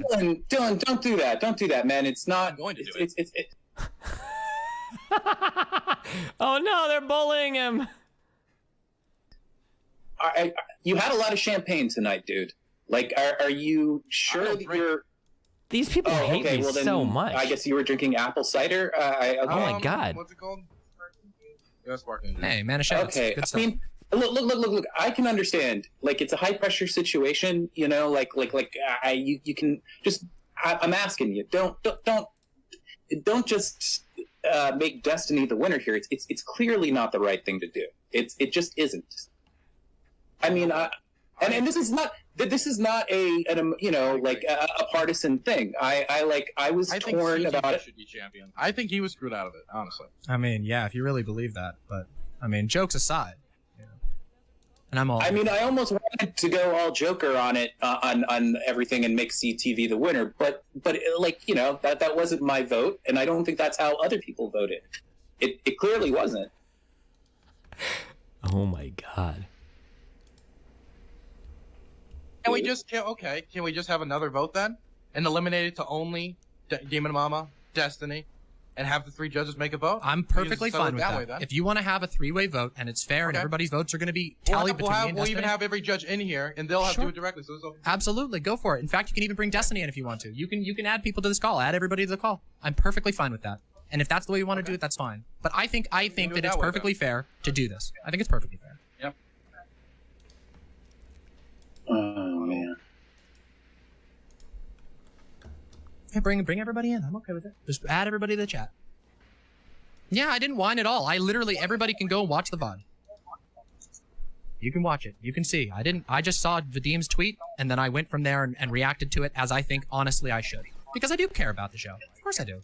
I don't think it's really a fair alternative to have people revote even. No, I agree. I don't think... I agree. I mean, the fairest thing, and even though that I don't, again, I want to emphasize that, it's a difficult show that Dylan is doing. Mm-hmm. I can understand how things get fucked up and, mistakes can be made. So, I'm not going to, just basically throw shit at him for, in my opinion, kind of it was a misunderstanding. Don't you get red berries? I agree. But I mean, at the same time, we were asked why we deserve to win, and I said because I fought for it, and I think I fought for it. So I think I'm at least entitled to a fair win or a fair loss. And I think the fair way would be to go and count those votes. But if we want to do a revote, if you want to do a recount, fine, let's do a recount. And if it turns out Al Gore style, fine, I'll take it. Okay, you're first of all, okay, I have to take a breath here because I have to be honest. I feel very, I just feel awkward in this situation, big time awkward, because I like pretty much everyone involved. I think that the fairest thing, if you don't get the championship, is to have another debate between the two of you, and then go from there. Well, but that forces me to have another debate with somebody who I, quite frankly, if you take a look at how he talked about me the day before the debate, I'm super comfortable with that. But I will. Wait. That's a good point. Did she just go from begging to have a debate with me to now saying she's not comfortable with it because she's trying to get a revote? What you and Destiny want to do is kind of I think the more important than what I as a judge. What is the controversy here? The first 3 voted 1 each. Second 3 voted 2 for Destiny, 1 for DM. This is just an obvious one for Destiny. I don't know what the obvious thing would be. I would lean towards Demon Mama probably should win, but it really depends on how you implement it. So because the way that I would look at this is your first pick is we've got Demon, Hunter, and Destiny. But then when we look at second picks, there's 1 for me here, but then there's 2 for Demon Mama. And then for third place, there's 2 for Hunter and 1 for Destiny. If we were... Because I would do a point system. So I would say on round 1, Demon Mama gets 3, I get 3. On round 2, I get 2, and then Demon Mama gets 4. And then on round 3, I would get 1. Wait, what is that? I don't know why I'm bringing my calculator. So I think she would have one more than me, right? 3, 5, 7. And then I would have 3, 5, 6. That's how I think I would do it. If I were to like add this up. But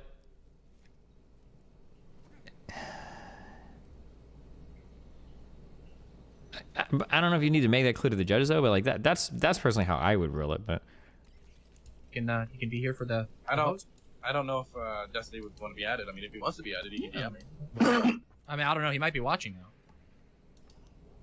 Oh, he can say that, but we have video evidence. Again, Destiny says all kinds of things that are not true about me. He could say that I bitched about it or whatever, but I think I was very reasonable here. He was very reasonable and even-handed. Okay. So we have the 3 people. Destiny says he thinks I should win. Oh. Okay. Destiny said what? Destiny says he thinks I should win. Okay. I'm surprised by that, but alright. You just want to have another match then? I don't. No. We're gonna do the vote. Do your vote. Okay. Vadim, who do you vote for? Demon Mama. Okay. Colorado, who do you vote for? They can't hear you. Okay. Danabo, who do you vote for? That made me the final vote. Danabo should just vote for Demon again. Because his second was Demon Mama and his third was Destiny. I was unclear on how the voting worked. I would have. Oh no. I would have voted Destiny. Danabo voted for Hunter Avalon. No. Katarana voted for Destiny. And Vadim Newquist voted for Demon Mama. Is this vote to keep or kick? What vote for Who's the winner?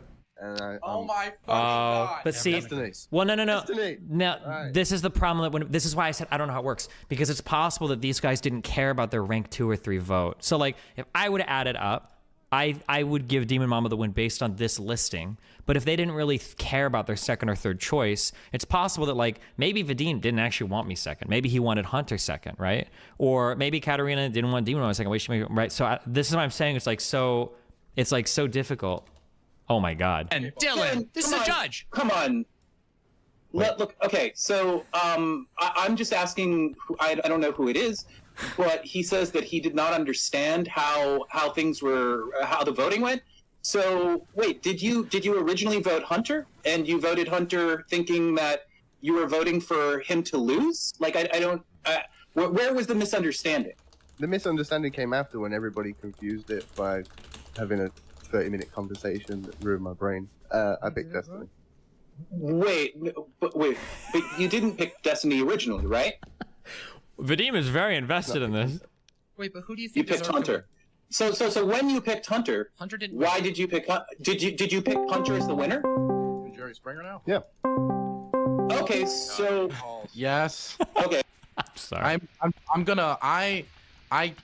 Dude. Wait, do you understand the issue here? You guys, there's a lot of people that are very emotional, but I don't care how the outcome is. So I'm just watching it. It's funny. Do you understand what the issue that's is? why I'm trying. That's why I'm just trying to have another match because I didn't know ranked choice voting was this like, So here's the conundrum now. So when I look at all of these votes, somebody linked me this picture. When I look at these laid out, I would give Demon Mama the win by 1 point because of how the ranked choice goes. However, it seems like the judges weren't aware that their second or third choice votes mattered. Because when you just did a revote there, Vadim voted Demon, Katarina voted Destiny. Now, Danabo, I would have expected would have voted Demon Mama because that was his second place choice, but he didn't actually care about what his second or third was, and he actually preferred me. So now it makes everything more complicated. So everything is like super... That's why I want another match. Okay, I'm gonna read. If you want to do another match, go for it. That's fine. Okay, fine. Wonderful. Okay. And by this is weird. Destiny agreed to have another match if you wanted one. Right now? I don't know if he said right now, but he said you want to have another match. Ask him right now. Listen, I'm sorry. I told Zerka that normally I always do this on the spot because that's what I like to do. But I told Zerka I would do some fucking podcast in 8 minutes. Otherwise, I would do it. Wow. If she wants to do it in like 2 hours, I'll do it. But that's probably 2 hours. I'll be asleep. Hold on. What time is it tomorrow? How about we just do it? We just schedule a date for it. You can promote it. It can be a still thing. Yeah, but she's impatient as fuck. Actually, I'm impatient too. I hate scheduling things out. But if you want to, yeah, I'll do it. Okay. Otherwise, I can do it later tonight, or I can do it tomorrow evening too. So it's up tomorrow evening, I got the fundraiser. So. Oh, good luck. You don't want me anywhere near that, okay? Yeah, no, I don't. Okay. If if ranked choice voting was supposed to matter, then why aren't we just going with the ranked choice voting? Because the judges didn't all know it we mattered. didn't have a backup plan for if there was a three-way tie, and so we were just kind of, if you can look at the stream and we're arguing, like, what happens all the time, right? Well, yeah, but usually I'll make the executive decision, but I don't want to make the executive decision for the final round. I understand that. I understand that. But what you did is, my understanding is that at a certain point you decided to go for ranked choice voting, and the ranked choice voting has been thrown out in this situation. I don't even. Well, it's been thrown out. Fuck, I'm so sorry. I love just Dylan is getting fucked with so hard right now. And we've decided to accept. Okay, I'm back. I'm just yanking you around. Okay, here's the question. Okay, ready? Now Vadim is very invested in this ranked choice thing. Why didn't he have a problem before when you guys asked to do a revote and I ended up winning? It sounds to me like one of your judges is tainted. I'm just saying, okay? Because he's upset with the new results. Even though you agreed to do a revote, now he's taking issue with the revote and he wants to go back to the ranked choice. Not good? Okay, go back. Good luck. We're all watching. The Giant Royale. I would assume that the ranked choice system was the one that was in place, and if it's the ranked choice system, then I was the winner. Simple. Welcome back. So, look. There was confusion, not only from me, because I don't really fully understand ranked choice voting. There's so much drama. But I guess there was... For no reason.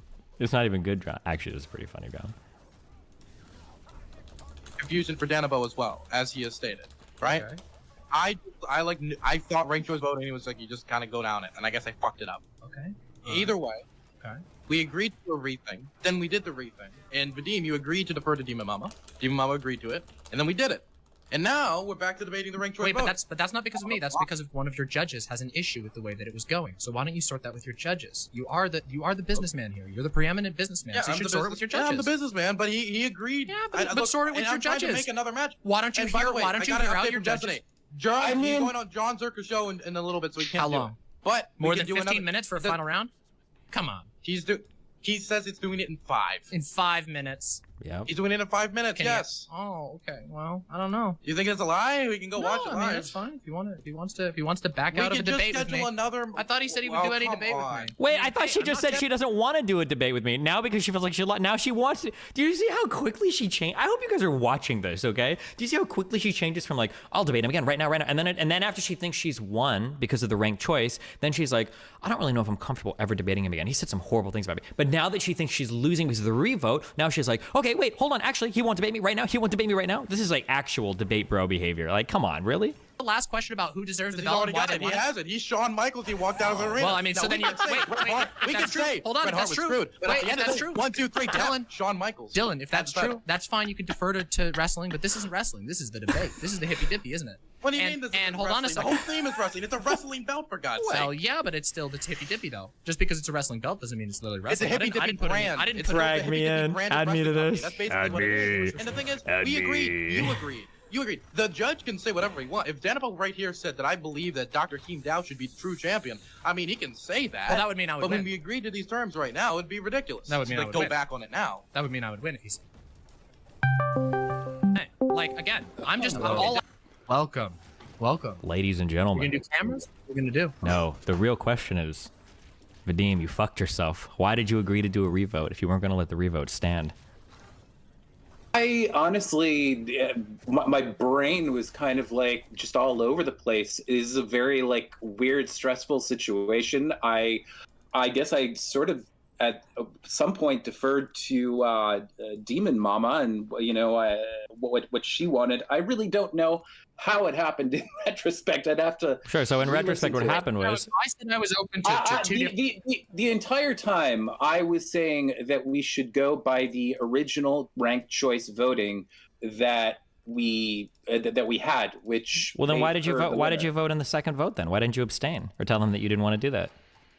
Are you trying to intimidate? No. What happened was this. I mean, first of all, I have to say, like, I just in case you didn't hear me earlier, I was trying to be as impartial as I could. I felt it was very close. You almost got my vote, and that's why in the voting process, when I saw that there was a 3-way tie, I wrote, okay. I mean, first of all, I said, ooh, Demon Mama, when they asked me who I should vote for, because of the fact that it was close. You could see this in my we all say the DMs. In the DM. And then I said, if we go to ranked choice, my second choice is you. Yeah, so the problem is, looking at the rank choice, so I talked about how I personally would score things. I would use a point system. So whoever gets first gets 3 points, second 2 points, third 1 point. And when I went and added it all up, it looked to me like if I was rating how I would rate it, I would have gotten 6 points and Demon Mama would have gotten 7. So she would have won. That's how I would score it. However, the problem is that it seems like the judges didn't know that their second and third place vote mattered that much. So what I think happened, okay, now this is my JCS, my inner crime investigator coming out. So when you guys did a revote, what I would have expected to happen was Katarina would have voted for me, as she did before. You would have voted for Demon Mama, as you did before. And then Danabo, looking at his second place vote being Demon Mama and third place being Destiny, he would have voted for Demon Mama. However, it seems like Danabo didn't really care to arrange his second and third place as much, so he voted for me. And then when he voted for me, now it seems like we're unhappy with the revote and we want to go back to the ranked choice. Do you see the problem?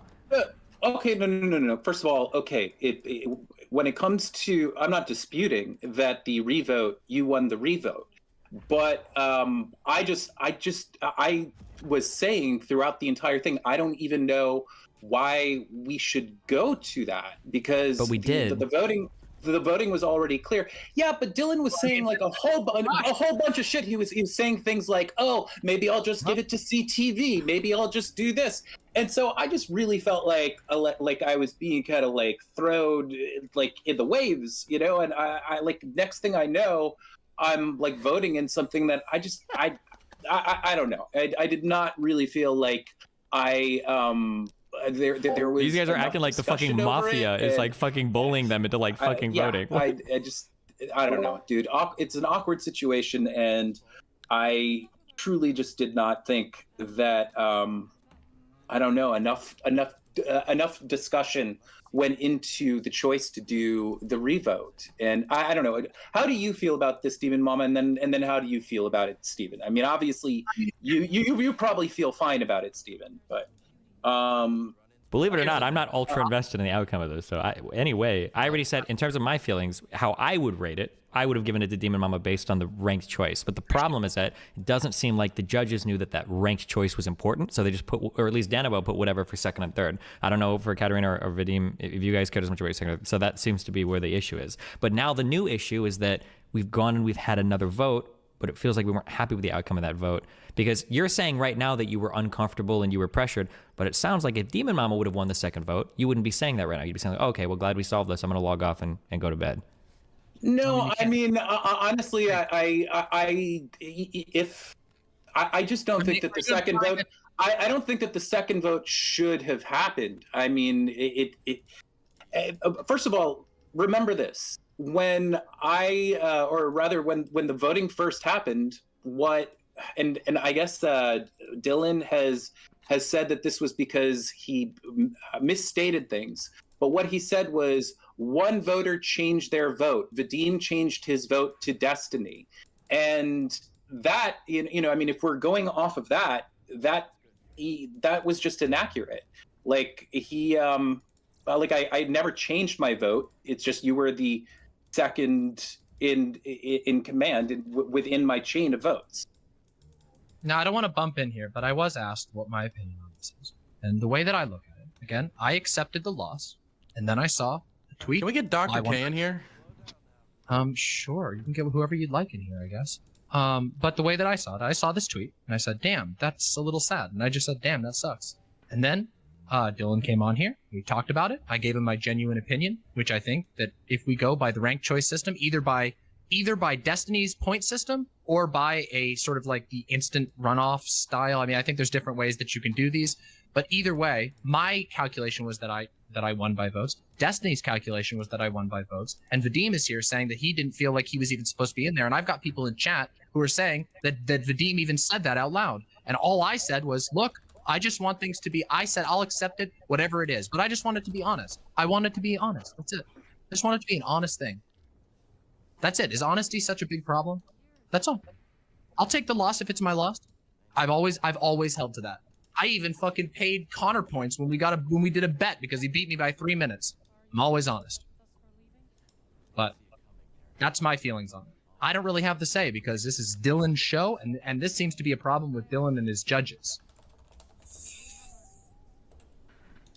And if Do it's we an want honest another match or not?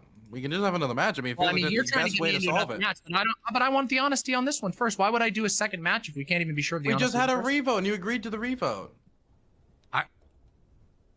But your judge is bringing up a problem with the revote. Your judge is saying. Yeah, but but the problem is there's problems on. Here's the issue. Okay, it doesn't sound impartial, but the issue is that the revote was agreed to.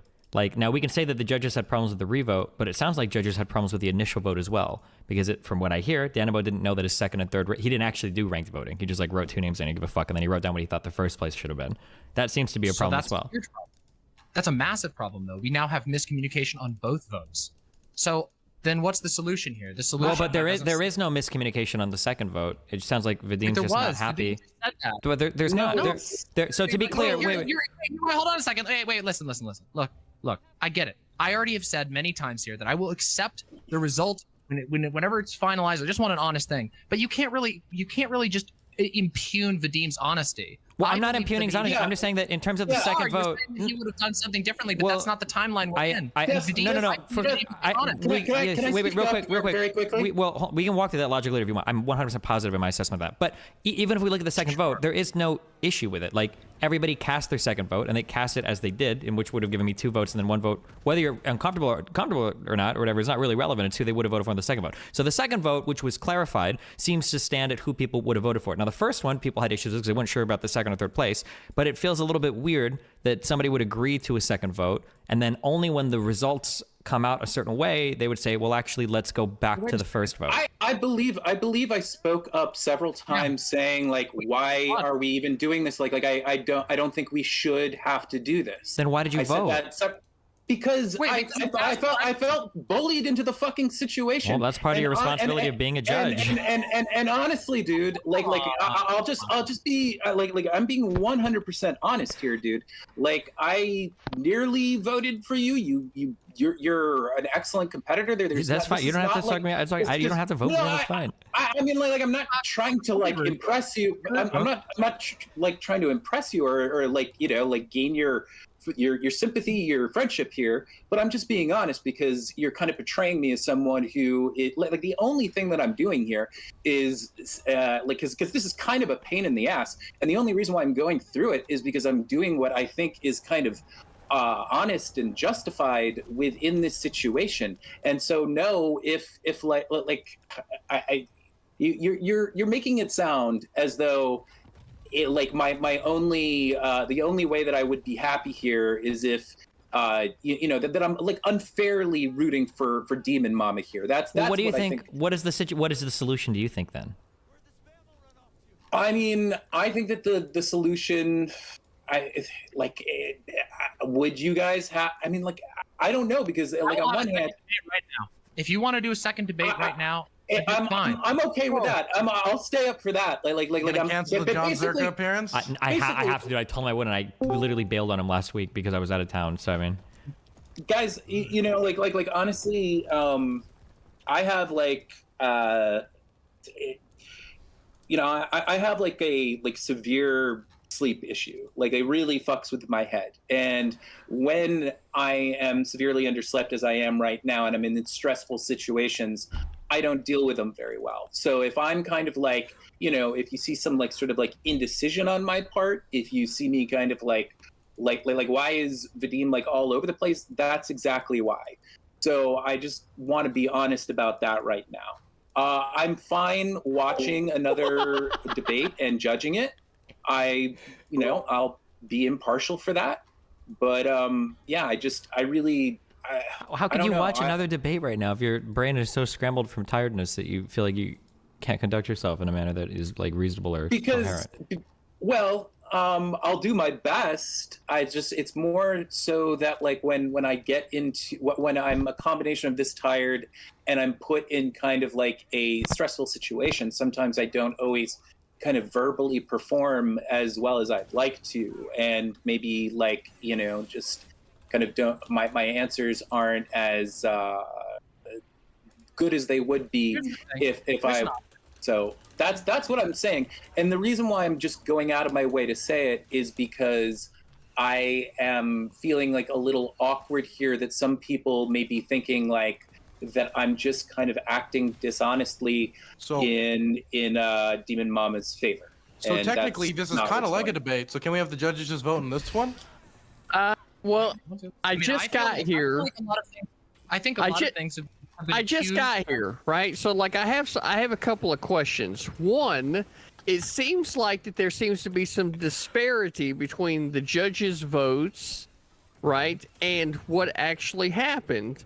So then like the question then becomes for me is like, at what point are the participants in what is frankly Dylan Burns content going to just be understood, right, instead of claiming victim mentality and then like, oh, this shit was rigged and like all this other stuff? Because frankly, like the only other person that intellectually was on my fucking level was Destiny, right? Anybody else could have fucked off. And that right there is the fucking truth. CTV, you are so full of shit right now. It's not even like she has. Demon Mama has been really dignified about this entire thing. She's totally said like that. I mean, like, have you even been listening? That is just such a bullshit way to characterize the way in which she's been acting this entire time. Like, I don't. You know, I don't have a problem with you personally, dude. Like. Oh, I know that, brother. Like, I don't want you to take that at all. But like, I haven't specifically been able to listen. Everything that I'm saying right now is a direct result of what's being communicated. And whenever you start talking and whenever I start trying to address what was said to me, it doesn't actually be able to make the point, right? So what I'm saying is that the point that has been being made to me by a lot of people in my community, right, is that what is happening is a complaining of what the result was. I'm not sitting there complaining, right, about the result, because I understand that Dylan Burns is creating a specific kind of content. He said this from day fucking one. It's not anything that is in any way, you know, controversial. I'm here to support Dylan Burns and the content that Dylan Burns wants to create, right? So crying about it doesn't actually do that. I never cried about Wait, it. I gotta say, this would be a strange turn of events if CTV comes in and gets the W and gets the belt because he wins this follow-up debate about whether we should have a debate or have a revote. He's basing it off of his. He's basing this off of his chat. He just admitted that he didn't actually watch the conversation. There's been no crying or anything. I literally saw this tweet and I said, "Damn, that sucks." And then I put out the votes as were reported to me by yourself. I've scheduled them out here, showed them on stream. I said, "Damn, it actually does seem like I should have won in the first one." And then everybody said there was confusion. And then now we're here. Now I think that I've been more than dignified. I took on the when everybody was watching at the whole thing. I took my L and I walked away, and I said, "Yeah, congratulations." I even congratulated Destiny. So I think it's very odd that CTV would try to characterize me as like some kind of whiny person. It feels like there's like a huge slant there. I mean, obviously we know there's a little bit of a slant there, but like, come on, that's not even reality. That's not even accurate to what happened. So I don't think that we can like. I don't think it would be fair. No, fair enough, right? So then explain to me what it is exactly that we're sitting here talking about. Well, that's exactly we're trying to sort I know, like you start with this, but like explain to me what it is that we're talking about. CTV, there's one too many fucking cooks in this kitchen. Like CTV, like with all due respect, like you don't really deserve to have. I'm making the executive decision here. I am not Dylan Burns. But CTV should not be a part of this. I could see Dylan being a part of it. I see. Let's continue. No, fuck you. No. Fuck you, Vadim. Right? Because the reality is right now is that the only person that is on the conservative side of politics.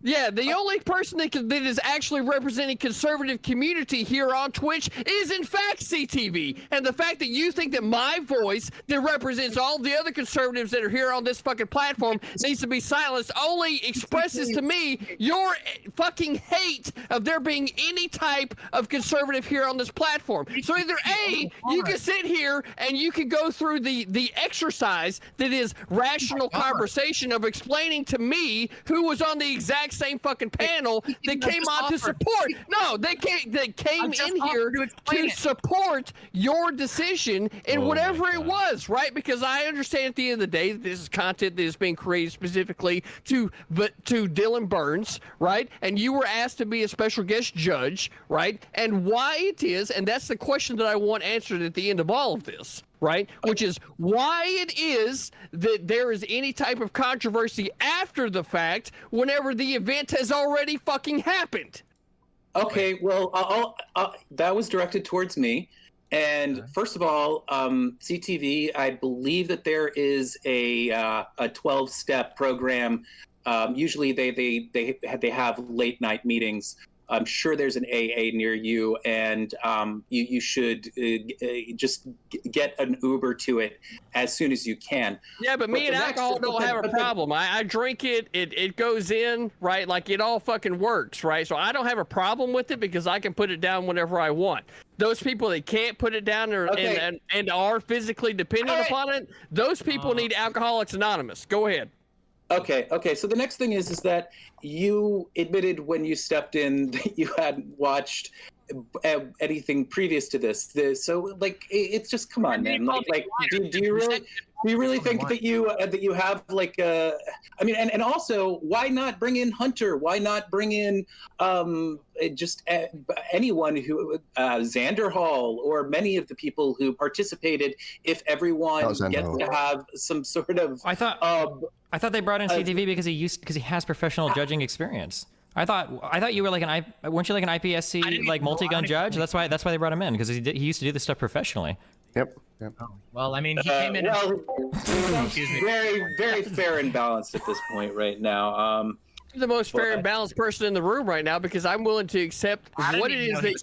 Hold on, that you specifically said to begin with, Vadim, with your judging, right? I'm willing to accept that as is and not make a problem about it at all, right? Now, the fact that there's a problem now is where whenever I come in and I'm like, well, if there's a fucking problem with what happened at the moment, then it's very obvious to me that we need to be getting into the nuance of that situation in order to bring everything to fucking light. Because specifically, and fuck everybody else in the room, I am here specifically because of Dylan Burns and his content and me wanting to be a part of that, right? That's why I'm here. Take it down a couple notches, brother. Listen, I was so fair. There were several times where I didn't necessarily think that you were giving. We're waiting for him to join this dumbass call. You were in there and you were fighting, and you had fucking, like, I don't know. I hate this word, but for lack of a better one, moxie. So I gave it to you, and I took out other people who I actually who I'm better friends with. But then, towards the end, I finally did knock you out. Whoa, wait. Hold on. Slow down. You're a friend to Shark Zero. I want to know this specifically. No, that's right. So then the only fucking vote that mattered, right, was the vote for Shark Zero, and that was the only fucking vote that you could be referencing right then. So don't even try to fucking sell me on this whole fucking bullshit whenever I know from the start. Right, the only vote that you had anything to do with was the Shark Zero vote with regard to CTV. Thank you very much. CTV, were you not the man who came in talking about how everyone was crying, and you are now like, this is beyond embarrassing. This is like one of the most extraordinarily humiliating things I've ever seen someone do on the internet. The way that you're screaming right now, man, the fact that I'm screaming only means that I'm passionate about what I'm talking about. There is absolutely zero anger, right? But only passion, because Vadim, frankly, like when it comes to people that have actually put the work in for the fucking hippy dippy, you are not among the names that I would count to the people that have put the work in for the hippy dippy, right? It's been this fucking guy. What the fuck does this have to do with anything? Conservatives that would bother going onto the fucking platform, CTV came in and continued to show up consistently for this fucking branding. So don't try to sit there and tell me that like you were somehow agreeing agreeing with me, but then like not agreeing with me. I never agreed with you. Are you kidding? I didn't agree with you. I decided not to vote you out when I thought you were making bad arguments because there were elements of your style that I thought were worthy and you were a good competitor. So I'm throwing those things out there to just kind of reinforce the fact that I believe that I was fair throughout. And you can yell all you want, but I don't really think it's making you look good, dude. Whether or not it makes me look good is something that my audience specifically will have to worry about, and we're not worried about what Vadim's fucking perception is of that, right? We're not worried about that at all. The Wolfpack will remain strong as it has ever been, and will only continue to garner strength because they understand and hear the truth in what's being said, right? Now, that's why we supported the decision that you made to begin with regard to your judging, because Dylan chose you as a judge, and it's that simple for us, right? But the fact that we're sitting here having this conversation takes me back to the original question, which, and Demon Mama, this is where we kind of throw it back to you, right? Which is, how did we end up in this situation at all? Because what I was hearing was, frankly, like, crying about the decision that was made. So if that wasn't the case, if you would lay it out for me, I'd appreciate it.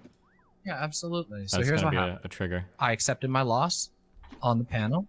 I said, congratulations to Destiny. Then I went back and I started talking with my chat. Then I was sent a tweet by Vadim, which said that he was misunderstood or something along those lines happened. This was posted publicly to Twitter. You can go check it yourself. Then I said, wow, that really sucks. And so I started talking about it. I said, damn, that really sucks if that's the case. And if I have the votes correct, Dude, and this wasn't supposed to be really Rank's invested choice, in the outcome of this. I would have been the winner. And Destiny himself also admitted that he believes that I would have been the winner as well by the system that he would have ranked it by. So we have two people who agreed that that's the case. So I said, look, this feels unfair to me. That's okay. Dylan came in, said, why does it feel unfair to you? I explained why it felt unfair to me. Then there was a whole bunch of back and forth about what to do. I said, if we're going to do another debate, we should do it tonight. I said I'd also be willing to sit through a second vote, but then Vadim brought up that he was uncomfortable with a second vote because he didn't feel like it was being communicated correctly, and now we're here. Now, with all due respect, I do think that it's quite unfair for you to have come in here and accused me of whining or anything along those lines when I've been nothing but respectful throughout this entire process. I wouldn't say accusing. What I would say specifically is conveying the information that has been conveyed to me. So the attempt to try to paint me in that way is disingenuous from the start. You can admit that, right? CTV, please. You talked quite a lot here, and I understand. I realize that. So, like, understand where I'm at. I made a drink. Hold on one second. Outed a lot of us. This is the content that Dylan Burns wants to create, and as a Twitch politics community, right? That means that every single personality that continues on this platform, right, that shows themselves to be a community leader, right, should be the one having a say in these types of things. So I didn't have a problem. Shut the you're talking so oh much. My fucking God, right? Stop. Oh my, I'm not going to after panel, I can do that. I'm wondering, right? I'm wondering, right? So then, like, specifically, so then, like, the reason that never ends. No, it ain't a gish gallop. It's not a gish gallop. If you would just shut the fuck up and listen, I'd be able to finish my fucking point instead of just keep saying shit that fills up the time that continues to take away your ability to be able to say a fucking thing, right? So from there, I don't have a problem specifically at all with the type of content that Dylan Burns wants to create, because in reality, right, the content that Dylan Burns creates and puts out onto YouTube and further out onto any other platform that it makes it to brings more attention to the Twitch politics community. And as a fucking whole, every single person that is participating in Twitch politics should be understanding that from the start. If you're not, and you're looking from it from an individualist point of view about like,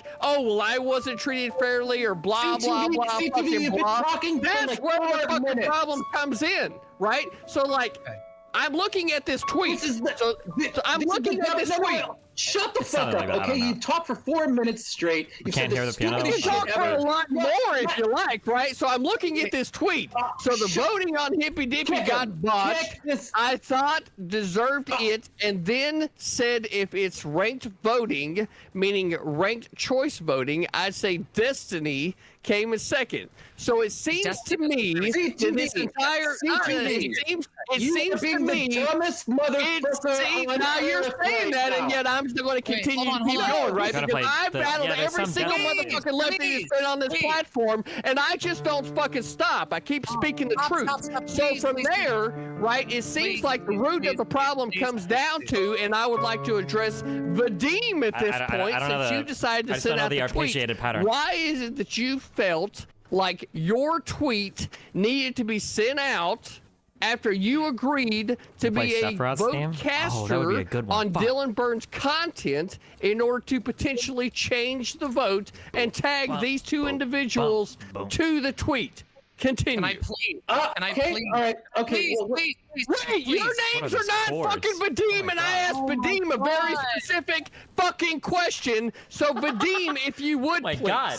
Demon Mama, I swear to God, I'll be very quick here, okay? What you've just said. I'm not asking Demon Mama, right? I'm asking Vadim. So Vadim, if you would, since you sent the tweet out, if you would please, sir, answer the question, why did you feel the need to send out this tweet? Because will you allow me to talk unobstructed? Will you allow that? Is it this? Okay, now that I understand that it's your voice, go ahead.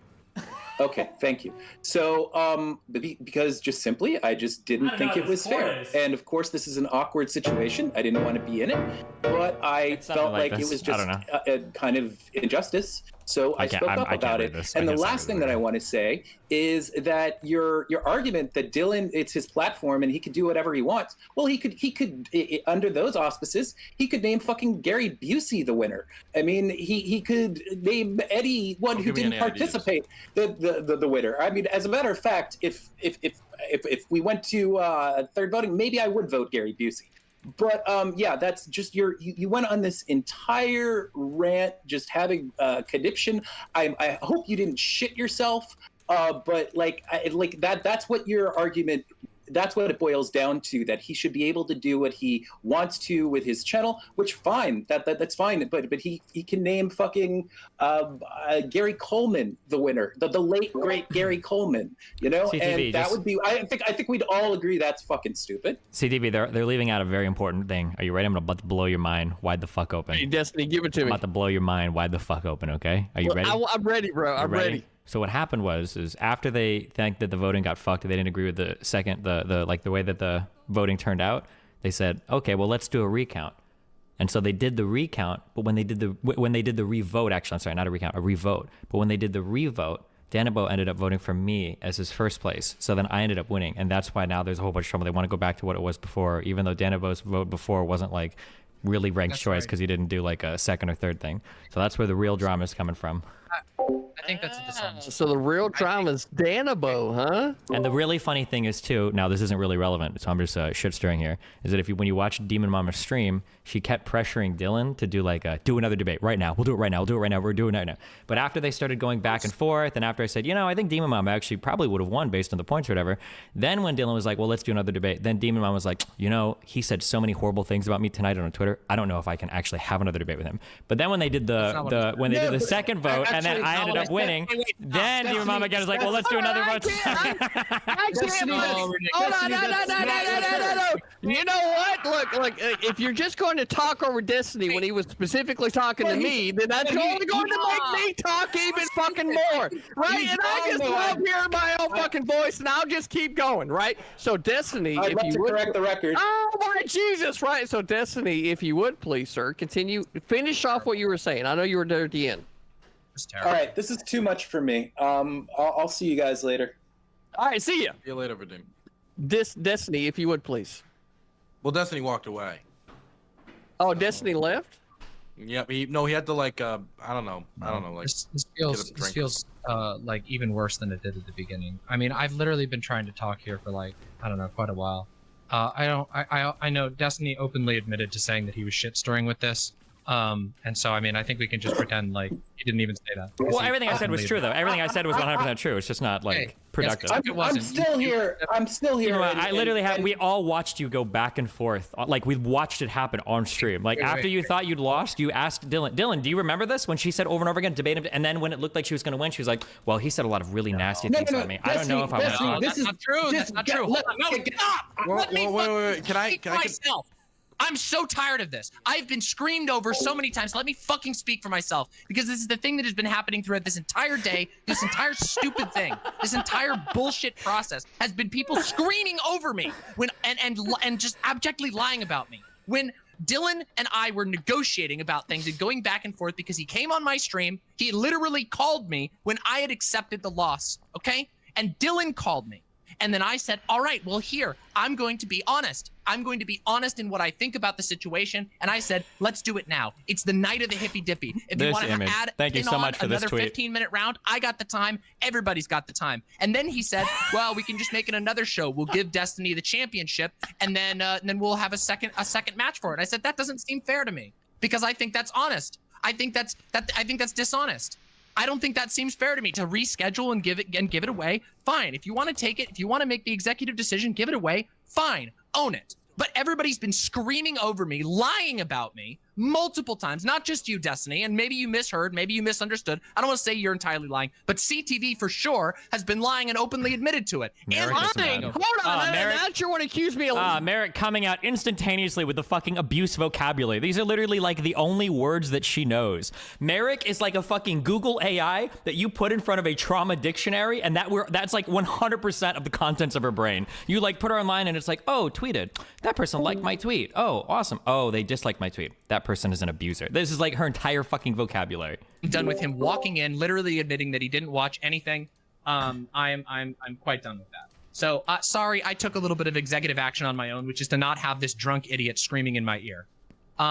So yeah, whatever you all want to do, go for it. I think I made my case very clear. I think that whatever you want to do, it's your call, it's your show. You know that I've supported the show, that I've always done it. You also know that I wasn't fucking whining about it. I brought up my honest thoughts about it, simple and clean. And now we're in a mess.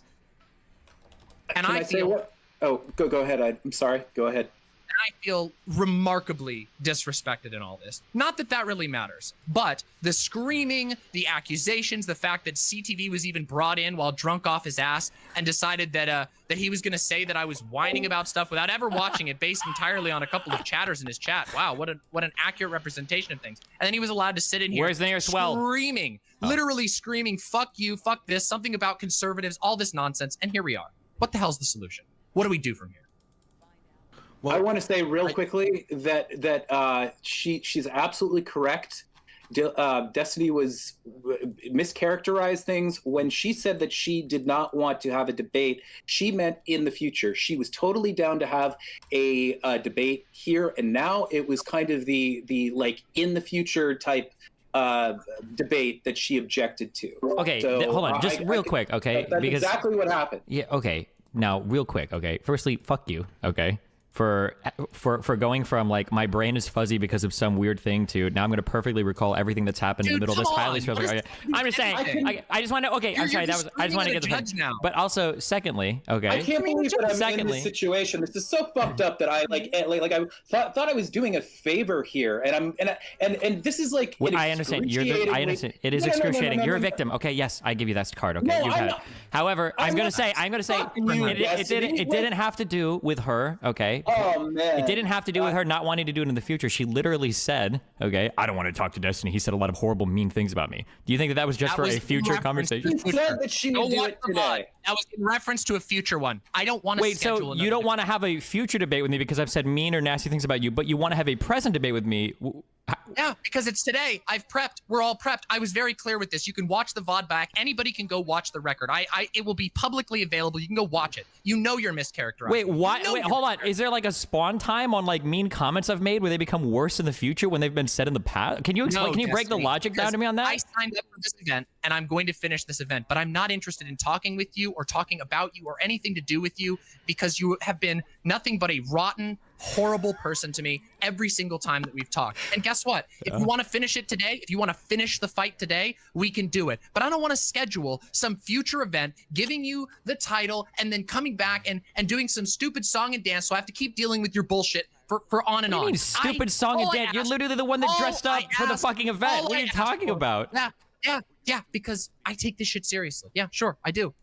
Seriously within what it is. So I'm a political yeah, I'm just saying, like, I make it fun. We've had fun, okay? But this isn't even interesting anymore. This is just madness. I agree. I'm just saying it's very strange that it's I'm so offensive that you can't do a future debate with me, but you can do one right now. I don't want to. I don't want to do a future one. Today is the day of the hippy dippy. I signed up for the hippy dippy. We counted the votes. The votes looked like they were in my favor. I said, damn, it sure does suck. I gave you your congratulations. And I offered Dylan, let's solve it right now. Let's have this over with, because I don't want to deal with you anymore going into the future at all. I don't want anything to do with you. And, you know, it's really funny because you always blame everybody else and all this shit, and you always got everything, but you're just a fucking dickhead.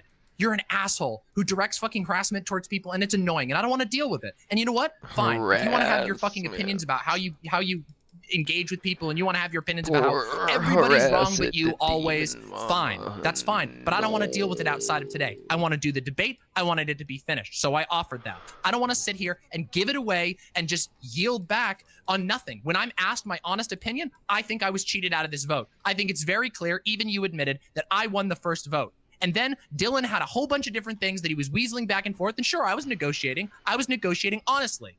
And that's what brings us here. But don't lie about me. Don't fucking misrepresent me. Don't fucking scream at Vadim and do fucking whatever shit you want to say that's saying that he's a liar multiple times, which you've done here. This is ridiculous. This is this is just ridiculous. Okay, so my problems with Vadim are separate from you. I just thought it was funny that I'm too offensive to like deal with in the future, but not right now. That's just kind of funny to me. What? But no. Also, to be clear, to be clear, I think that the voting would have stood the way it was, but unfortunately, you guys complicated things because you agreed to do a second vote. But then when it didn't turn out how you wanted it to turn out, well, now there's a big problem. When in reality, there's actually not a problem. There was a second vote. The second vote should stand. That's how it should work. Because it seems like Danabo didn't understand the ranked choice at the beginning. So you do a second vote to clarify. There was no ranked choice in the beginning. I was the only one who voted second. And I mean, that's what Dylan said. He said one person has changed their vote. Yeah, but it sounds like in the beginning there were one vote for every person. So right. This is on. Wait. Let's remember exactly what happened, which is that we can go watch the VOD. It'll be very easy to verify this in the future. But I believe that Vadim has been telling the truth. I believe that Vadim has sat here and engaged with this, being screamed at by a drunk guy, being accused of things by you. I think that Vadim has... These guys' lives must be so easy if this is this traumatizing for them. And if he honestly says, and I believe, because I remember this, and my chat seems to remember it, which I got a hell of a lot of people in here who would... Or maybe really hard, I don't know. This, that Vadim brought up concerns with it. When Dylan straight up asked him, well, who would you vote for? He told his honest answer. But I don't think that means that he agreed to the validity of the vote. I'm fine with whatever fucking solution it is. I accepted the original loss. Obviously, I would love it if we wanted to go back and it be just and have me win the title that I deserved. Of course, I would love that. I would fucking love that. That would be perfect. I think that would be fair as well, given that we have the votes here and I won and you concluded that I would have won. But if Dylan wanted to do a second vote or Dylan wanted to do a second debate, that's fine. But what I don't want to do is I don't want to spend another week thinking about you. I don't want to spend another fucking week with you needling at me and doing all this stupid bullshit because I have to prepare for a debate with you in which you're going to be an insufferable asshole and say all kinds of terrible shit all over the internet. Sure, I understand that. But if that's the case, we finish it tonight. Or we don't. If that's the case, you should probably just abdicate this entirely. Because what if you end up winning and then I end up challenging in the future? It sounds like I'm like way too like much of a trauma trigger, I guess, for to exist in the same like internet space as you. So maybe it would be better or more responsible for your own mental health to just like take a step back from these areas. Is that a point of pride for you? I never said it was a point of. I'm giving you free mental health advice. I would ask that you don't give me any mental health advice. I then talk to a therapist and let them know that there is somebody that triggers the fuck out of you online. They probably say you probably should avoid that person. Please. Okay. So this is in what I've always advertised it and always said it is. This is like a wrestling program, right? This is the fun thing. There's a belt, and people fight over the belt, and there's like drama over the belt, and who's the real champion? Oh, I'm gonna take, and all this stuff. We shoot promos and stuff, okay? Let's not take this. Let's all make sure we're not taking this shit too seriously. This is all meant to be like a wrestling program. This is a wrestling program. This is a wrestling program, and it's you know it's gold. You know, there's stuff being created here. Like there's drama and stuff over the belt. Ultimately, that's what's gonna happen with the belt. This is a wrestling belt. There's going to be situations like this. I don't know if anybody's been paying attention to me streaming for the last week or so. I don't know why I have to explain this. Or in today's program, I was like saying Vosh screwed Vosh and like I hit Xander. She's actually getting like super stressed. Like you can actually see like her like the shaking or whatever. Like now I feel bad because I think she's unironically getting like triggered by this conversation. We all understand this is a wrestling program. You just brought in CTV to fucking scream over me for like literally. But it's irritating because like I feel bad for I genuinely do feel bad for her. I don't actually enjoy like people like getting super fucked and like having like a horrible fucking time. Like, but then on the other hand, these people will like relentlessly try to like tear me down. And when I say tear me down, I don't mean like shit talking. I mean like try to get me banned or demonetized or everything. Like it feels kind of. The cry bully is like it's real. It's really irritating and difficult for me to deal with. Few people who are taking this a little too seriously. They think this is like like I don't know, like this. I'm like, giving out fucking like I don't know, like the fucking peace medal. Like who's the next Jesus here? Well, I mean, but you have a lot of people who like your show, dude. There's a lot of people who really respect your show. A lot of people really like it, and a lot of people want it to be fair. And I just gave my honest opinion. I took the record fucking shows. I took the L and I walked off the show. And then a judge spoke up, and I said, "Hey, that seems pretty motherfucking unfair." And here we are. And I'm not just gonna lay down and just say, "Oh yeah, give it away," because of course I want that belt. You know I want that belt. You know I wanted that. I just like to know, you know, Destiny. I already know his take, but Dylan, do you think that I've been dishonest here? Do you think like that's like where I've been coming from? Like the conversation here is whether or not people are being dishonest. It's all about whether or not there was a confusion with the voting process, and that's basically it at the end of the day. CTV and it's fine. I don't think you're being dishonest, right? Okay. But if you want my genuine opinion, after there was a revote, like that's like it. Like what am I supposed to do now? Undo the revote and say actually we're gonna go back to the original thing and let's go back to the original model. Like I can't do anything. That is why I offered to have another thing. Now obviously Demon Mama doesn't want to have this match against Destiny again because of the history with Destiny. I just gave you like another hour debate. What was that? I just gave another hour debate. I just spent in here arguing back and forth with CTV. Wait, we're judging this as the debate now?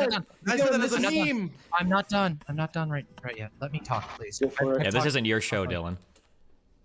I mean, it's not a matter of that. I just really want to actually have my voice heard at some point.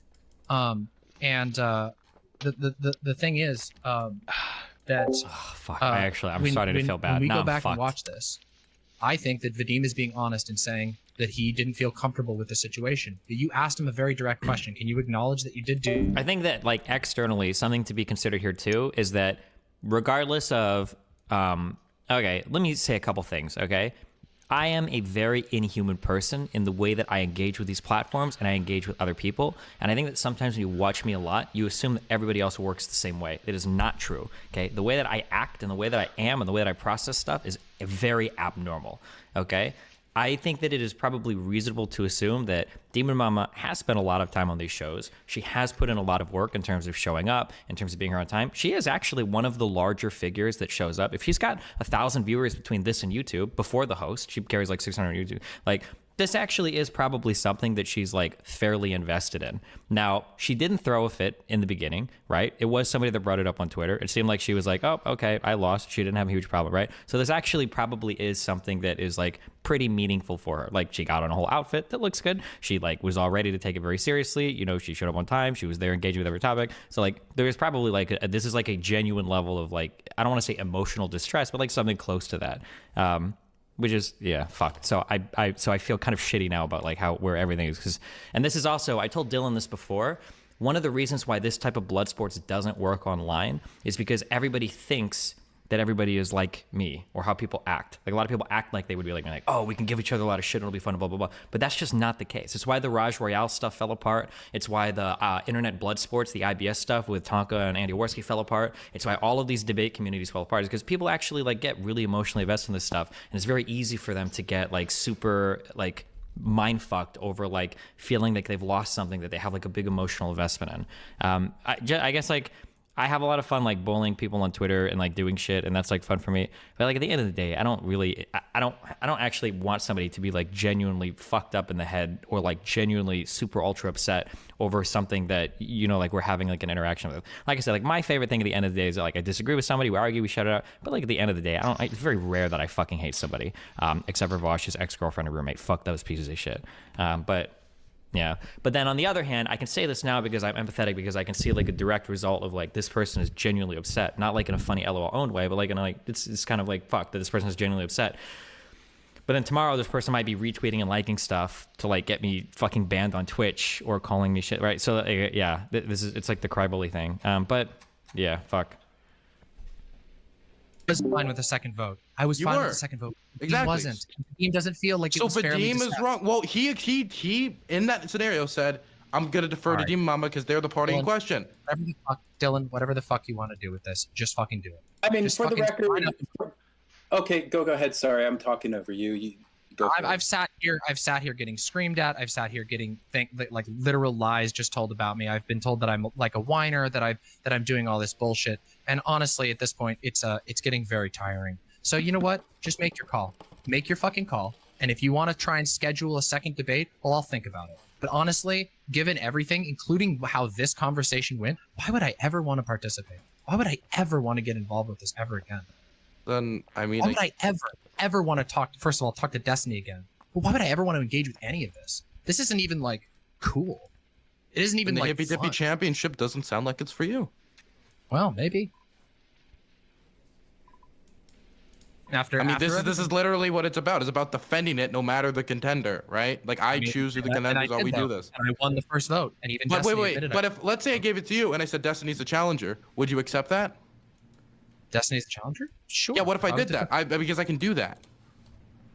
Yeah. Although, wait, didn't Vosh have it and then isn't Because isn't it it didn't go in within the proper like time to defend the bell, like 2.5 months. It was I supposed to don't be know. one. Yeah. Like every if I was to defend it, sure, I'd defend it. So you would debate Destiny? Well, if I have to defend it because that's a favor that I'm doing to you, yeah. I'm not gonna do it for no reason. I'm not gonna do it for no reason. I'm not gonna get cheated out of a vote and then go fucking deal with somebody I don't want to deal with. But if I get the belt that I won the first vote for, and that's the way that it goes, then of course I'll do my duty. I've always done my duty for your show. You know I have. You can't contest that. I always What have. would you want me to do, Demon Mama? I'm curious. What would I want you to do? What would you want I don't me to know. If I could have complete control of this situation, I don't know. I would have said, fucking pause the fucking vote back when it was still happening. Communicate with the judges. Now that's all gone. I'm saying now. What do you want me to do now? I don't know. Yeah, what would you want me to do? Because if you look at my situation, you agreed to a second vote. That's dead now? Well, seems ridiculous. Well, I mean, Vadim is the one. Vadim brought that up, and I'm fine. So should Vadim deem it? Should Vadim, after he said he would defer to you, should he decide it? If Vadim wants to decide what happens next, I mean, I don't know. Like, I feel like right now, I don't even know what I'm being asked. From my point of view, just I want to say this real quickly, and I'm sorry to interrupt you, Demon Mama, but we were talking for about like 20. I mean, what felt like 20 minutes, at least 10 to 15 minutes before Destiny jumped in. And we were talking sense. We were explaining why you were wrong about the ranked choice voting, and Destiny even seems to admit that was incorrect. But you did a second vote. Stop omitting that. No. And yes, I did, but only after trying so many times to say, like, look, this is the fair thing. And he kept on insisting, like, well, I don't get it. I don't he just didn't understand. So I just was just like, it was very I don't know. It was just like the situation where I didn't I was just like, fine, if this is what I fucking have to do. It was just like I felt like there was no other alternative. I had tried so many times to speak up for what was the justified thing to do. And then when it seemed like I could only do this one thing, that's when I was like, okay, fine, I'll vote. But it was not something that I wanted to do. It was not something that I felt was fair. Okay, wait, real quick. I have to leave because I'm doing my other thing. Dylan, can I talk to you for 2 seconds, and then you guys can figure out what you want to do, okay? What do you want to ask me? Hold on, I'll be back. A conclusion? Oh, I guess we'll find out. Remember to hit that like and subscribe, and don't forget the notification bell so that my videos show up right in your feed. It's actually really good, guys. I promise. Oof. All right, boys. We're going in.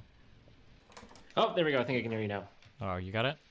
Yeah. How's the is this mic quality good? Yeah, it sounds great. Is it echoey? Okay. What's up, Mr. Stephen Bonnell II? Is that correct? Yeah, that's the full name. You just completely doxed me, dude. What if my name was a secret? That's a bit. You're even more handsome in person. Well, thanks, I guess. So what's up, man? What do you want to talk about? I know we got into a little spat today on Twitter. I have to say, I didn't expect today to go. It wasn't really how I was expecting my Sunday to go, but with life, especially these days, you never know. Yeah. You never know how it's gonna go. Yeah, I know what you mean. I guess it's kind of a brief overview of kind of what I told you. We've been talking about a lot of these issues recently on my stream, and not just on my stream, obviously across the entire world. Yes. Cultural issues and everything are at the forefront. Both American and international politics, what with Brexit and now with Trump in the United States, and yeah, it's kind of a lot of shit going on. The gaming community typically tends to lean a certain direction, especially in a post-Gamergate world, where you find a lot of certain things being said, and I noticed that it seems like you are kind of on a certain side of things when it comes to this kind of immigration and culture debate. And I do. Sorry, go on. I was gonna say I know you have a very, very large outreach and whatnot, so saying you say some things was a little bit troubling, but yeah, go ahead. Sure. Well, I mean, I don't think it's troubling. I think it's actually pretty common sense. I think the fact that people think it's troubling is what's troubling to me, because I just don't see it as very controversial. Could you? And also, the only reason that I'm maybe on a quote unquote side is because in this day and age, staying on the fence is just useless, because everybody knows that you're just trying to avoid conflict at that point, because we are in very polarized times. So I just like to at least state my opinion clearly. But what is it that you find so troubling? Let's start there. I guess it's kind of this general vague defense of Western, or more specifically like American culture. Basically, the problem I'm getting into is every time I read things, and I know that you're going to take extreme disagreement with this, every time I read things, what it always seems to boil down to is I think that this thing is better because it's majority white, and I don't want that to change. And that's like the most important thing. That's how it seems to read out to me that way. Okay, so that is one way that you might look at the way that, I mean, obviously you can take that from it, but that's really not the core argument. The core argument is that no other nation would voluntarily change its demographics. Now, people say, oh, demographics? What do you mean? It's not a white country or something like that, or demographics don't matter. But if this were true, they wouldn't have such an easy time turning around and identifying who's the problem, the quote unquote white male. They have no problem identifying it then. In terms of the problem, I think it depends on what particular thing you're talking about. But I guess, so to look at that first statement, so to kind of start this off, I'm not comparing us to any other country in the world. I think that the United States of America is relatively unique in its identity, and that we don't really have we don't have like an ethnic background that is tied to our country. Does that make sense? As in, like, we're not like, if you're from France, you can be French. If you're from Italy, you can be Italian, German. You can be German, Polish, like actual ancestry dating back hundreds and hundreds of years. Typically, as Americans, we are Eurocentric, right, in our ancestry. Yeah, well, that's what I'm saying. It's the USA as the proposition nation, but it is a European nation historically. There's just no debating that. When people try to debate that, yeah, there was obviously the slave population who lived here, brought here against their will. So they were emancipated. The first thing that you just said doesn't really make sense. It was a European nation. Like in the late 1800s and the early 1900s, Italians and Irishmen were discriminated against, like, massively coming to the United States. Like, they were called. Okay. I think Irish people were called the inside-out Negroes. Like, it was like. They're still European though. Yeah, but I'm saying that we didn't see it that way going back, 150 years in the United States. It's like, well, they're European, they're okay. Like, that's not how we saw it. Like, But we weren't there at that time. I mean, I was born in 1990, well past the. I mean, my dad is Persian, my mom is Hungarian. I'm not even 100% white. I'm just saying this as a matter of fact. So when I see bullshit, I just know it. And well, what do you mean by matter of fact? What I'm saying is that as time has gone on, we've seen more and more people be included in the identity of what it means to be an American. So it seems strange that today there's like this massive pushback on who can become included in that demographic. That just seems kind of strange. Okay, I understand. I understand what you're saying.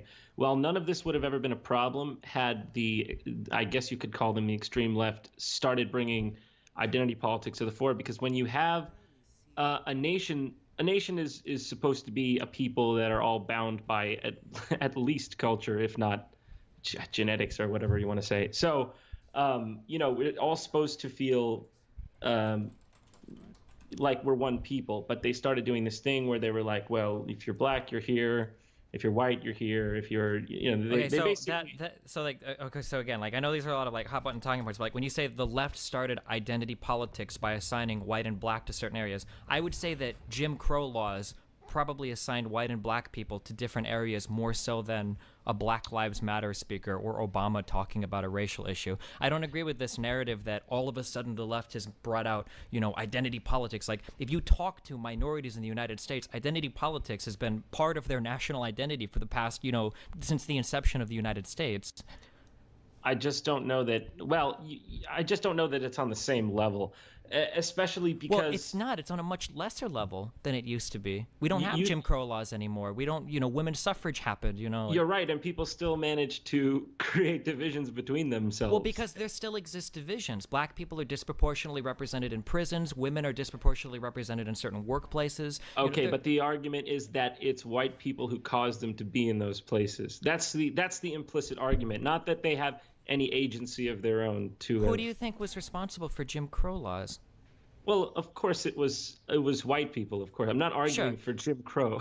Okay, well, no, I'm just saying that when you say something like that, like, well, people are blaming white people, which is absurd. Well, I mean, if you go back 50, 200 years, yeah, it was kind of white people that did it. Now, I'm not saying that we need to lock white people up now or bring back reparations or anything, but it seems like the big problem, and I notice this a lot because I watched pretty much your entire discussion with Sargon, is that I know that there are extremists on the left that want to play the blame game and do that fucking white guilt bullshit. I'm not into that shit. I'm not that extreme. Like, white people need to, bow their heads and be solemn everywhere and recognize their privilege all the time. Like, I think that's stupid. But it's difficult sometimes to have a conversation about these topics when a lot of white people won't even acknowledge that they exist. When you get white people that say things like, well, I'm pretty sure I could go through your Twitter and find things like reverse racism is a real thing, and white genocide exists today in America and everybody hates the white man. Like, those are pretty charged statements when you have people that are alive today in their 60s who were legally discriminated against in their childhood. Like, those are pretty extreme statements, Well, if we are going to acknowledge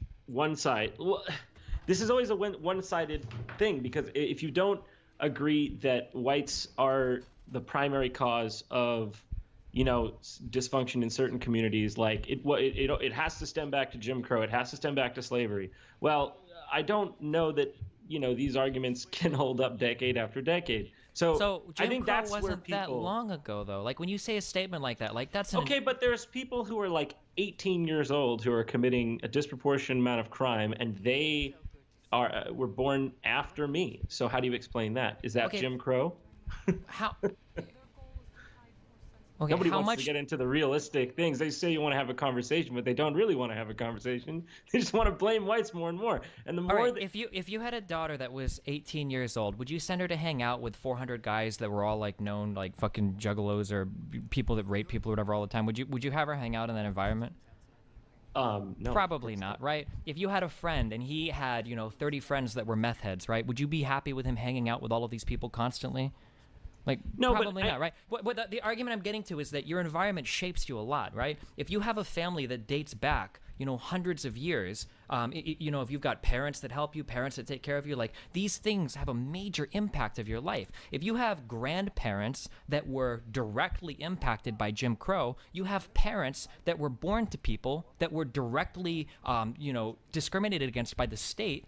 I mean, we're not that far removed from these issues. It's not like, well, my grandparents deal with this. Do we really have, like, we still deal with the Red Scare in the West, Okay, well, the United Kingdom didn't have Jim Crow. France didn't have Jim Crow. We still have riots. We still have Muslim riots over there. And in Sweden, they didn't have Jim Crow. There's still riots in the streets of Stockholm and Malmo and wherever else.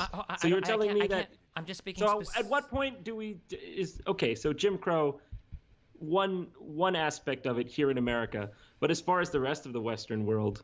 we don't have these same precedents, and there's I only want to speak time in those communities. I only want to speak in regards to the United States because everything else is way more complicated. When you get into the histories of other countries and Islam and in the Europe and everything, that's all different countries, or that's all different countries and different topics. So in the United States, I'm not trying to say that no black person is ever responsible for any of their actions whatsoever. I'm just saying that it bothers me sometimes when I listen to internet celebrities get together and talk about how irresponsible black people are when so many of them are born to single parent households. No. Like it's not as if we're saying like all black people are irresponsible. That's ridiculous. I mean that is truly bigoted. I'm just saying, like you can't make the argument that whites should be okay with them being becoming a minority in the countries that their ancestors built if it doesn't apply to other countries. Wait, hold on. Whoa, we're getting way different. Hold on. White minority versus other countries. Okay, here, I'll write this down. We're not quite on that topic yet. I'm just saying that if you're not acknowledging that there are problems that exist in these communities, you'll never be able to fix it, right? And one of the big problems I had when I talked with Sargon was this idea that, like, black people just need to fix themselves. Like, I mean, sure, you can say that, but this is going to take a lot longer to get these communities on board when they were aggravated by white communities for so long. You can't just tell a group of people that have been oppressed historically in the United States for hundreds of years, over the course of a generation to just fix their shit. Like, it doesn't work that way. I don't understand why it is anyone else's responsibility but their own. Do they not have agency?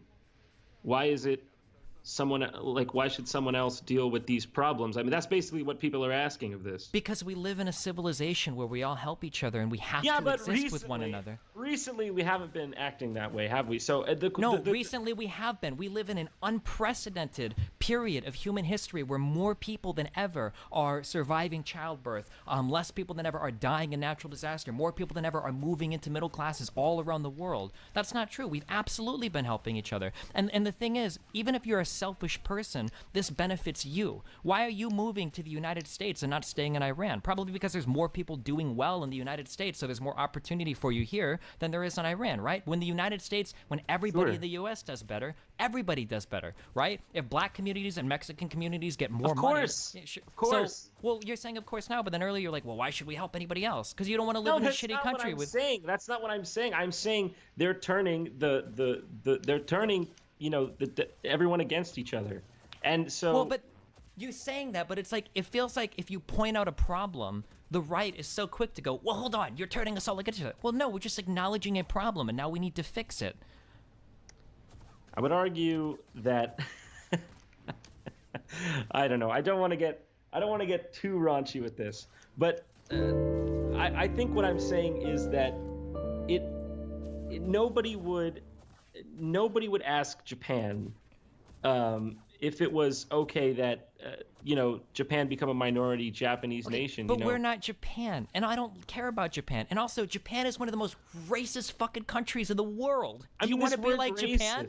This word racist, what does it mean? It means that the Japanese people thought that they were the superior Asians, and it was part of the reasons why they were so keen to do that shit they did during World War II. Japanese viewed themselves as the superior Asian race, and every other Asian as being subservient to them. It doesn't get much more racist than Japan. You want to try to draw a parallel to another homogenous society, Japan is like the worst go-to argument. It's also a dying country of people who, because they refuse to let anybody else in, are having horrible problems with their population, who, like, Japan has a lot of, like, world record-setting suicide rates. Like, I don't think Japan is the country that you want to point to as your model homogenous society. I just disagree. I think it is a model society. I mean...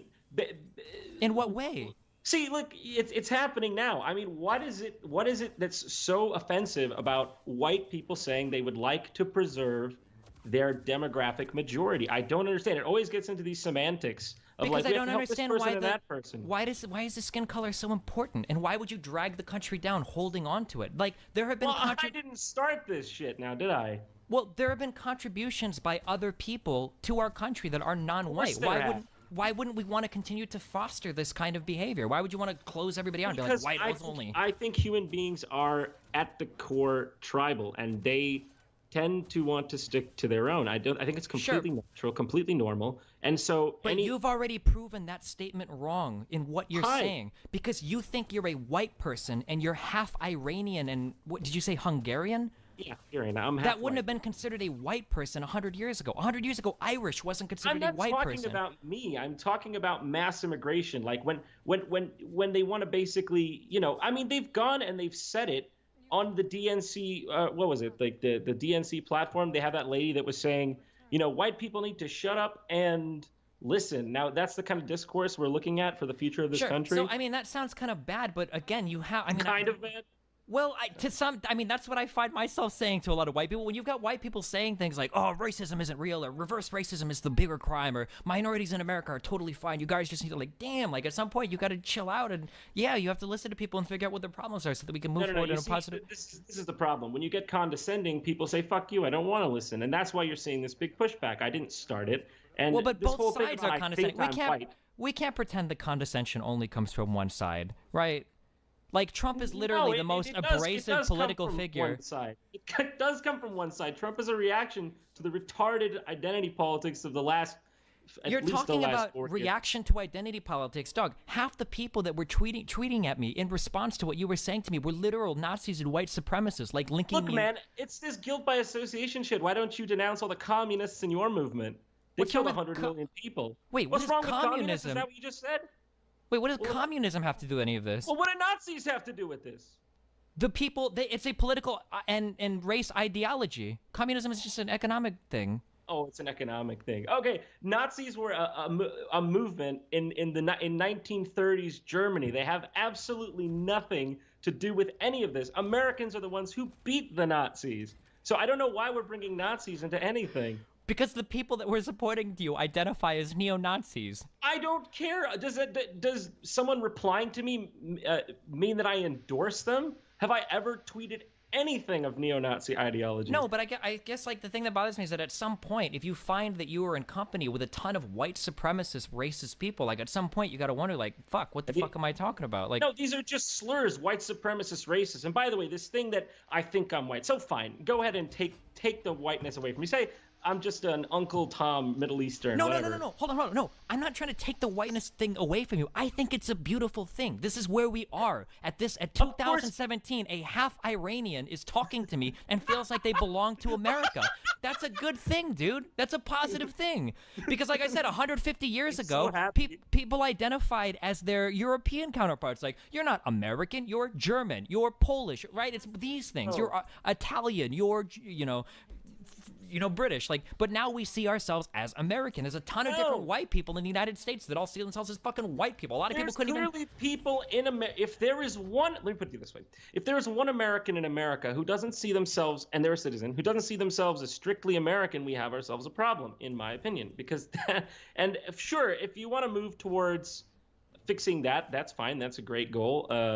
I don't think a pure society is possible. Like, I don't think that's possible. But in terms of a demographic majority, I don't know that a nation can exist without one. This truly multicultural, every single person is a different like thing or race or religion. I don't really know if that's sustainable long term in a society. Why not? What's so wrong about people being well, around have you seen the last last 4 years, my friend? I feel like people like you, when they're talking about this, they just pretend you gaslight. You pretend that the last 4 to 8 years didn't fucking happen. I'm not gaslighting. Your side is the definition of gaslighting, dude. You're telling me that there are riots all over Europe and riots all over Sweden. No, they're not. Do you think Sweden is falling apart right now under mass rioting and burning down of? You ever heard of boiling the frog slowly? Doesn't notice. I mean, people say the same about Trump's move towards an authoritarian fascist government. I mean, you can make the same argument about anything. Like I said, I mean, like the facts back me up that we are in an unprecedented era of world peace right now. But for some reason, people think that's about to change. Why? Because shit's falling apart. But it's not. You're the one gaslighting now. Do you see? Trump is the one gaslighting. This idea that crime is at a 45-year high, that ISIS represents a threat somehow to the Western world, these are gaslightings by fucking Trump. These things aren't true. I will give you I will give you that. Perhaps it's a little bit on both sides there, but I still maintain what I say is true. And so like when I look at society in America today, 200 years ago, men and women would not have been seen as being able to do equal things. That would be a disgusting idea. 150 years ago, Italians, Polish people, Irishmen wouldn't have been considered even white people, let alone Americans, right? I don't know that that is just a myth. That's not true. They were considered white. I don't know where this thing that Italians and Irish weren't considered white. That's ridiculous. You seen the Irish are like the whitest people around. The hell, that's just a fucking myth. So I'm gonna take that from you. Okay, here's a quick. I can't read thing. the word. It's white N-word. Okay, I can't read this because we're gonna trouble on stream. Okay, this is what Irishmen were called. I mean, in the United States. I don't know if you need a little think more this proof than a short Wikipedia article here. I mean, what do you want? I mean, we're talking about an undisputed. But they were still white. That's all I'm saying. They weren't dude. They literally white. had signs in the United States that said Irish need not apply. These were less than humans. These people were treated horribly. They were not seen as Americans or even white people. They were called reverse Negros. Maybe they were a bunch of dicks, huh? I don't think so. No. I mean, okay. So, 200 years ago, women weren't seen as being able to achieve the same thing as men were. 150 years ago, Irishmen and Italian weren't seen as being white people. 100 years ago, black people weren't seen as... It seems like we're making... Being Irish, or people not liking the Irish, or people not liking the Italians, doesn't make them not white. It just makes them not liked. Perhaps they had some traits that were undesirable. I hear the Italian mafia made the rounds. But look, that would have been a good argument to restrict Italian immigration then. But we didn't, and look what happened. No, they've integrated into society. That's a good thing. Nobody in the United States of America... Nobody in the U.S. sees an Italian. Giuliani took him down. Nobody in the U.S. looks at Italians and goes, "Oh, you're Italian. You're not a real American." Look at all of the integration we've achieved so far. Why would we stop at this point when we've come so much farther than we ever thought possible? Because if it's not working, we should avert course. How is it not working? What's not working? It appears there is a lot of conflict. I mean, I don't know if you've noticed, but in the last election, they pitted non-whites against whites, and they expected the non-whites to vote for Hillary, or you were some sort of race traitor. And I don't know if you want to ignore that fact, that's fine, but that's how it was. Well, I mean, it's kind of based on their platforms. When you've got somebody like Trump saying that if you have Mexican parents, you can't be a federal judge.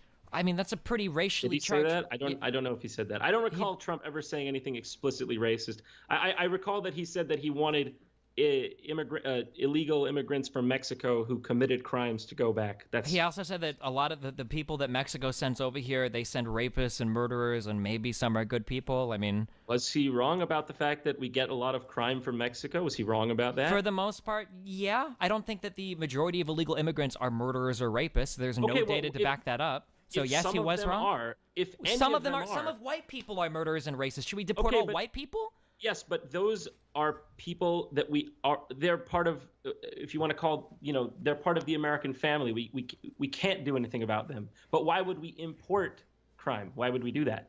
It doesn't make sense. We're not talking but apparently, about if you oppose this, you're racist. We're not talking about importing crime. The fact that you have importing crime as synonymous with Mexicans coming to the United States is a little telling, don't you think? It has nothing to do with Mexicans. If a bunch of Hungarians came in here committing crime, I would say the fucking same thing, man.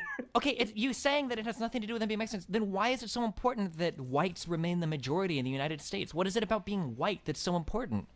Look, I'm actually not making the argument that whites should remain the majority in the United States. I'm simply arguing that it's clear that whites are not allowed to speak up against their demographic oblivion. I mean, it's not oblivion. There is no oblivion. Nobody is walking around killing all the white people. Says you. I'm sorry, wait, did I miss the stories where all of these white people are being killed in hordes by Mexicans and black people?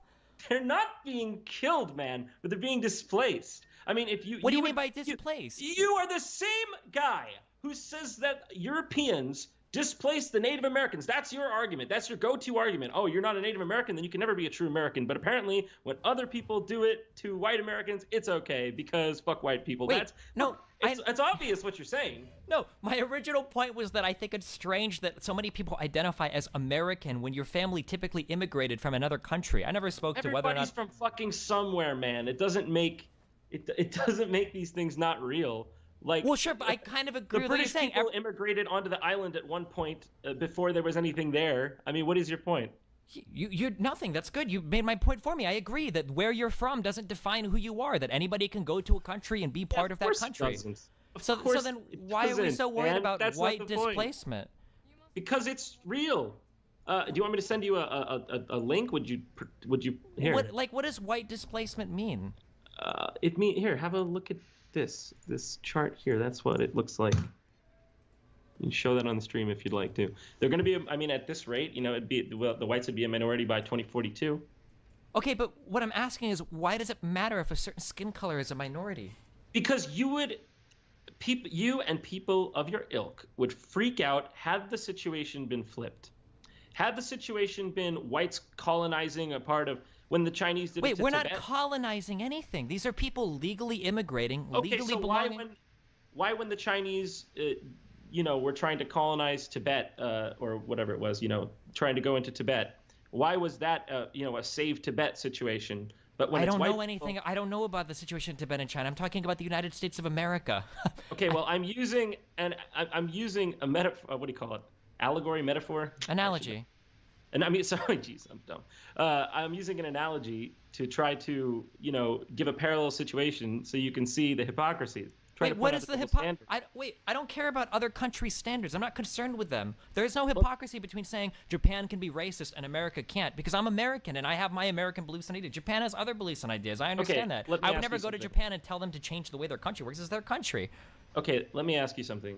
Do you consider the European colonization of Africa to be a bad thing? Yeah, that's a very, very complicated. It's only complicated because it's whites. No, it's not. It's really complicated because in a lot of ways Africa's been exploited by different imperialist countries, and in other ways Africa has grown a lot in different economies because of their trade with these countries. Like, that's a really, really complicated question. Africa is still lagging behind a lot of the world for a lot of different reasons, but they have been catching up and making great progress over the past 20 years. Like, it has nothing to do with skin color or white people. I mean, you could look at it through that paradigm if you want, but that's a really complicated issue. I'm just saying, if white people go to South Africa, they colonize there. You know, it's the white people encroaching on the Africans' land, and they should give it back. But we're not talking about colonizing or imperializing people. We're just talking about immigration in the United States, though. What do you call a large number of people from one specific place coming in, setting up their own ethnic enclaves, and then waving their own flag inside of our nation? What is would you it, setting call up your own ethnic enclaves and waving your own flag? I'm pretty sure we have a lot of Mexicans that come to the United States that are living in the United States that wave American flags and are proud to be American. Like, yes, of course there are some, but not. There are also large swaths of them who don't feel that way, who want to break parts of America off back into Mexico. So what would you say to those? Okay, so just to put your argument on paper, you think that there are people that risk rape, murder, and theft, leaving and fleeing Mexico to come to the United States, whose ultimate goal is to secede part of the United States back to the place that they fled from? I'm sorry, can you say that one more time? You think that there are people that risk rape, murder, and theft to try to get their families from Mexico to the United States so that ultimately they could get back to the United States just to secede part of it to Mexico. They want to break it off and go back to the land that they... Man, I'm not going to speculate on why they did what. All I know is what they are doing. And... Whoa. You just speculated, though. You said that they wanted to... No, I didn't speculate. You said they wanted to come here and break off... You know... Where is these movements of Mexicans trying to get, what, Texas to go back to Mexico? What? When you have these illegals coming up and getting so bold to say, try deporting me, Trump, you know, that's a sign of a problem. By the way, it's inarguable that the locations from where people have immigrated has changed. Up until, I believe it was 1965, it was all Europeans, and now most of it is from Mexico. And by the way, you know, they're even going into, I believe, the African Americans areas and pushing them out too. So it's not just white Americans that are affected by this kind of thing. I'm not affected. I don't understand what you... This is what I'm trying to get back to the original question. What do you mean by affected? What's so bad about a certain type of people immigrating to a country? Like, back to the original question, why does it matter if white people become the minority in the United States? Why is that a big deal? Man, come on. Come on, man. I mean, look, it shouldn't matter. It shouldn't matter. That's how people work. That's how all No, it's not. That's not true. Maybe that's how racists work. This is where the word comes from.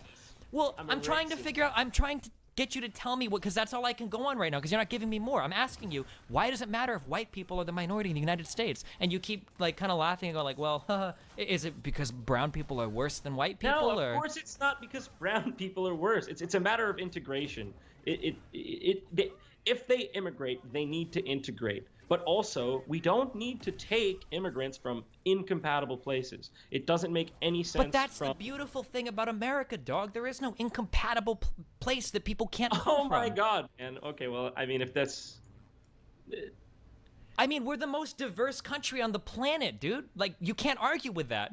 We're also arguably the most successful country on the planet, at least in terms of overall size of the economy, although we definitely have problems. We are definitely the most influential country on the planet. I mean, when we are the most diverse country on the planet. Like, these are inarguable. Why are you laughing? Like, oh, well, are we really? Like, no, it's like, you're acting like we're like 99% majority whites, and now we've got like a little bit bogging us down. Like, that's absolutely not true. Like, the country was something like 92% white in 1950. It's changed now. It's about 60% non-Hispanic white, I believe. These are epic demographic changes, unlike what I don't know if it's ever been seen in history, maybe in some invasion in the 1500s. But look, these people see themselves, I'm assuming, as Mexican. I don't know that they come here and the soil magically turns them into Thomas Jefferson's direct descendant. So why is it that white people, especially white Americans, resisting their own displacement is racist? Because you're talking about displacement. I'm trying to figure out what the displacement is. Nobody is killing white people. Nobody is moving white people out. It's a soft displacement. Dude, okay, and when they become the majority, they will vote in their own interests. They won't vote in white Americans' interests. So what white is a people white have American? a legitimate... Wait, what is a white American interest? Can you give me an example of like white American legislation or white American? My friend, there is a clear divide in the way that people think. White people tend towards the libertarian side of things, and at least the first generation Mexicans vote heavily in terms of government handouts. If that was true, then why are red states the one that leech all of the federal money? Then, if red people believe I don't that Republicans, know that that's true. It is true. It's absolutely true. Well, if that fact is true, I need to look into it. I don't know about that. Do you think that like a country like, do you think that a state like California is taking more federal aid than it's giving back in taxes? Red states absolutely leech money off of the federal budget, and blue states are typically the ones that contribute to it. And even within red states, blue cities are typically the ones contributing the vast majority of the budget and the money compared to the red rural areas. So I don't understand. What state is it that leeches? Are you talking about southern states or something like this? Sure. Yeah, the red states typically. The Alabama is the Louisiana is the. I mean, these states have high non-white populations that I believe. I mean, I don't want to get into. I don't want to. well, look at what you're saying. You're saying these states have high non-white populations. Yeah. Then why do they vote Republican? I thought you said these people have voted Democrat. They do. Okay, so they've got enough non-white people to vote, but they vote Republican. I believe those states have a lot on welfare, but I don't know this for sure, so I don't want to. I don't really know about this one. I will defer this one to you. I don't know. Okay, but then you said earlier that most of the Republicans were libertarians or whatever. I don't know. That just seemed like a strange... No. We see a different voting pattern. At least look. Even if it doesn't have to do with race, even if it doesn't have to do with national origin, even if it didn't have to do with these things, we see a discrepancy in the voting patterns between the different groups in America. So when you see that it becomes stacked against the majority population who is discouraged from voting in their own interests. They're Wait, what does that mean? I'm trying to figure out what does it mean. What does it mean to vote against your own interests? What are white interests that get voted against? I don't know what reality you're living in, man. I mean, when the news is telling you that a vote for Donald Trump is a racist vote, okay, and Donald Trump, all that he's saying is perhaps maybe we should keep America the way it was. So first, that's because it's an incredibly stupid statement to make. Most of what Donald Trump says you.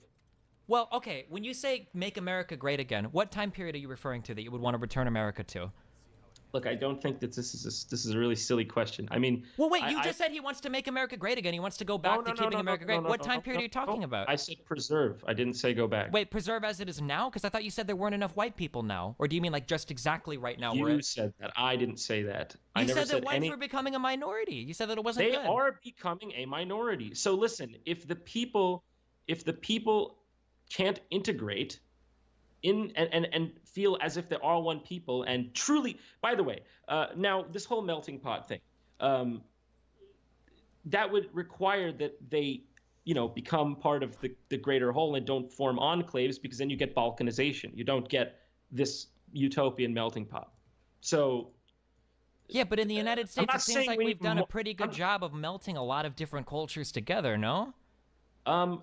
It could have been worse, but it's not perfect. I mean, I can go down the street and I can eat 50 different million types of food. I can turn on my radio and hear music from 50 million different types of culture. I could turn on the TV and see 50 million different things. I'm sure that if I walk around my house, I've got things built in Mexico, built in China. You're talking to me on a computer. So you've got, innovation from California that has a lot of East Asian workers in the tech field working there that have shipped their parts over from China, who probably drive to work on cars built from parts that are shipped in from Mexico. Like, I mean, what do you mean it doesn't work? Like, I don't. What are you seeing? I'm trying to understand your worldview. Like, what are you watching that's showing that like America is falling apart and all of these people are killing themselves and murdering white people and everything is going to shit? Like, what are you seeing that shows you this? My friend, I don't know that you. I feel like these are words you're putting in my mouth. I never. Well, said no, I'm trying to understand. There is like where is an it coming absolute. from? There is an absolute disproportionate amount of crime committed to whites by non-whites. That's there's no arguing that. That's just FBI statistics. So in that sense, you could say, well, why shouldn't the white people be able to address this? But they're not allowed to because they're called racist by people like you. If you wanted to fix crime in the United States, the best way to do it would be to deport all of the poor people, because poor whites commit a lot of crime too, disproportionately compared to wealthier whites. That's just not true. But okay, wait, you can hold on, say wait. You don't think that Well, poverty... yeah, of course. Well, yes. Okay. In relative terms, yes. In relative to wealthy whites, yes. Sure. You're correct. Okay, so do you think that poor blacks probably commit more crime relative to wealthier black people? They do. Wealthy blacks also commit more crime than poor whites. That's a fact. Wait, what? Yeah, look it up. Give me a sec. I gotta get water.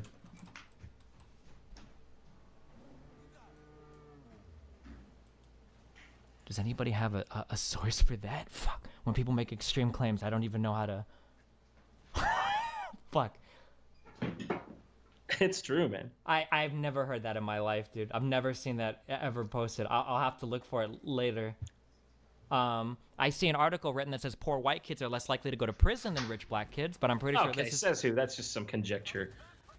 I mean, what you just said was conjecture. That implies that the court system is somehow racist. With the court system disproportionately, even when controlling for socioeconomic factors, sentences black people typically for harsher sentences compared to white people, even when you control for the crimes. Yeah, that's absolutely true. You're saying, I mean, this is just ridiculous. That they're going to sentence. I don't subscribe to that. I mean that. I mean, that's the whole court system is biased, is racist. That's the same thing. So let me ask you this. So on one end, you're saying race doesn't matter. On the other end, you're saying race does matter. So which is it? People like you can never say, because you just want to. Wait, hold on. I'm saying that it would be nice if race didn't matter.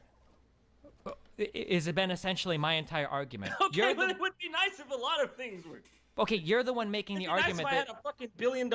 You're the one making the argument that race is literally paramount, that it is the most important thing. It is not the most important thing, but why is it so bad for you're acting like the white people would just want to, purge the lands or something. It's not true. Just why? No, I'm not talking about. I'm just back to my question that I keep trying to get an answer. I just don't understand why it's so bad if white people become a minority. Why is that such a horrible thing?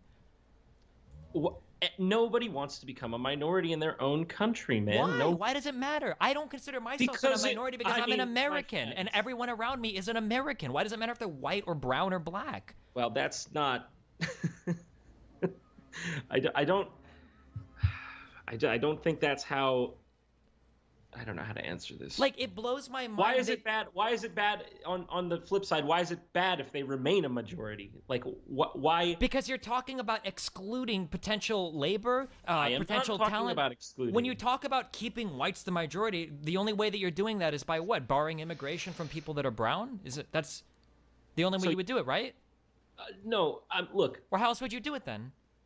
I mean, so basically, you're saying that it sounds like you think the end game is that whites should become a minority. No, I think that the end game is let people do what the fuck they want. We keep letting people immigrate. I mean, whatever. So whatever why? happens. You see, you are constantly projecting this ideology of nonstop immigration from, say, the third world. What if Americans of any color, by the way, not just white? I should specify, it's not just white people that feel this way. You think a Mexican who comes from Mexico probably wants to move to America, not move back to Mexico.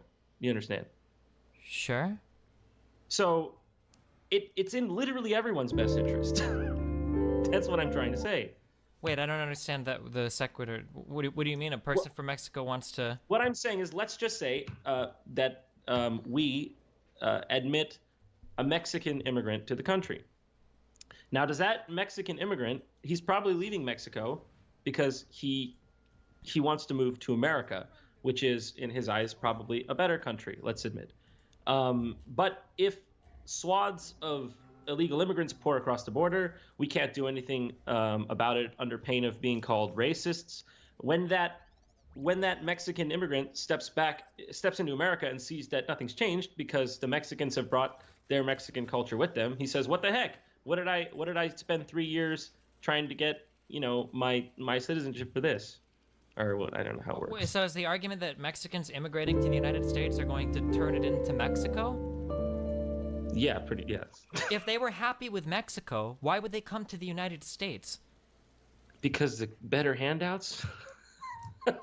A lot of them are on welfare, you understand. Have you ever in your entire life drove through a neighborhood where there are construction crews working or where you see people outside working? If you were to talk to anybody in manual labor, you would never hear the argument passed around that Mexicans are lazy and on welfare. They do some of the toughest jobs available in this country. Yeah, dude, you're just virtue signaling. Man, I get How it. am I Not all virtue Mexicans- signaling? What are you talking about? Not all Mexicans are going to go on welfare. I understand that, but a lot of them are going to commit crimes. This El Salvadorians are going to create the MS-13 gangs. What about these guys, huh? You just want to let these guys walk over the border? Sure, and white people can do it too. That's why you have law enforcement. That's why you They sure do, but their crime rates appear to be lower, and I don't know. But that's not true. Immigration isn't even a predictor of crime in the United States. Things like level of education, whether or not you're in a single-parent household, your socioeconomic position, these are all much greater indicators of crime than whether or not you're an immigrant. Like, why not work on these things rather than say, well, no immigration because some of them are criminals? Like, that just seems silly. Why would you hurt your entire country doing that? What I'm saying is, okay, your argument is, by the way, a lot of these people come to make money, send it back, and then go back. That's just true. So they have no long-term investment in this country, even though, apparently we like to think of ourselves as the all-amazing first world United States. But a lot of them do have the interest just to come here for what money they can make or get and then take it back. But that aside, what was I going to say? Shit, what was the last thing you said? I don't understand if you just want to, like, block off all Mexicans from coming to the United States, or... No. What I'm saying is the argument here is that we need an influx of immigrants, because if we don't, the white they always say this, the white Americans, they do the jobs the white Americans don't want to do. That's not true. They just get pushed out because they flood the job market and they're willing to work for less because it's a higher standard compared to where they came from, and they lower the. Okay, hold on. Do you consider yourself a libertarian? Do you believe in the free market and all of that? I wouldn't consider myself a libertarian, but I think some of their ideas are good. Like which ideas? Do you think that like free market and all of that is a good thing? Of course, but I don't think all people are interested in the free market. Okay, so then why are you so opposed to expanding the pool of the supply of labor to companies in the United States? I don't understand. You're talking about bringing in workers to the United States to help grow the overall economy, right? Well, I don't understand how this is a bad thing. Are you, like, from an economic point of view, is that the argument you're making? I'm saying that when you bring in a bunch of workers who are willing to work for less, you're going to lower the standards of the the living standards of the entire country. And this But argument that's not how living standards work. If you bring in people that are willing to work for less, okay, that means that the supply of the cost that goes into making the product has dropped as well, the cost of goods or whatever. So you can also sell products for cheaper as well. It's why we get cheap shit from China and Mexico and whatnot. If you brought in a bunch of cheap immigrant labor to create some product, then the cost of that product will get cheaper. No, doesn't that help increase the standards of living as well? Yeah, you can sell out your society for a quick buck if that's what you're saying. Yeah, no, but there's it's not. So if you want to buy an iPhone for $3,000. Look, I don't think mass consumerism is the answer to our problems. It's obviously. So you think lowering the standard of living for everybody is the answer to our problems? We should make everything more expensive again? No, I don't think it's not that. It's just that I think that there is something to be said for preserving a culture, giving a nation a continuity. These are legitimate. Yeah, but we have that. We're American. That's our continuity. That's our culture. It has nothing to do with being majority white. You can say that, but these days, the Confederate flag has been banned. They're burning American flags in the streets. I don't know. It's a changing nation, and I do think that immigration policies that haven't been the smartest are partly to blame for that. I guess I just don't understand how you think that being white is such an important part of being an American when you're. I don't. I'm not even fully fucking white.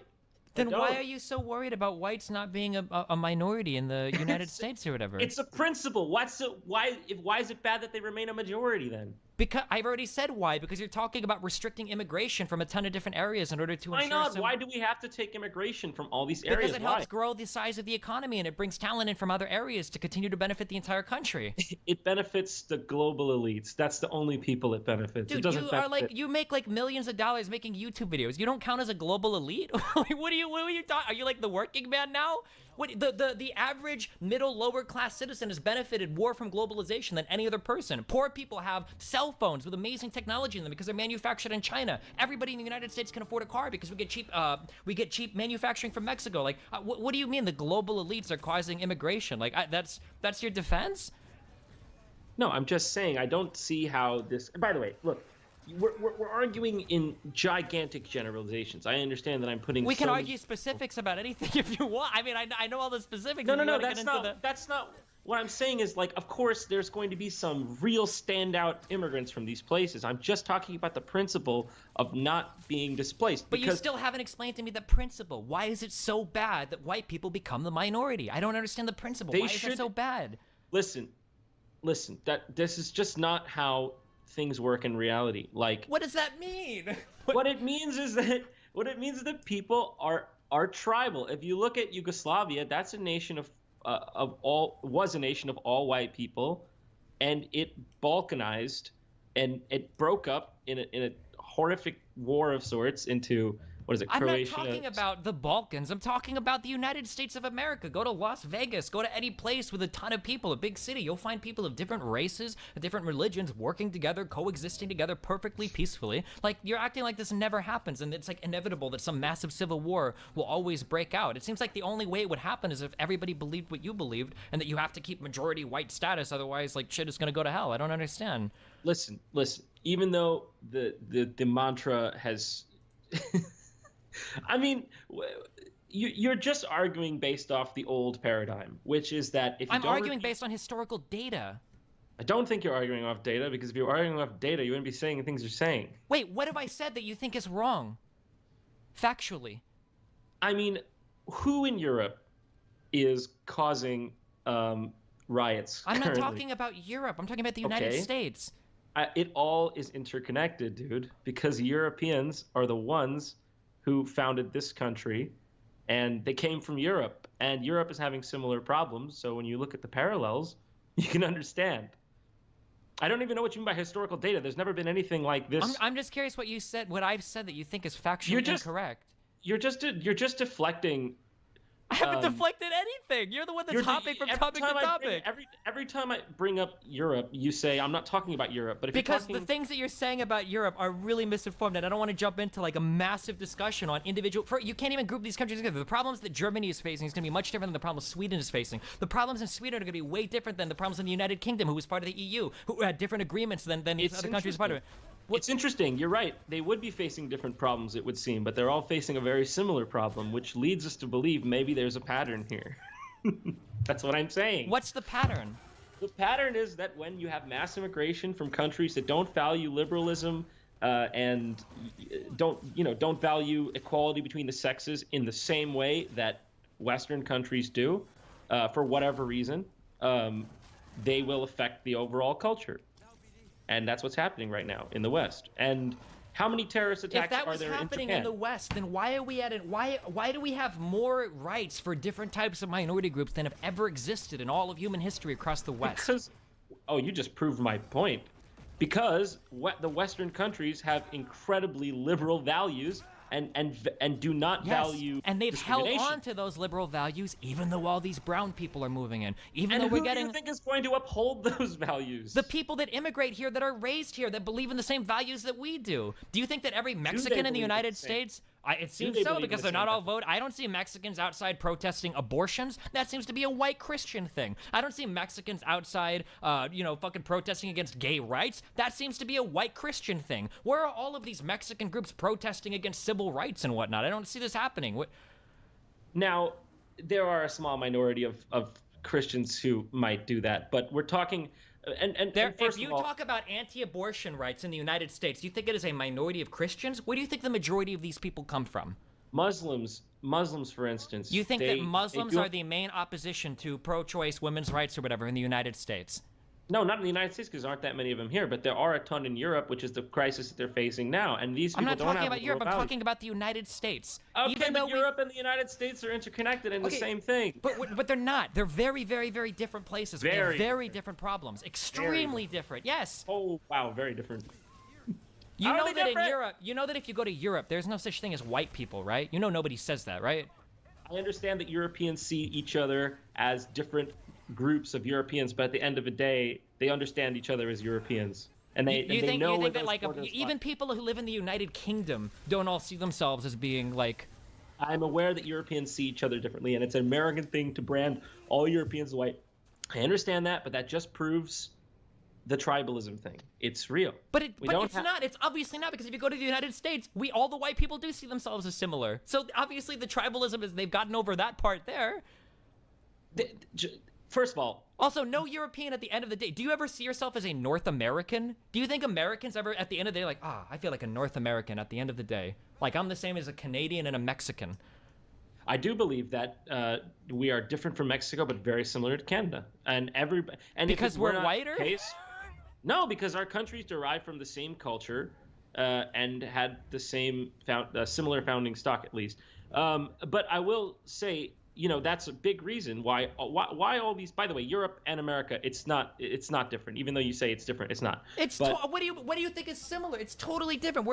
We're incomparable places, dude. The United States is a massive country that has a massive border to the south of an unstable country. It's way different than, say, the United Kingdom, right? Who wasn't even having serious immigration issues, whose entire economy in place in the EU makes them a very special country, which is much different than the country of Germany, which has had a massive budget surplus year after year after year, even after taking in fucking 1 million fucking refugees, which is massively different than any of the Nordic countries, than Sweden, Finland, Norway. All of these places are all very different. It's a very, I'm not trying to be mean, but it's a very American thing to say all of these European countries have the same problem. That's so not true. The issues that white people face in fucking Northern Ireland is going to be way different than the difference between Southern and Northern Italians. All of these problems are massively different. You can't group all of Europe's problems in together and say they're the same thing as all of America. They're different, but when you compare cyan and deep blue next to red, the bluish colors tend to look a little bit more similar, don't they? So my point is that they're all facing similar problems, coming from a similar part of the world. What does that tell you? I don't think they're facing similar. This is why I didn't want to. Then you're not informed. And the people in America want to stop that from happening. Now, Hillary Clinton wanted to speed up the refugees coming here. And of course, that sounds good to people to say, of course, who doesn't want to take refugees? It's a great humanitarian thing to do. But at what cost? At what cost, dude? How many refugees have committed crimes in the United States? Do you know how many?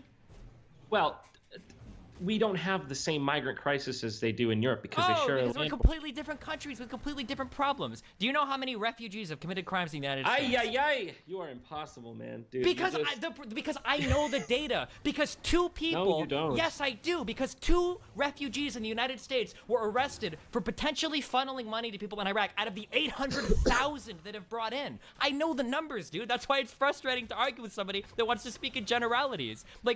Because you have this very strange, bizarre worldview that everything is falling apart, that everybody experiences the same problems, when that's completely not true. That's the narrative being sold to you by people like Breitbart, by people like the Spencer dude, by people I don't understand. But so I'm trying to get a feel of your worldview, but you can't give me any specific examples or facts or figures. So it's really hard to. I am giving you an example. I've given you example after example. What examples? White countries that are experiencing it is basically in white countries, historically white countries, it's seen as a moral imperative that whites don't resist their own displacement. If they resist it, they're racist. That is what I'm talking about. You can see this in every white country on planet Earth. I don't understand. But again, going back to the central question, you can't tell me what's so bad about white people becoming the minority. You still haven't answered that question. I have answered it a million times. No people wants to become a minority in their own country if they don't have to. They shouldn't do it. Okay, but the people of America aren't. What does it do to look nice, to be nice? What is your argument that I guess when I look at what it means to be an American, being white doesn't seem to be part of that definition. So when you say to become a minority, I don't understand this massive division on racial lines. I have to have this many white people in here. If there are too many blacks or browns, it makes me very uncomfortable.